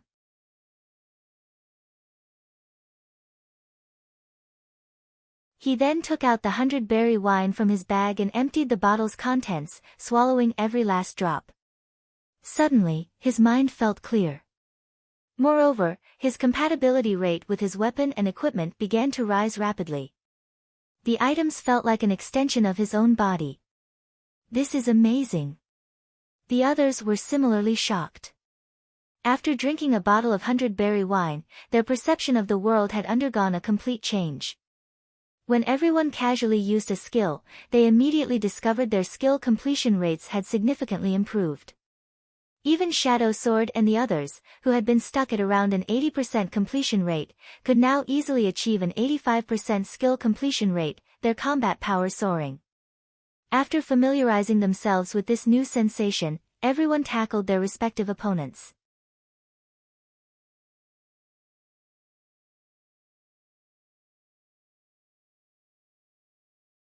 Chapter 649, The Number 1 Guild's Background. Shortly after Zero Wing's main force entered the trial tower, both Overwhelming Smile and Heaven's Burial simultaneously dispatched a large number of players to challenge the trial tower as well. Due to the competition between these 3 guilds, the originally quiet Divine Colosseum suddenly grew lively. Many players who had returned to the city to rest had quickly made their way to the Divine Colosseum, hoping to witness this competition's outcome and watch the exciting battle videos. Compared to the battle videos of normal PvP battles, these battle videos were far more valuable as references. It was especially true for the battle videos after the fourth floor. This was because the system would specifically display the fighting styles of the various classes, making the battle videos much more instructive. Normally, guilds would not release such instructive battle videos to the public, keeping them for their own members. Some experts would even earn money with their battle videos. Other players would have to pay these experts a fee to watch. Many players who wished to improve themselves usually went for this option. As for those who did not wish to spend money, they would come to the Divine Colosseum to observe the battle videos for free. However, that which one can obtain for free lacked value. One would not learn the truly powerful techniques from a free battle video. As a result, the gap between paying and non-paying players widened, little by little. Meanwhile, the 3 great guilds of White River City occupied themselves with their competition. Although the battle videos these guilds publicized was limited to the fourth floor, it was enough to excite many players. I wonder which guild will obtain first place this time. I'm betting on Heaven's Burial. Of the members of Heaven's Burial I saw going in to challenge the trial tower a moment ago, a few were well-known experts of other virtual reality games. Heaven's Burial really is amazing. It has actually recruited so many experts. It won't be long before they try to claim the seat of White River City's overlord. That's right. Now that Ghost Shadow Workshop has joined Heaven's Burial, the guild's strength has soared by leaps and bounds. Ghost Shadow himself still maintains the highest record in the Trial Tower. Ghost Shadow indeed deserves to be called one of the virtual gaming world's top-tier experts. Even now, no one else has reached the 7th floor. Moreover, he even reached the middle stage of the 7th floor. I heard that Star Moon City's best record stopped at the 6th floor's middle stage.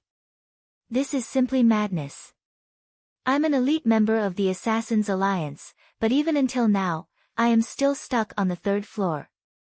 The 4th floor is still out of my reach. It really makes you wonder just how those experts manage to do it.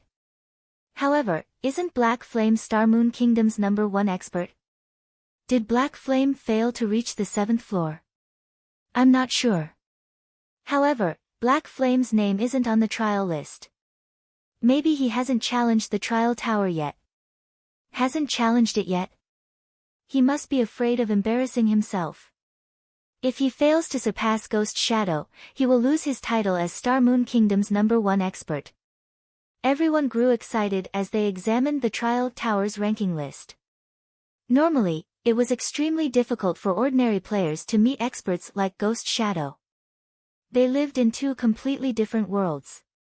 Now, not only did they have the chance to see these experts in person, but they also got to watch these famous experts compete against the main force of White River City's #1 guild, Zero Wing. How could they not be excited? Just as everyone chatted about which guild was stronger and which expert was more powerful, something changed on the trial list. Quick! Look! Someone just passed the 4th floor and reached the 5th. A perceptive player quickly discovered the change. There were 2 ranking lists posted in the Divine Colosseum. One was the tournament list, which catered towards PvP battles, while the other was the trial list. Trial list held the names of the players who managed to clear each floor and the name of the guild they belonged to. However, only the top 300 players on each floor would be displayed. For those who cleared the same floor, they would be ranked based on their clear time. However, the clear time held no particular meaning, as everyone only paid attention to the players on the highest floors. Nobody would care about how fast a person could clear the first 3 floors meanwhile, as there had yet to be a total of 300 players in White River City who had reached the 5th floor. It was very easy for players to notice a change to the number of players currently on the 5th floor and identify the person responsible for the change. Werewolf. Who is that? Why haven't I heard of him before? Really though, his clear time sure is short. His clear time for the 4th floor is only longer than Ghost Shadow's. I never thought that Overwhelming Smile would have such a powerful expert.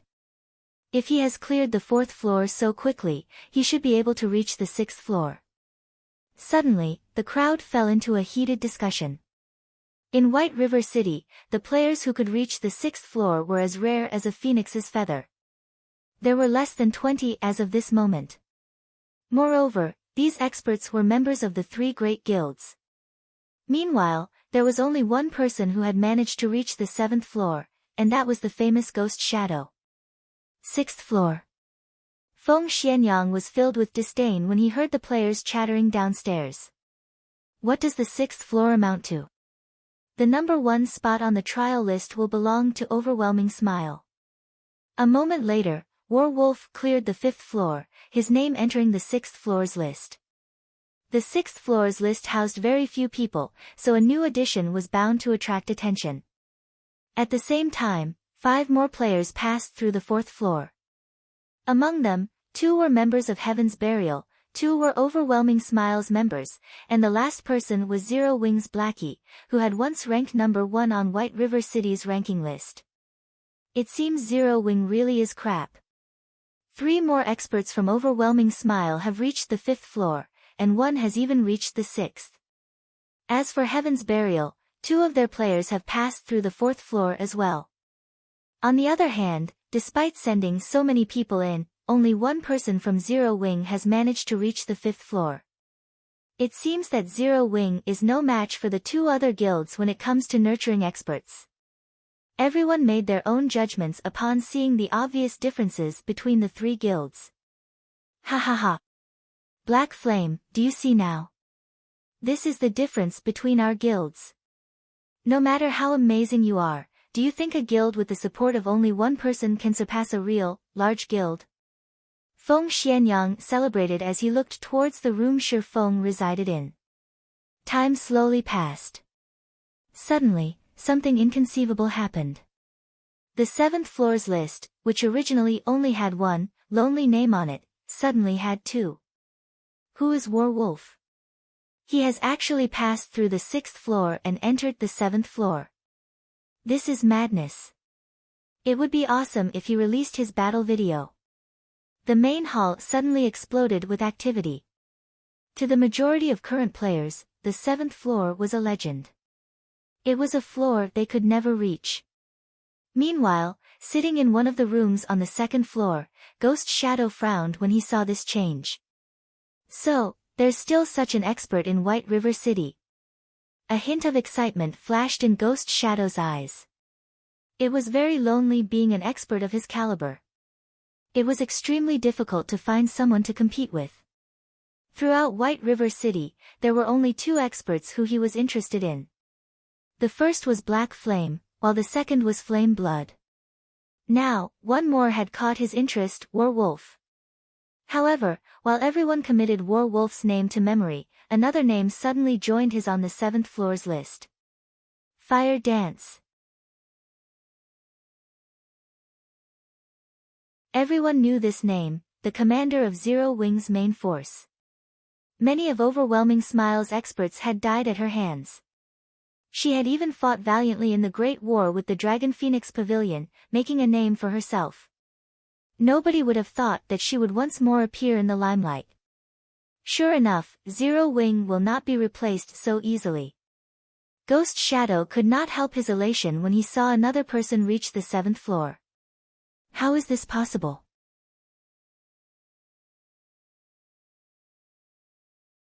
Feng Xianyang stared at the name on the 7th floor's list in disbelief.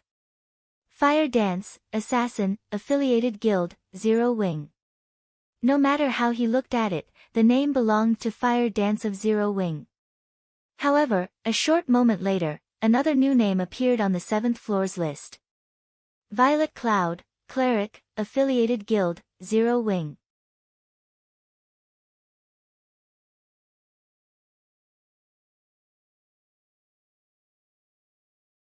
Chapter 650, Breaking the Record.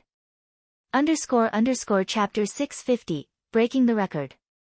The appearance of a fourth name on the trial list's 7th floor instantly plunged the Divine Colosseum's main hall into silence. Everyone's eyes nearly popped out of their sockets when they saw Violet Cloud's name. How? Feng Xianyang, who occupied a VIP room, also stared, slack-jawed, having lost his previous calm. He could barely accept Fire Dance reaching the 7th floor. After all, she was the commander of Zero Wing's main force. However, he could not bring himself to accept Violet Cloud's victory. Aside from the difficulty of reaching the 7th floor, just the fact that there were two people in Zero Wing capable of this success was shocking. Yet, the second person from Zero Wing to reach the 7th floor was not even a combat class. Instead, she was a cleric, one of the healer classes. It was commonly known that, out of the 12 main classes in God's domain, the healer classes possessed the weakest combat power. It was also a lot more difficult for healer classes to advance in the trial tower as most of their skills focused on healing rather than dealing damage. Hence, healers never ranked particularly high in the trial tower.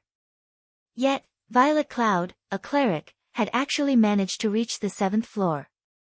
However, what everyone did not know was that, in reality, Violet Cloud possessed a hidden class. She was not purely a cleric.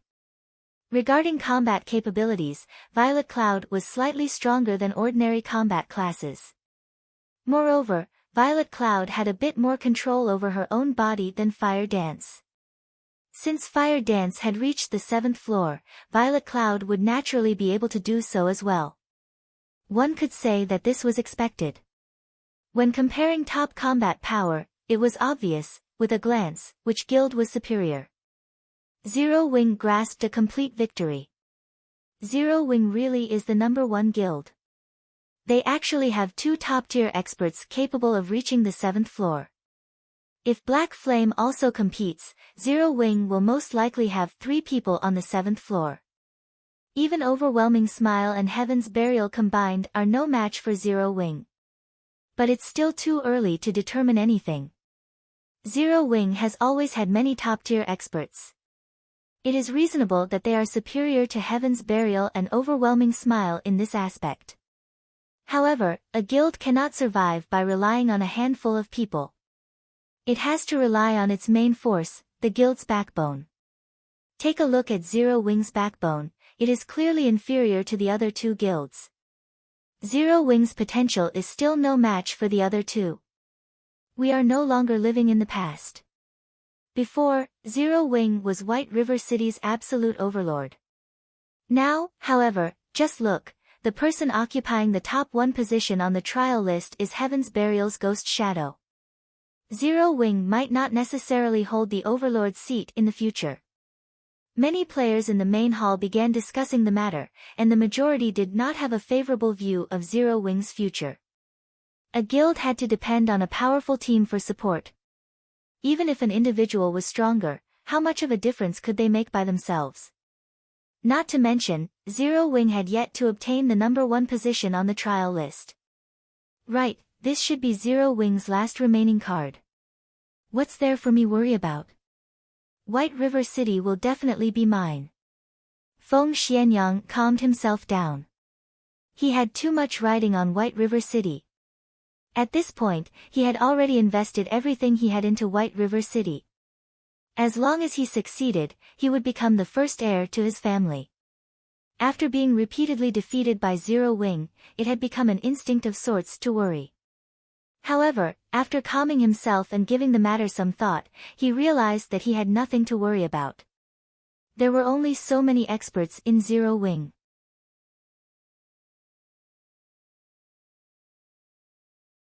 On the other hand, in order to take control of White River City, Underworld had invested blood and sweat and had sent the experts it recruited from all over the virtual gaming world to White River City.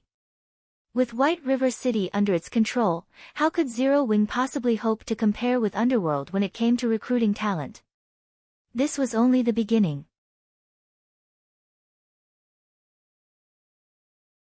Now that Overwhelming Smile had surpassed Zero Wing in terms of their respective guilds' backbones, in the future, this gap would only grow. It was only a matter of time before Overwhelming Smile took control of White River City. Time gradually ticked by. Although it had been quite a shock to the spectators that 2 people from Zero Wing had reached the 7th floor, everyone's attention quickly shifted back to the 5th floor's list. To ordinary players, reaching the 7th floor was an impossible dream. The 5th floor, on the other hand, was not completely out of their reach. Hence, they paid more attention to the 5th floor's list. Look, 2 more people from Heaven's Burial have passed. 3 more from Overwhelming Smile have passed as well. Just as everyone was focused on the 5th floor's list, the list suddenly began to change multiple times. What's going on? I'm not seeing things, right? Why did more than a dozen names suddenly appear on the list? Wow, it's true. The total number of people on the list was 224. Now it's 242. I wonder which guild or independent players succeeded. Many among the spectators greatly admired the independent experts who had reached the 5th floor. At this point, there were only a few experts in White River City who had reached the 5th floor. If one were an independent expert, large guilds would shower them with invitations and various offers. They would become famous overnight and would no longer have to live an ordinary life. This situation had driven many independent players into a frenzy. It was one of the reasons why so many independent players were desperately challenging the trial tower. Today's mainstream experts were already on the 5th floor. After some more time passed, when these experts reached the 6th floor, it would be far more difficult for independent players to experience such overnight fame. As everyone began searching for the identity of those 18 experts, they suddenly realized that something amiss. Why does it seem like these people are from Zero Wing? This is a lie, right? All 18 people are actually from Zero Wing. None of the spectators dared to believe their own eyes. They immediately began counting the total number of players Zero Wing had on the 5th floor. In the end, they discovered that there were indeed 18 more 5th floor experts in the guild. Instantly, Zero Wing became the guild with the most experts on the trial tower's 5th floor. However, just as they finished counting, another group of experts managed to pass through the 4th floor. This time, the numbers were even more frightening, with a total of 45 people. Moreover, all 45 were members of Zero Wing. Suddenly, the Divine Colosseum fell silent. Just what was this? Nobody in the main hall could make sense of what was happening. In the morning, Zero Wing's main force had challenged the trial tower. At that time, however, not a single person had passed through the 4th floor. Yet, now, every single one of them passed. Zero Wing now had a total of 103 people on the trial tower's 5th floor, far ahead of Heaven's Burial and Overwhelming Smile. Impossible. This is not possible. Something must have gone wrong with the trial tower. Feng Xianyang abruptly stood, his eyes bulging as he stared at the trial list. If it were just an additional dozen or so people, he would have, at most, been surprised. However, if every single member of Zero Wing's main force was an expert who passed the 4th floor, the term shock was no longer appropriate. This was simply terrifying. To obtain more experts who could pass through the 4th floor, Feng Xianyang had scoured and poached talents from various other cities. He had also received a continuous supply of experts from Underworld. Yet, even so, he still couldn't produce a 100-man team of such experts.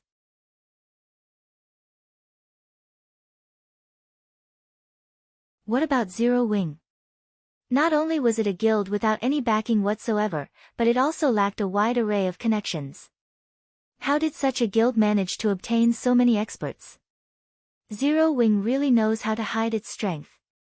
Ghost Shadow squinted his eyes at the 5th floor's list. He, too, felt a heavy pressure weigh on him. There was no longer anybody who dared to look down on Zero Wing. Nobody dared disparage the guild anymore, claiming that its position as White River City's overlord was no longer stable. What a joke. If Zero Wing's entire main force consisted of 5th floor experts, which guild in White River City could contend with it? Not to mention White River City, even in all of Star Moon Kingdom, there was not a single guild that was a match for Zero Wing. However, before everyone could recover from their daze, another change occurred on the trial list's 7th floor. This time, however, there was no addition to the list itself. Instead, the rankings had changed. The lofty and overweening Ghost Shadow, who had stood at the very top of the trial list, had fallen. Moreover, he had fallen not just one, but 2 places, taking the 3rd place on the 7th floor. Meanwhile, the 1st and 2nd ranks on the trial tower's 7th floor now belonged to Fire Dance and Violet Cloud, respectively.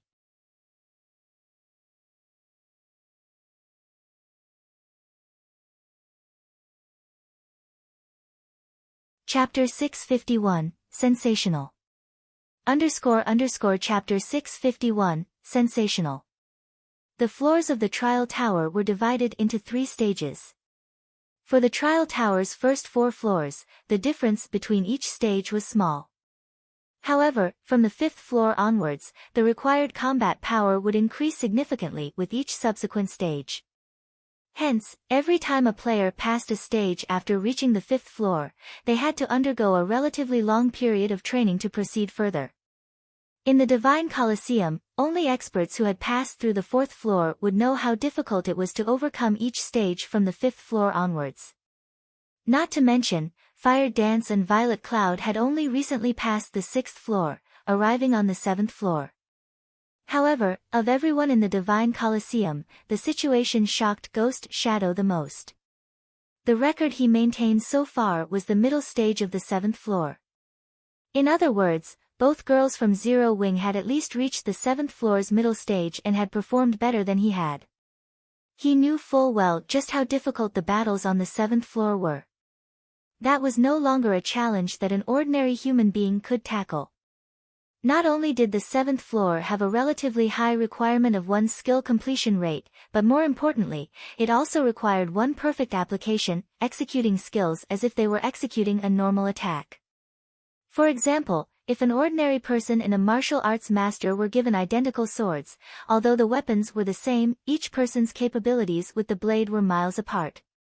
Similarly, the combat power each individual could display was miles apart from each other.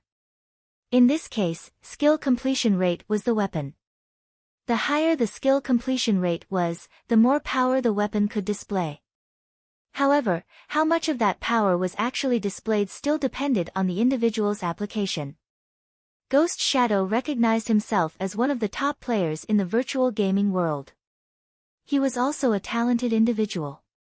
After coming into contact with God's domain, he had continuously researched and explored ways to better integrate his skills into his basic attacks, displaying the maximum effect of his skills and eliminating any hindrance in battle.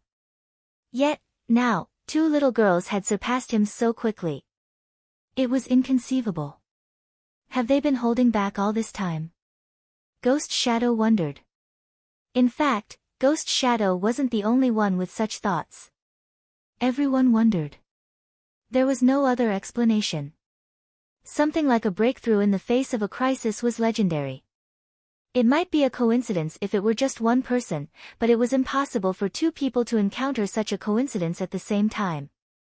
The effect of the 100-berry wine is really impressive. It's a pity that I can only get my hands on so many bottles.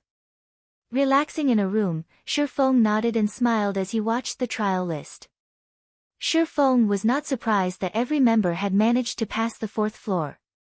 After all, that was the system-acknowledged standard for an ordinary expert. After drinking the 100-berry wine, a player's compatibility rate would increase significantly.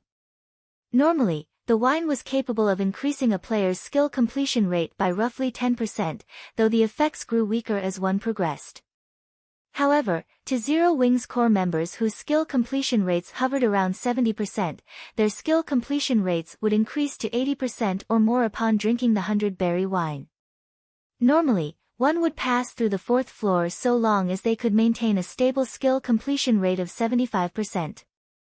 Hence, it was only natural for everyone to reach the 5th floor. Meanwhile, Fire Dance and Violet Cloud were capable of reaching 85% completion rate with their skills. After drinking the 100-berry wine, their skill completion rates could increase to roughly 90%. Although it was only a meager increase of 5%, the power they could display with their skills would improve by 20% or 30%. The basic requirement for reaching the 7th floor was a skill completion rate of 85%, displaying 100% of a skill's effect.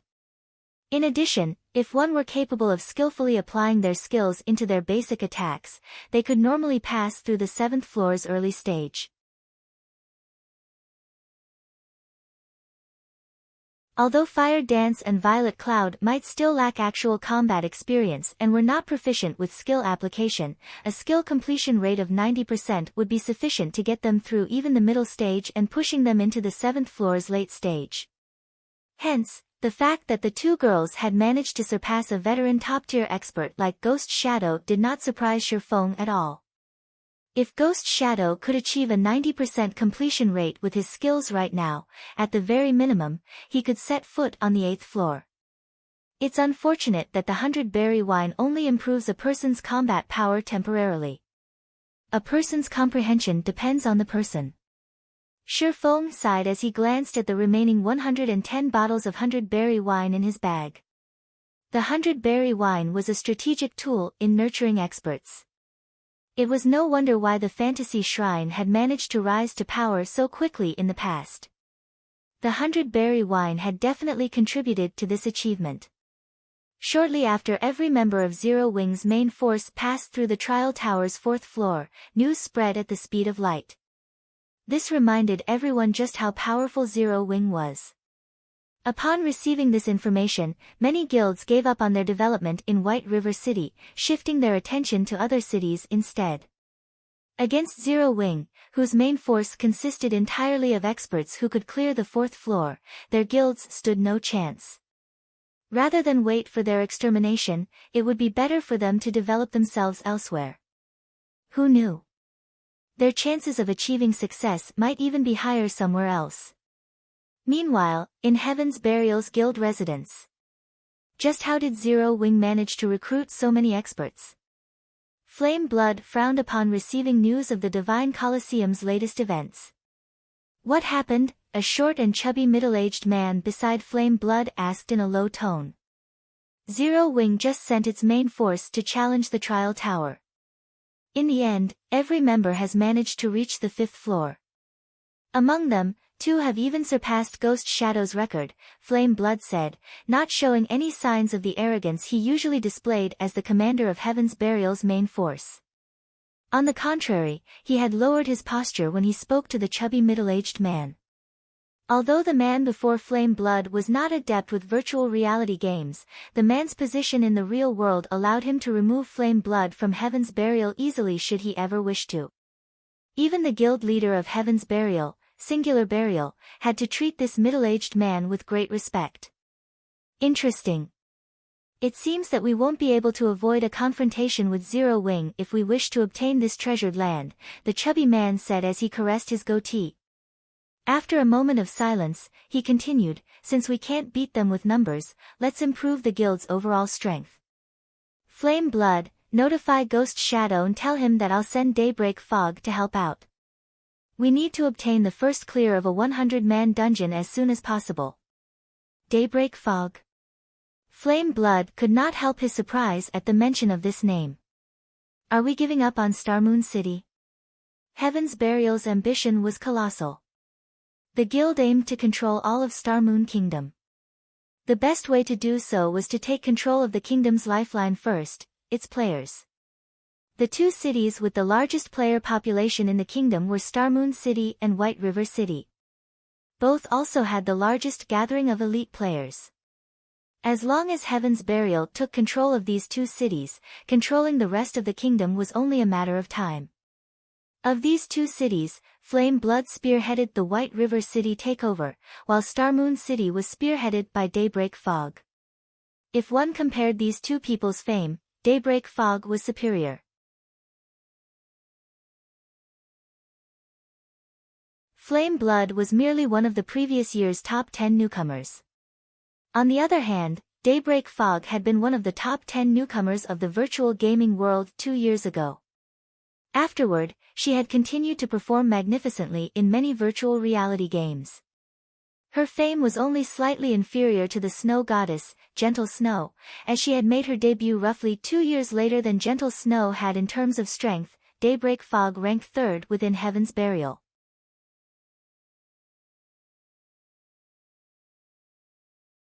If they really sent Daybreak Fog to White River City as support, with her strength and her team, Heaven's Burial might actually have a chance of clearing a 100-man team dungeon. After all, during this period, everyone mostly understood the difficulty of a 100-man team dungeon. From the experience of clearing 50-man team dungeons, they had thought up of plenty of strategies. Now, all they needed to do was to take action. White River City has become Starmoon Kingdom's business center. The number of elite players migrating to the city increases by the day. Starmoon City is no match in this aspect. Hence, we have to prioritize this side for now. Moreover, when comparing the difficulty of 100-man dungeons, White River Cities is easier. If we allow Zero Wing to continue developing unhindered, it will become impossible to take control of White River City in the future. Suddenly, Shifeng received a communication request from a friend. Gentle Snow.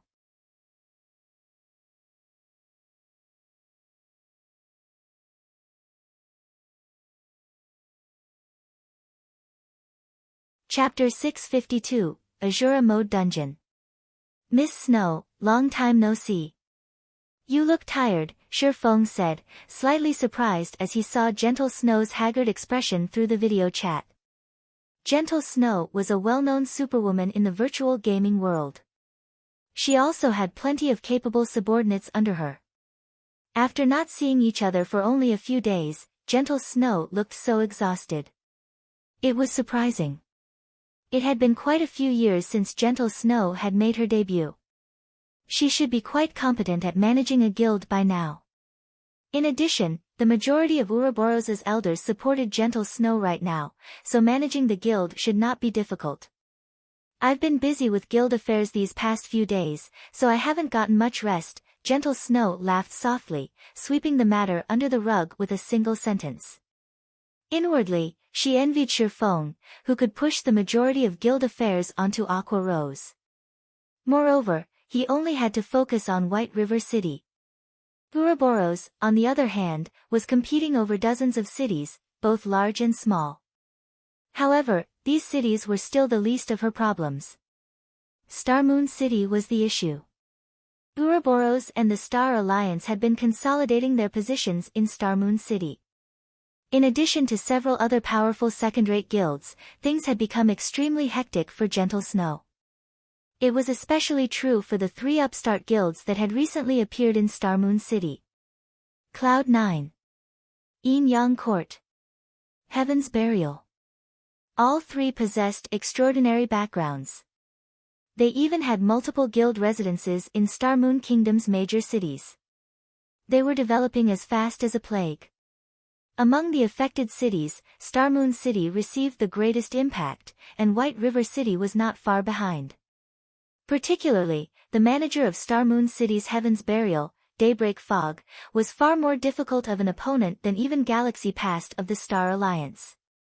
So far, Ouroboros had clashed with Heaven's Burial dozens of times, the battles ranging from small skirmishes to large-scale battles. Although Gentle Snow still held the advantage, Ouroboros did not have only one enemy. Both Cloud 9 and the Yin Yang Court eyed Ouroboros like fresh meat. Ouroboros had already been unstable due to Chao Chenghua's theft of several of the guild's core and elite members. Now, before she could settle the turmoil within the guild, she faced so much trouble. In such a precarious situation, how could set aside time to rest?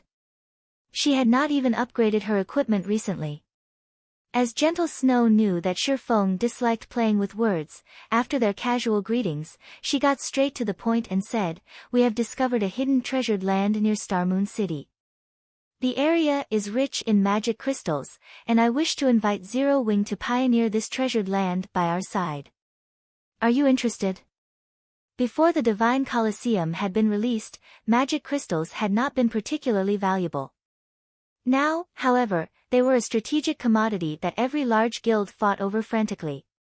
Although every large guild had a large number of players and was capable of dispatching many teams to raid dungeons each day, team dungeons could only be raided once every 3 days. There were only so many team dungeons available. They could not acquire nearly as many magic crystals as they consumed.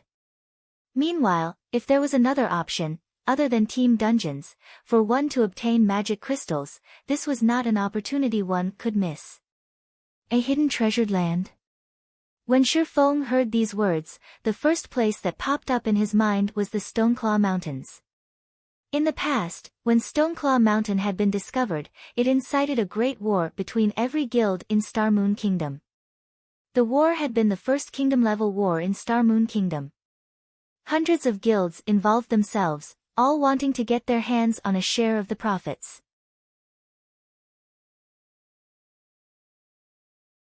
That war had caused every guild in Star Moon Kingdom to suffer massive damages.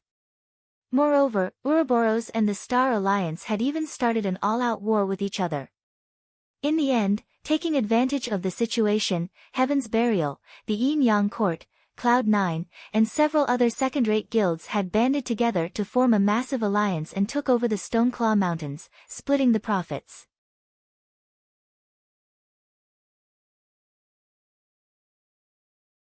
Afterward, any players who wished to enter the mountains were required to sign a contract, agreeing to hand over 30% of the magic crystals they harvested. In addition, players were required to pay a fixed fee before they could enter. The various large guilds then split the profits. The Stoneclaw Mountains was a regional dungeon that had formed a space of its own. However, it was not just any dungeon, but an Azura mode dungeon.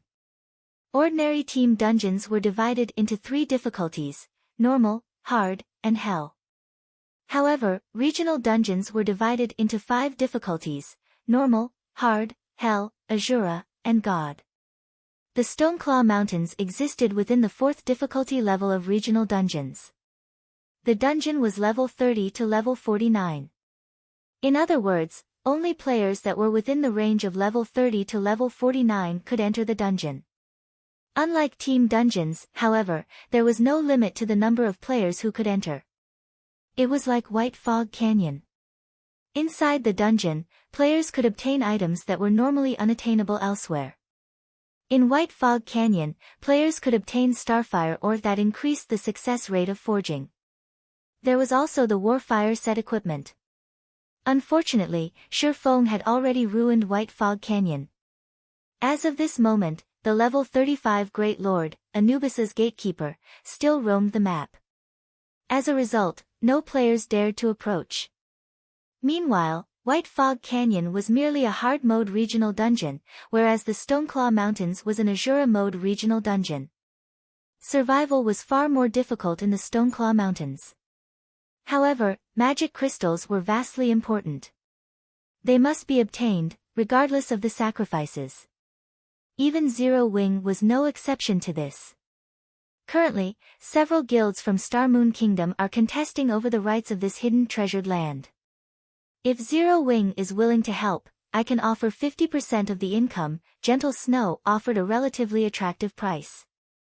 To Gentle Snow, offering 50% of the profits was a big concession on her part. The Stoneclaw Mountains were within the Star Moon City region. It was impossible for Zero Wing to send a large number of players to supervise the map. Hence, the responsibility of supervising the map would fall to Ouroboros. However, Zero Wing possessed extraordinary strength. As of this moment, even Shifeng's strength was a mystery. If Ouroboros and Zero Wing banded together, their chances of coming out on top would be a lot higher. Furthermore, working with other guilds was simply not an option for Ouroboros. Alright, but I have a condition, Shifeng responded after giving it some thought. Zero Wing was based in White River City. There was a limit to how much combat power it could display in the faraway Star Moon City. Even though the guild was powerful, it could not move on the Stoneclaw Mountains by itself.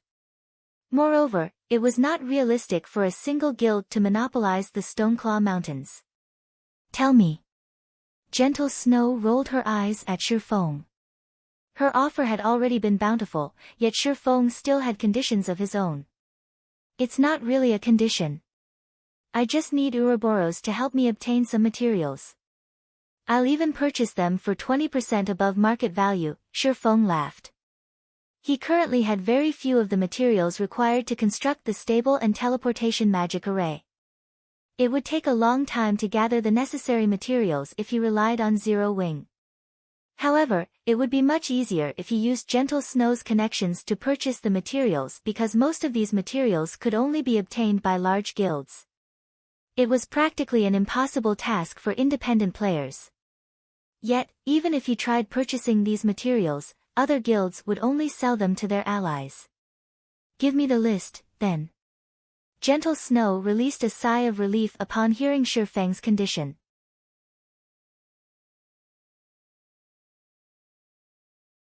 She had thought Shifeng intended to take advantage of her current predicament, but it turned out that he still had some humanity left in him.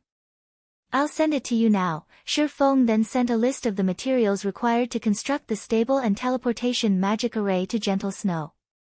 You really are daring. Most of these materials are rare drops from large-scale team dungeons.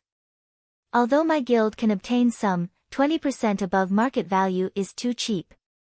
I'll need 50% at least. Surprise flashed across Gentle Snow's eyes when she read the list Shi Feng had provided.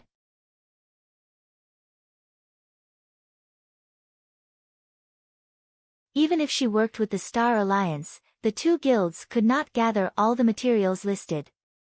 The cost alone was more than 2,000 gold. Okay, just get them as soon as possible. Shi Feng did not care about spending a little more money. If he could get his hands on the materials, he could earn back the money in the blink of an eye.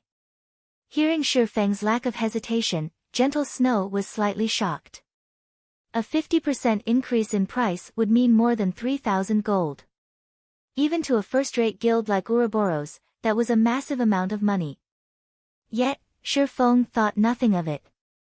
After both sides established a contract, Shi Feng contacted Aqua Rose and the others, instructing them to gather.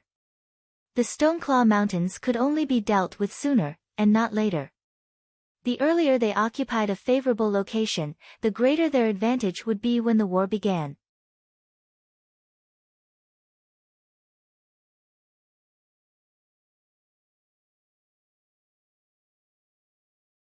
Chapter 653, Overall Improvement. Although the Trial Towers competition ended with Zero Wings' victory, the members of Zero Wings' main force were well aware that it had been due to the 100-berry wine. Otherwise, they would not have achieved such frightening results. During the challenge, everyone had discovered many of their own imperfections, their combat power improving slightly as a result. What a pity.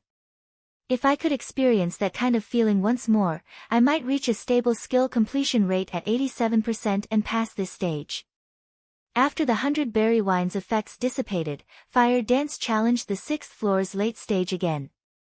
This time, she passed it without any issues and could now reach the 7th floor with her own power. Unfortunately, she suffered defeat in the 7th floor's early stage. But the 100-berry wine did allow me to gain an initial understanding of how to use void steps. Guild leader will be surprised if he finds out. Void steps was an advanced style of footwork and Shi Feng's trademark technique. Just gaining an initial understanding of how to use the skill was extremely difficult. If Shi Feng learned that Fire Dance could use void steps, he would definitely be surprised. He had spent many years in order to learn the technique, yet Fire Dance had managed to grasp it in such a short time.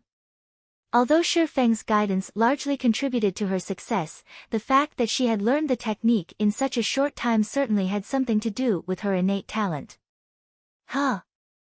Return to the residence. Fire Dance muttered as she read the message Aqua Rose had sent to her. She then chose to teleport out of the trial tower. Inside the conference hall of Zero Wings Guild residence.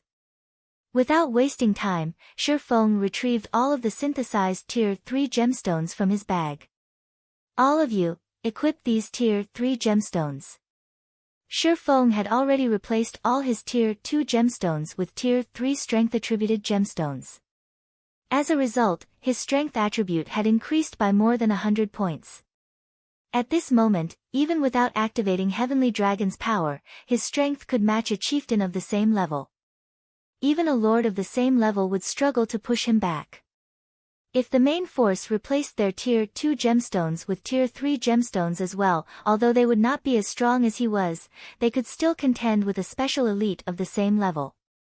Some, such as Fire Dance and the others, who wore a Tier 1 set equipment, might be capable of more. Ordinary players' attributes were inferior to common monsters of the same level. They would only be slightly stronger with a full set of bronze equipment. At that time, the only advantage common monsters would have was their higher HP. If a player was fully equipped with secret silver equipment, their attributes should be roughly equal to an elite monster of the same level. Only when one wore a full set of dark gold equipment would they have the same amount of attributes as a special elite of the same rank. As for Zero Wings' main force, although their equipment was a mix of level 30 fine gold and dark gold equipment, they had the intermediate mana armor kits to make up for the difference. If they embedded Tier 3 gemstones into every item, their attributes should be roughly the same as if they wore a set of level 30 dark gold equipment. None of the main force's members dared to believe their eyes as they stared at the Tier 3 gemstones on the table. Every jaw hit the floor. Aqua Rose was similarly stunned speechless. She knew full well just how valuable Tier 3 gemstones were. Moreover, no one had found a source for these gemstones yet. One could only obtain them from alchemy synthesis. However, synthesizing a Tier 3 gemstone would cost at least 20 gold. Meanwhile, there were over 1,000 shining gemstones on the table.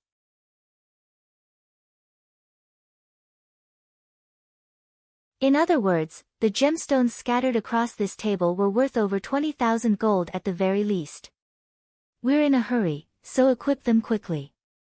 Shi Feng had already received a status report about the Stoneclaw Mountains. Although things seemed calm on the surface, and the various guilds were busy killing monsters and grinding for magic crystals, the number of guild players gathering in the mountains increased by the minute. Every guild was rapidly mobilizing their forces.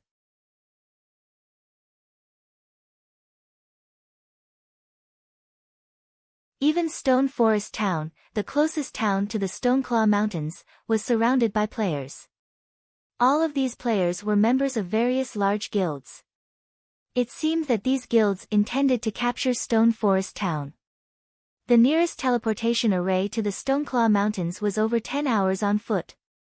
On the other hand, Stone Forest Town was only an hour from the Azura Mode dungeon.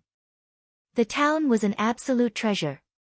Whether it was for repairing equipment or purchasing consumables, Stone Forest Town was the best option. Otherwise, they would have to waste a day to travel back and forth between Starmoon City and the Stoneclaw Mountains. Meanwhile, Stone Forest Town was not under Starmoon Kingdom's control. Instead, the forces of darkness held it. It was one of the towns that players could capture and occupy. As long as the town fell under a guild's control, said guild could hire an army of NPCs to defend the town for 15 days. Even if every guild in Starmoon Kingdom banded together, they would not be able to do anything to the captured Stone Forest Town. After a guild successfully captured Stone Forest Town, said guild would also receive an additional advantage. They could select a resurrection point. When players died, they would revive in their own cities. Of course, players could also choose to revive at the nearest resurrection point. Meanwhile, Stone Forest Town was the nearest resurrection point to the Stoneclaw Mountains. However, the precondition for reviving in Stone Forest Town was that one needed to capture it. Moreover, only members of the guild that held the town, or those given explicit permission by said guild, could revive there. This would be a huge advantage for capturing the Stoneclaw Mountains in the future. Since Shi Feng had learned that the Stoneclaw Mountains had been activated, he would not waste any time. He intended to capture Stone Forest Town with Zero Wing's greatest forces. Unfortunately, other guilds shared the same thoughts. For now, though, he needed to occupy a strategic location as quickly as possible. Otherwise, their tasks would be far more difficult. A short moment later, every member of the main force had replaced their Tier 2 gemstones with Tier 3 gemstones, their attributes increasing significantly. Following which, Shi Feng led the main force and the Dark God's Legion mightily towards the teleportation hall. Wow, what's Zero Wing up to? Whoa! That's so impressive. I'm actually having trouble breathing right now. Is Zero Wing planning to start a war? The players on the streets could not help but wonder when they saw Zero Wing's frightening momentum. Over 400 players, fully equipped with the current best equipment, marched down the street. No matter where this army went, they would be a force to be reckoned with. They could easily trample a large guild. Not to mention, over 100 of these players were experts who had surpassed the 4th floor of the trial tower. If they participated in a field battle, they could easily stand against several thousand elite players. Meanwhile, a single large guild only had several thousand elite players. Suddenly, the various large guilds in White River City began to panic. Although an army of over 400 players seemed small, its strength was no laughing matter. If they wanted to, they could easily obliterate any guild team that was grinding out in the fields. Does Black Flame intend to move against us? Feng Xianyang trembled upon receiving this news. He was so shocked that he nearly jumped out of his seat. But why? We haven't provoked Zero Wing recently. We even yielded a few high-resource areas to them. They shouldn't have any reason to deal with us. Did some fool go and provoke Black Flame again? At this moment, the upper echelons of the various large guilds in White River City felt threatened.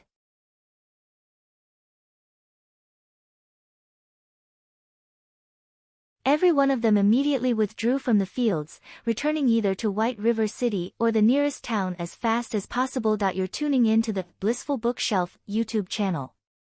We're so grateful for your support, and don't forget to subscribe to join us on this incredible journey through captivating stories.